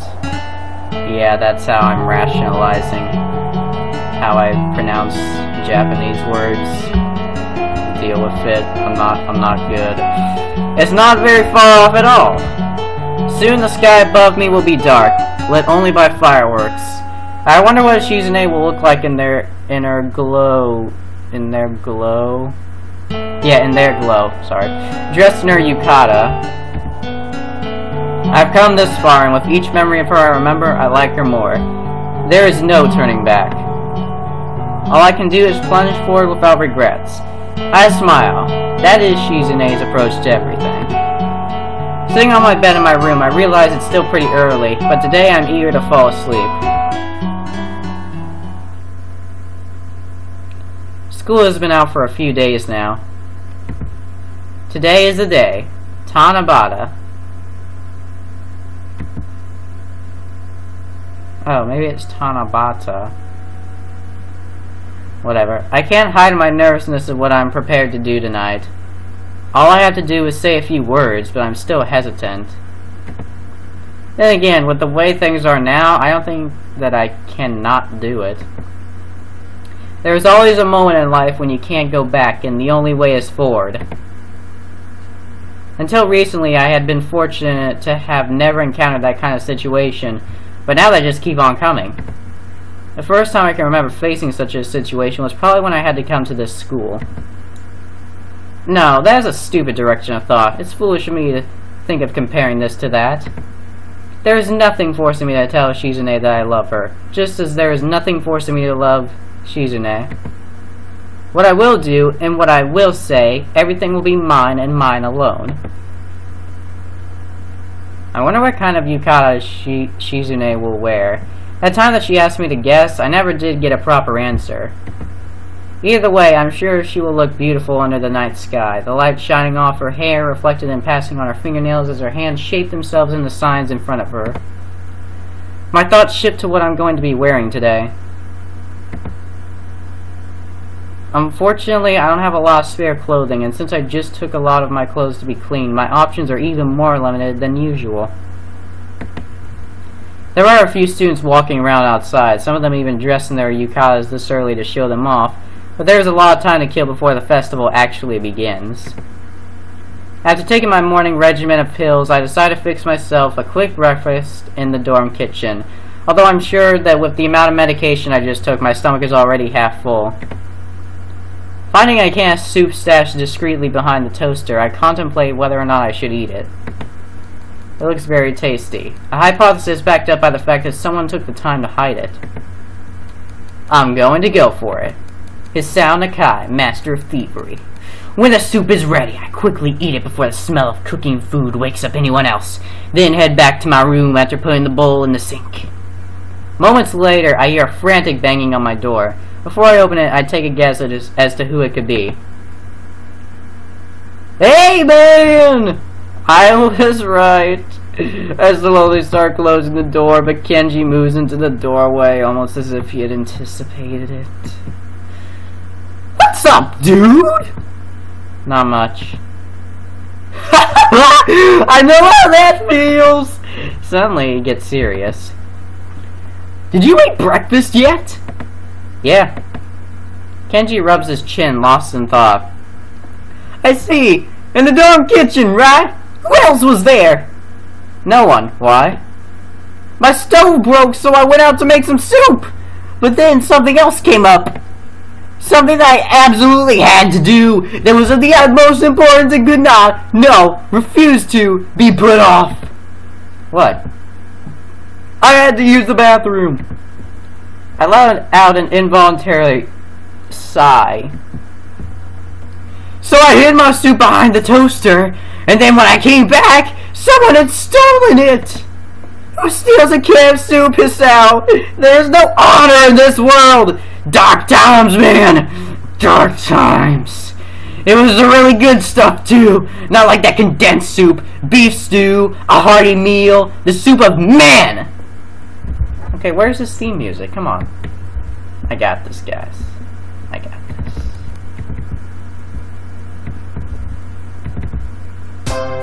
Alright, we're good. I wonder if my face would give me away and try to maintain a stoic expression. That's terrible, man. I know! I would never expect something like this to happen to me since I'm usually so on top of things. I would expect this kind of thing to happen to you! What? Well, anyway, do you have any plans today? No? Why? Wanna hang? No. He frowns. That was a little fast. You never want to hang! How come you don't want to hang out with me? It's not like I'm some kind of redheaded delinquent type dude either. Just a normal dude living his normal life. Normal? No, never mind that. It's not like that. I've got things to do later on. Today is Tanabata after all. Kenji's frown deepens and he starts tugging frenetically on the edge of his scarf. Tanabata, huh? I remember the last Tanabata I spent with a girl. His expression is nostalgic, but gradually contorts into one of fear and revulsion the longer he recalls it. Kenji shudders. Yeah, I guess you're going to spend it with that student council girl, right? Drill here? No, I'm going to spend it with Shizune, the other one. I'm going to tell her I like her. We've been over this. Really? That's right, you are. Good luck, man. You think she'll have underwear on? What? What? You're not supposed to wear underwear under a yukata. It's just how it is. Do you think they'll do that? The pink-haired one I can see not wearing underwear, but Ice Queen seems more conservative. Then again, she does look like the old-fashioned type, so there is a chance. You're an idiot. Although it is a very interesting thought. That hurts, man. Well, you can't fool me. I know you're thinking about it. Be careful out there. Don't turn your back on her. You're too trusting. Too trusting? Yeah, you have a naive face. You look like someone who is really trusting and really lucky. It's the kind of face that makes people want to rob you. Rob me? Even you? Maybe. Yeah, a little. You would rob me? Some friend you are. Why would you rob me? Because you're too trusting, duh! I'll be teaching you a lesson. Teach me a lesson. Okay, so say you did rob me. What if you did and I didn't learn my lesson? Kenji closes his eyes and rubs his temple in deep thought before saying plainly, I guess I would do it again! What if I just somehow keep finding my way into more money each time you rob me? Like, immediately after being robbed, I trip over a sack of money lying in the middle of the road and still earn nothing. What then? Well, I'd rob you again! And since I would be able to keep making money, I guess I would say ballin'! This is a strange line of discussion. Anyway, I've been working on what I like to call the greater misogyny algorithm! It's almost done! When it is, I'll be able to prove that feminism is evil! I'll be able to back it up with math! I'll run it by you real quick. I have to get out of here right now. I just remembered I have something I've got to do. Tell it to me later, alright? What? Damn, okay. I grab my wallet and my jacket, then leave the dorms. Okay, we're good. Once I taste the fresh air, I am forced to confront the fact that I don't have anywhere to go. I look for Shizune and Misha, but can't find them in the student council room or on the roof. I can't imagine anywhere else they would be besides maybe their dorms. It is still pretty early, barely even noon. They could still be asleep. I decided to get some coffee at the Shanghai, partly because the vending machines seem out of canned coffee, but mostly because the atmosphere up here is too lonely. A lot of students went home for the summer holiday. A part of me likes the newfound serenity, but at times it makes the school seem very cold and more isolated than it already is. It's livelier in town. I can see a lot of girls in their yukatas, showing them off to their friends and even posing for photos as they giggle excitedly. Oh my god, did you see this first? It's not even dark out yet. In fact, it's only just noon. Farther up the street, I can see all kinds of hastily but carefully built wooden stalls ready to be taken to the town's shrine for Tanabata. Tanabata. I really hope I'm pronouncing that right. If I'm not, I'm sorry. Like, I'm not trying to be a jerk. I'm actually trying to pronounce things Japanese-like. I am seized by a disconcerting urge to inspect their craftsmanship, having built a lot of similar festivals for Shizune. Turning away, I find the Shanghai.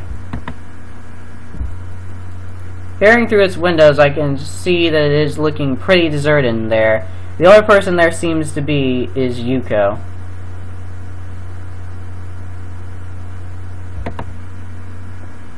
Maybe it's the Shanghai. You know what, I'm not doing this right now. Pushing the door open, I step inside. Hello! Yuko runs over to me so quickly that for a second it looks as if she teleported. The upper half of her body dives forward with a speed that threatens to flip her skirt over her head.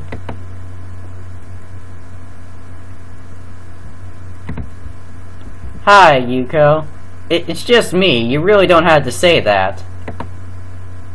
She nods and starts fidgeting uneasily in front of her, staring at her shoes. It's very hard to believe she is a university student. Okay, I guess I'll just put more music on since this thing isn't. What's the Yuko music? Yeah, sure, why not? Frippery / happiness. I guess I have different expectations of a college-aged woman.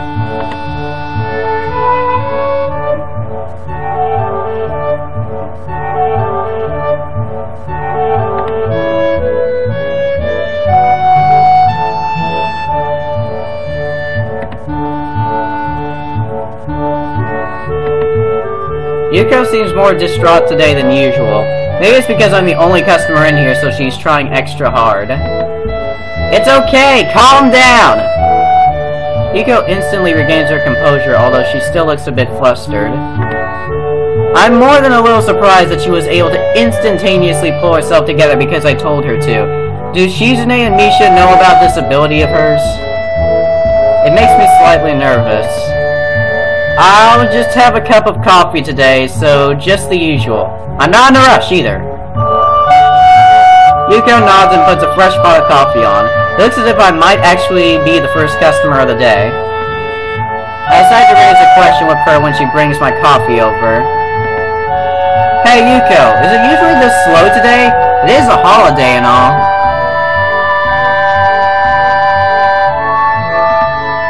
You should sit down. Giving a small, shaky bow, Yuko pulls out the chair across from me and sits down, her hands folded timidly across her lap. Yuko stares at me intensely when I take a sip of my coffee, as if to analyze my face for any signs that I am displeased with it. Her dedication to her job is really something. How long have you been working here?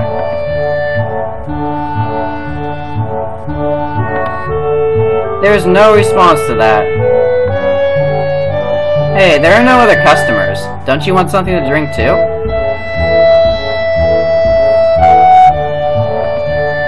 There's no one here besides me, and I'm sure you've earned it since you're working so hard. Yuko looks longingly at the cup in my hands. A nervous smile breaking out on her face, she turns her eyes away from me.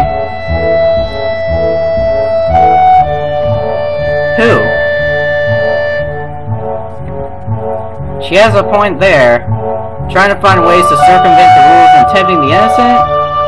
Yeah, it seems to fit their modus operandi. What? I laugh. Haha. Nothing. Come on, you can get yourself a drink. I'll pay for it if you want.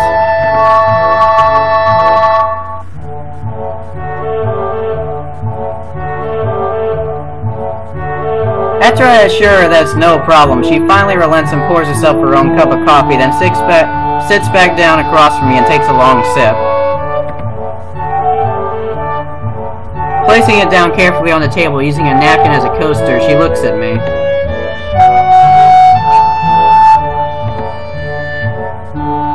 Please don't bow, I repeat to myself mentally. Yuko, how do you know them anyway? Shizune and Misha, I mean.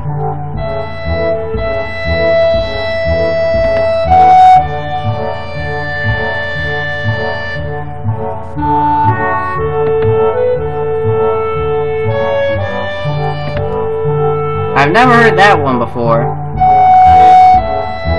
Doesn't make it bad, though, I mean, it's kinda nice, I guess. Yuko nods and takes another sip of her coffee, then another, and another.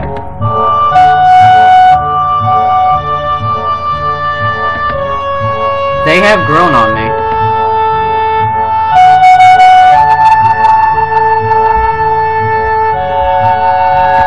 think this is the part where you would pause the music dramatically, so...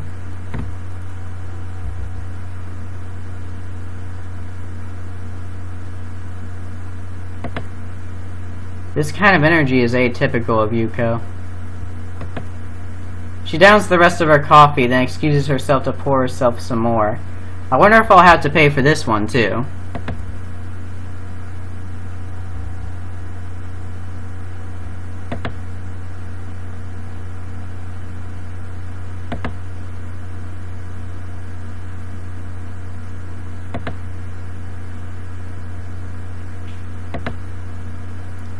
I don't think I've ever heard Yuko laugh before. She isn't acting like herself. This is unusual. Yuko stops laughing and takes another drink from her cup. That must be really good. What are you drinking?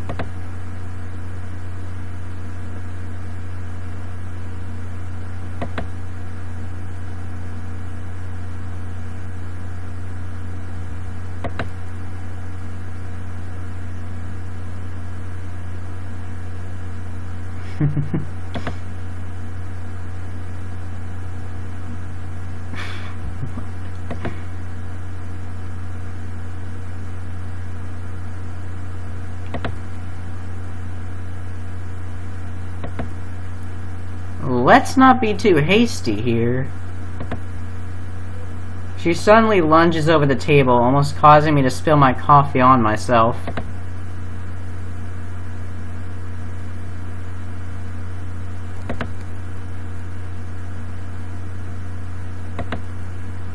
Yeah, I wouldn't know anything about that.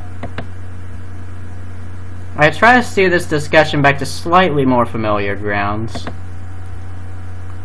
You wanted to know what I'm going to wish for tonight, right? Well, I guess I'm going to wish for good luck.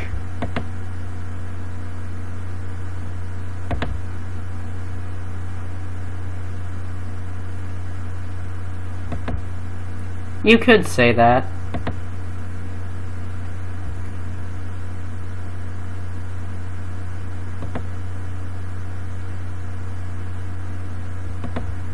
Not yet.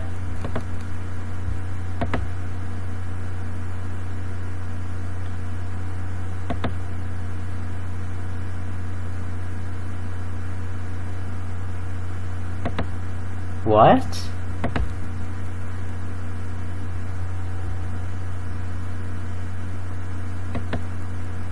Wait, I want to hear more about that. Yuko tries to get out of her chair and bows simultaneously, leading her to lose her balance and narrowly avoid falling over.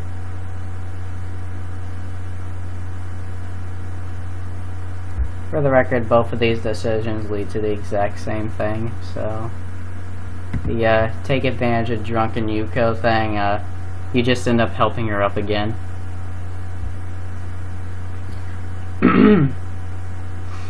Helping her up, I decide that it's probably time for me to leave. The festival has already begun, as far as I can tell, even though it's still light out. After paying for a drink in mine, I head outside and start looking around town. A real Tanabata festival sounds interesting. Even at a glance, I can tell it's much different from the ones where I'm from. The elaborate paper streamers hanging from every lamppost and storefront are just one sign of how here, this is really more than just another holiday. Okay, so this is where pretty much all of the art just comes to a halt.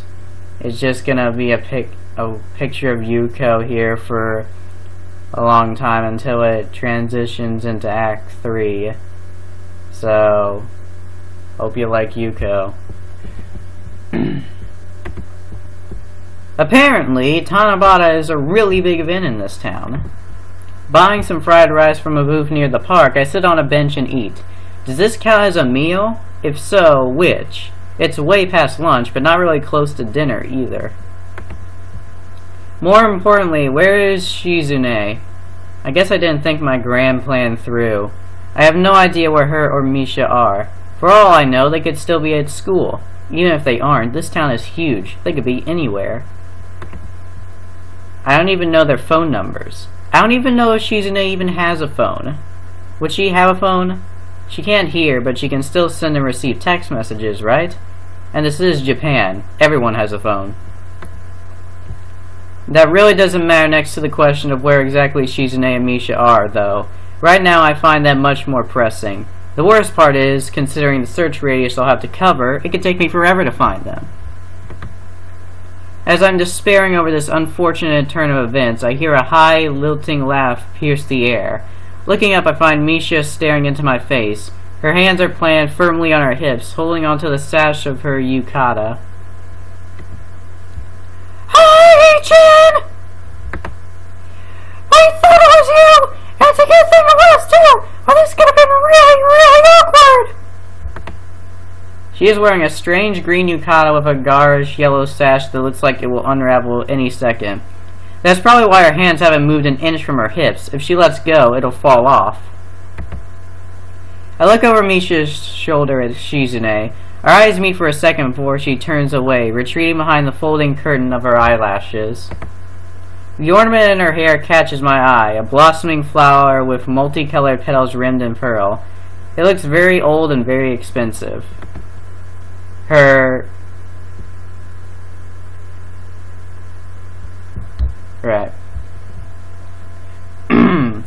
blue yukata has a pattern that manages to be both simple and elegant as it climbs across her sleeves like ivy.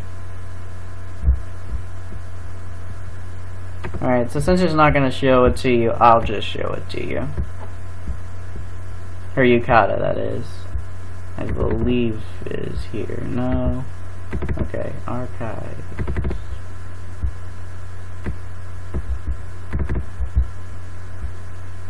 Okay. This is Shizune in her blue yukata. I'm pretty sure that wasn't used in the final release of the game and she instead opted for the red one because you can't pick red in this beta.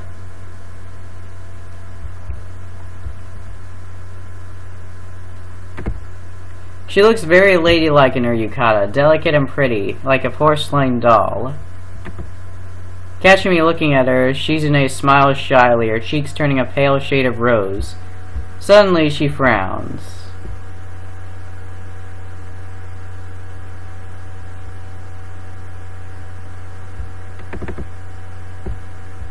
There's her happy.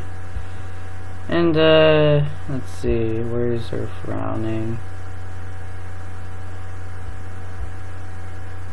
Okay, whatever.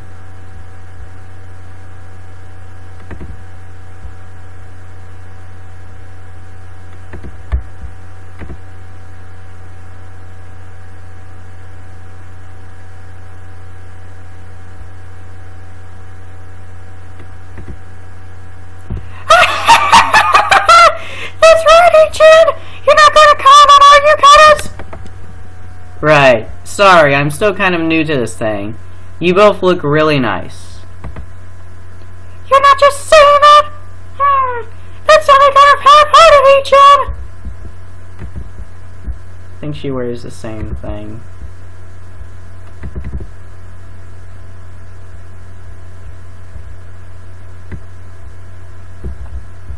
Yeah, it's the same thing. Okay. No more of that.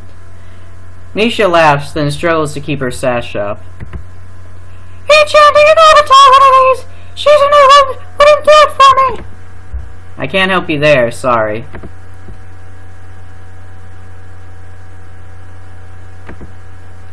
What kind of person do you think I am?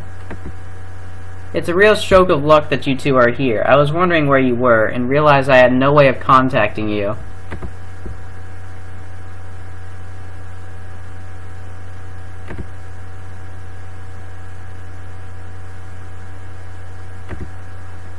She smiles teasingly, making a playful, swirling gesture with her hand before pulling it into one of her cavernous sleeves.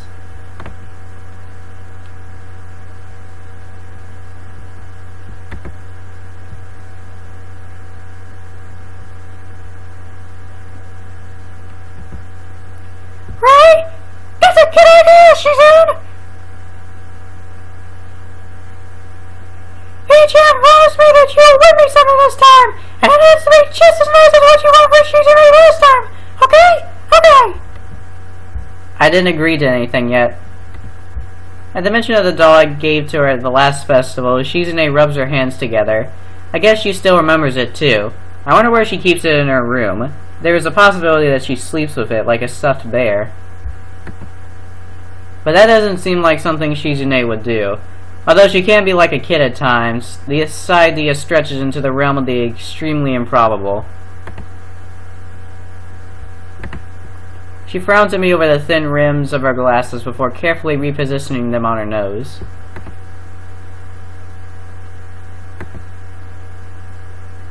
There is no hurry.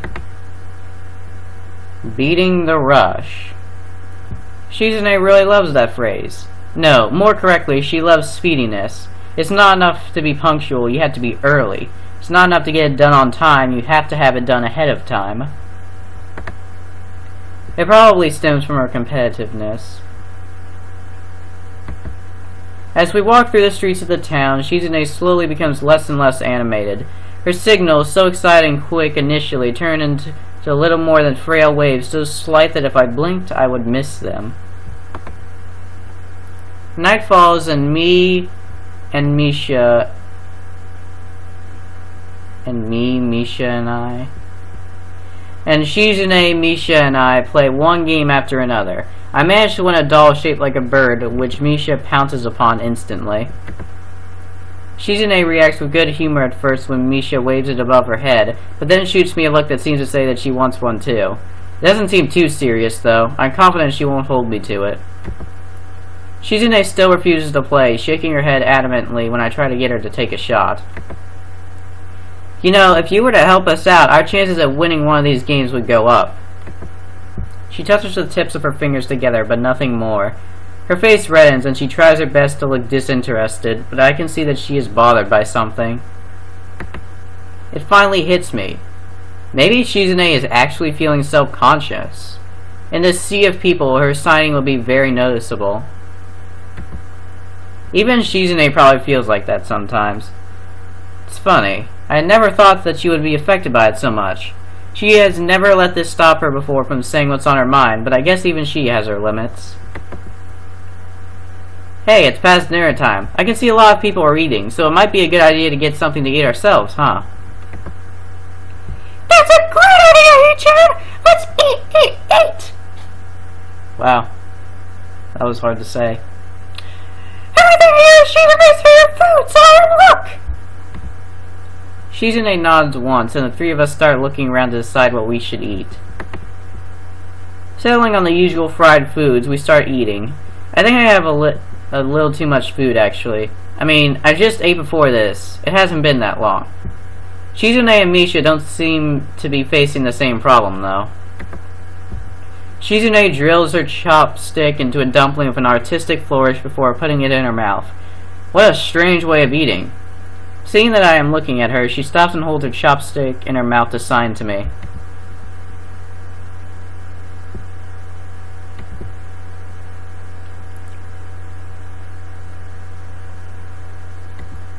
I wouldn't mind.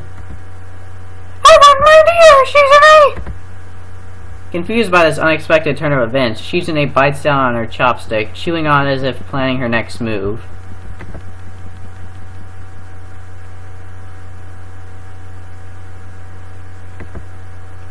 Well, I just ate before this, so I'm not really hungry right now anyway.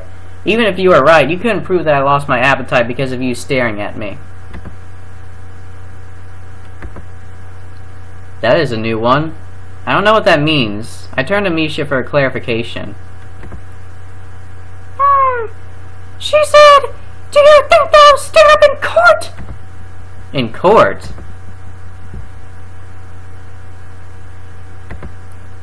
What a waste of taxpayer money. The legal system isn't a toy. And anyway, you're being excessive. Shizune pouts, puffing up the side of her mouth to show how little she thinks of my opinion. She splits her last dumpling in two and maneuvers one half of it around her plate to soak up the remaining drops of soy sauce like a sponge before eating it. I didn't know you played with your food. She jabs me with her chopstick and then snakes it around my arm to spear one of my dumplings. She closes her eyes and pumps her fist to congratulate herself on her success.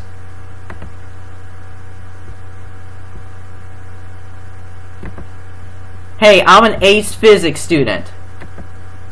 The sound of drums causes Misha to shoot up from her seat, scattering rice everywhere. Do you hear that? Now it's time for Maddie's HM! Do you know what happens now? We write down a wish on a tag, and then...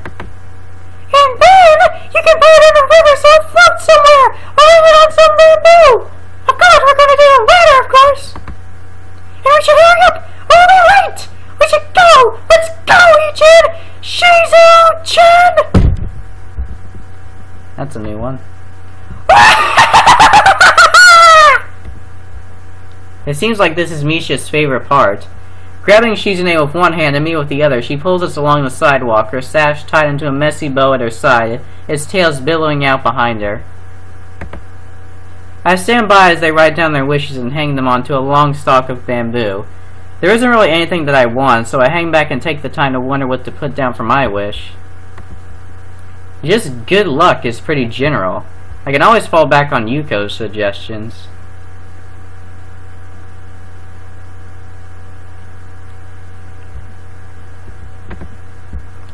After hanging up my tag, pushing through a densely packed mob of people to do so, I find Shizune and Misha, who have already started heading towards a less crowded area. You didn't wait for me. Sorry, Chan!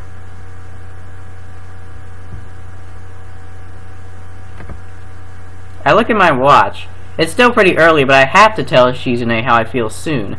I can't keep stalling like this.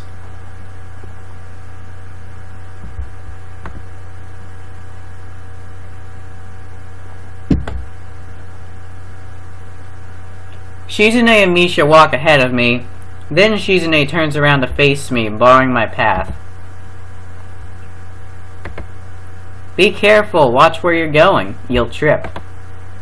Over her shoulder I can see Misha looking at me, her eyes drifting towards Shizune.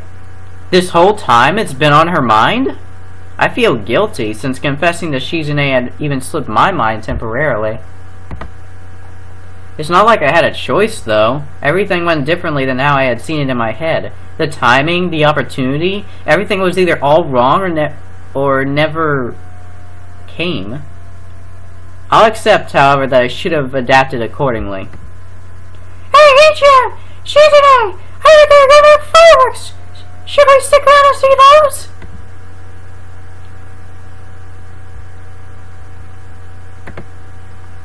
Quieter. The word doesn't escape me. I know she means that there will be less people.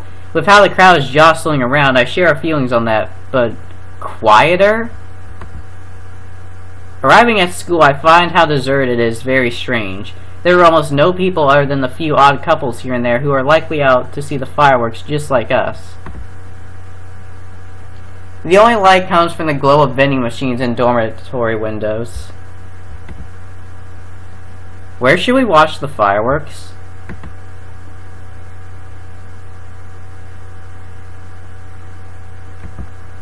No, it's fine.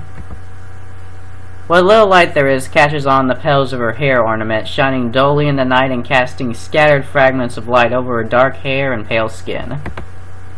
Misha curls her hair around her finger and pulls at it, watching it snap back like a rubber band. Hey, Chan, I'm going to go get drinks for us.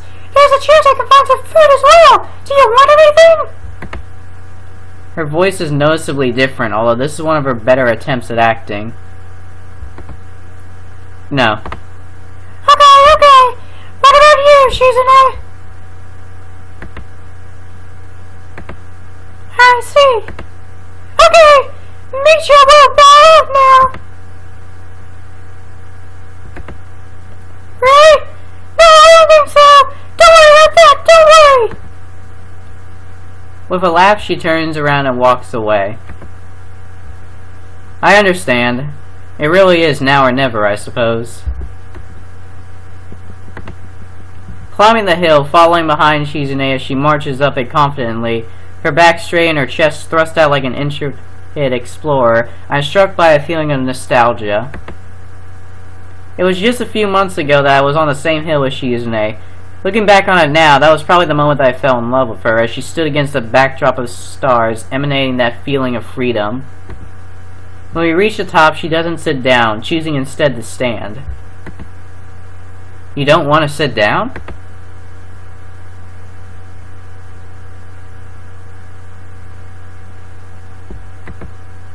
I don't think you're going to have to worry about that. A thought comes into my mind. Shizune, why don't you ever play the games at these events? She smiles but doesn't answer. You barely even sang today at the festival. Did you feel embarrassed? For a second I think I've offended her, but she taps her fingertips together in thought, her eyes glancing around as if to see if anyone is watching.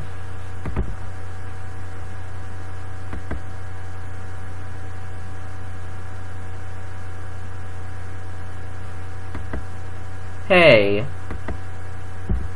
Shizune giggles silently, showing off that rare, white-toothed smile that seems much more genuine than her usual one.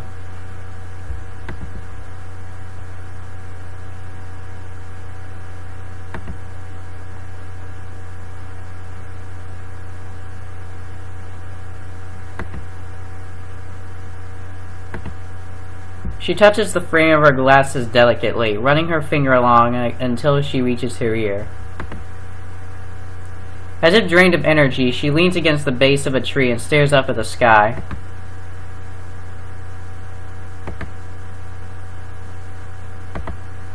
She seems distant. Now, I guess, is the time to close the gap between us. Shizune? I waved to her and she turns her head towards me, cocked slightly to the side. Her hands are clasped together in front of her, those smooth white fingers curling around each other, tense in expectation underneath the patterned shrouds of her sleeves. Carefully, I arrange my thoughts and run through them over and over again, but in the end, all that I can manage to sign is, I like you. Please be my girlfriend. I try to look at her face, but her eyes are turned down towards the ground. There's a pinkish glow spreading across her face. Her hands rise as if to sign something, but then fall back down in front of her. After a few seconds, I feel her fingers wrap around my hand. She squeezes it lightly, as if taking in its texture. Almost immediately, she starts pulling me down. She takes a seat on the soft, springy grass. She still won't look directly at me, but then I see her nod her head. It seemed like she can't find her words. Maybe for this situation, for Shizune, there are no words. A minute passes in silence and then turns into 2, then 3. Her hand lets go of mine and then forms a sign.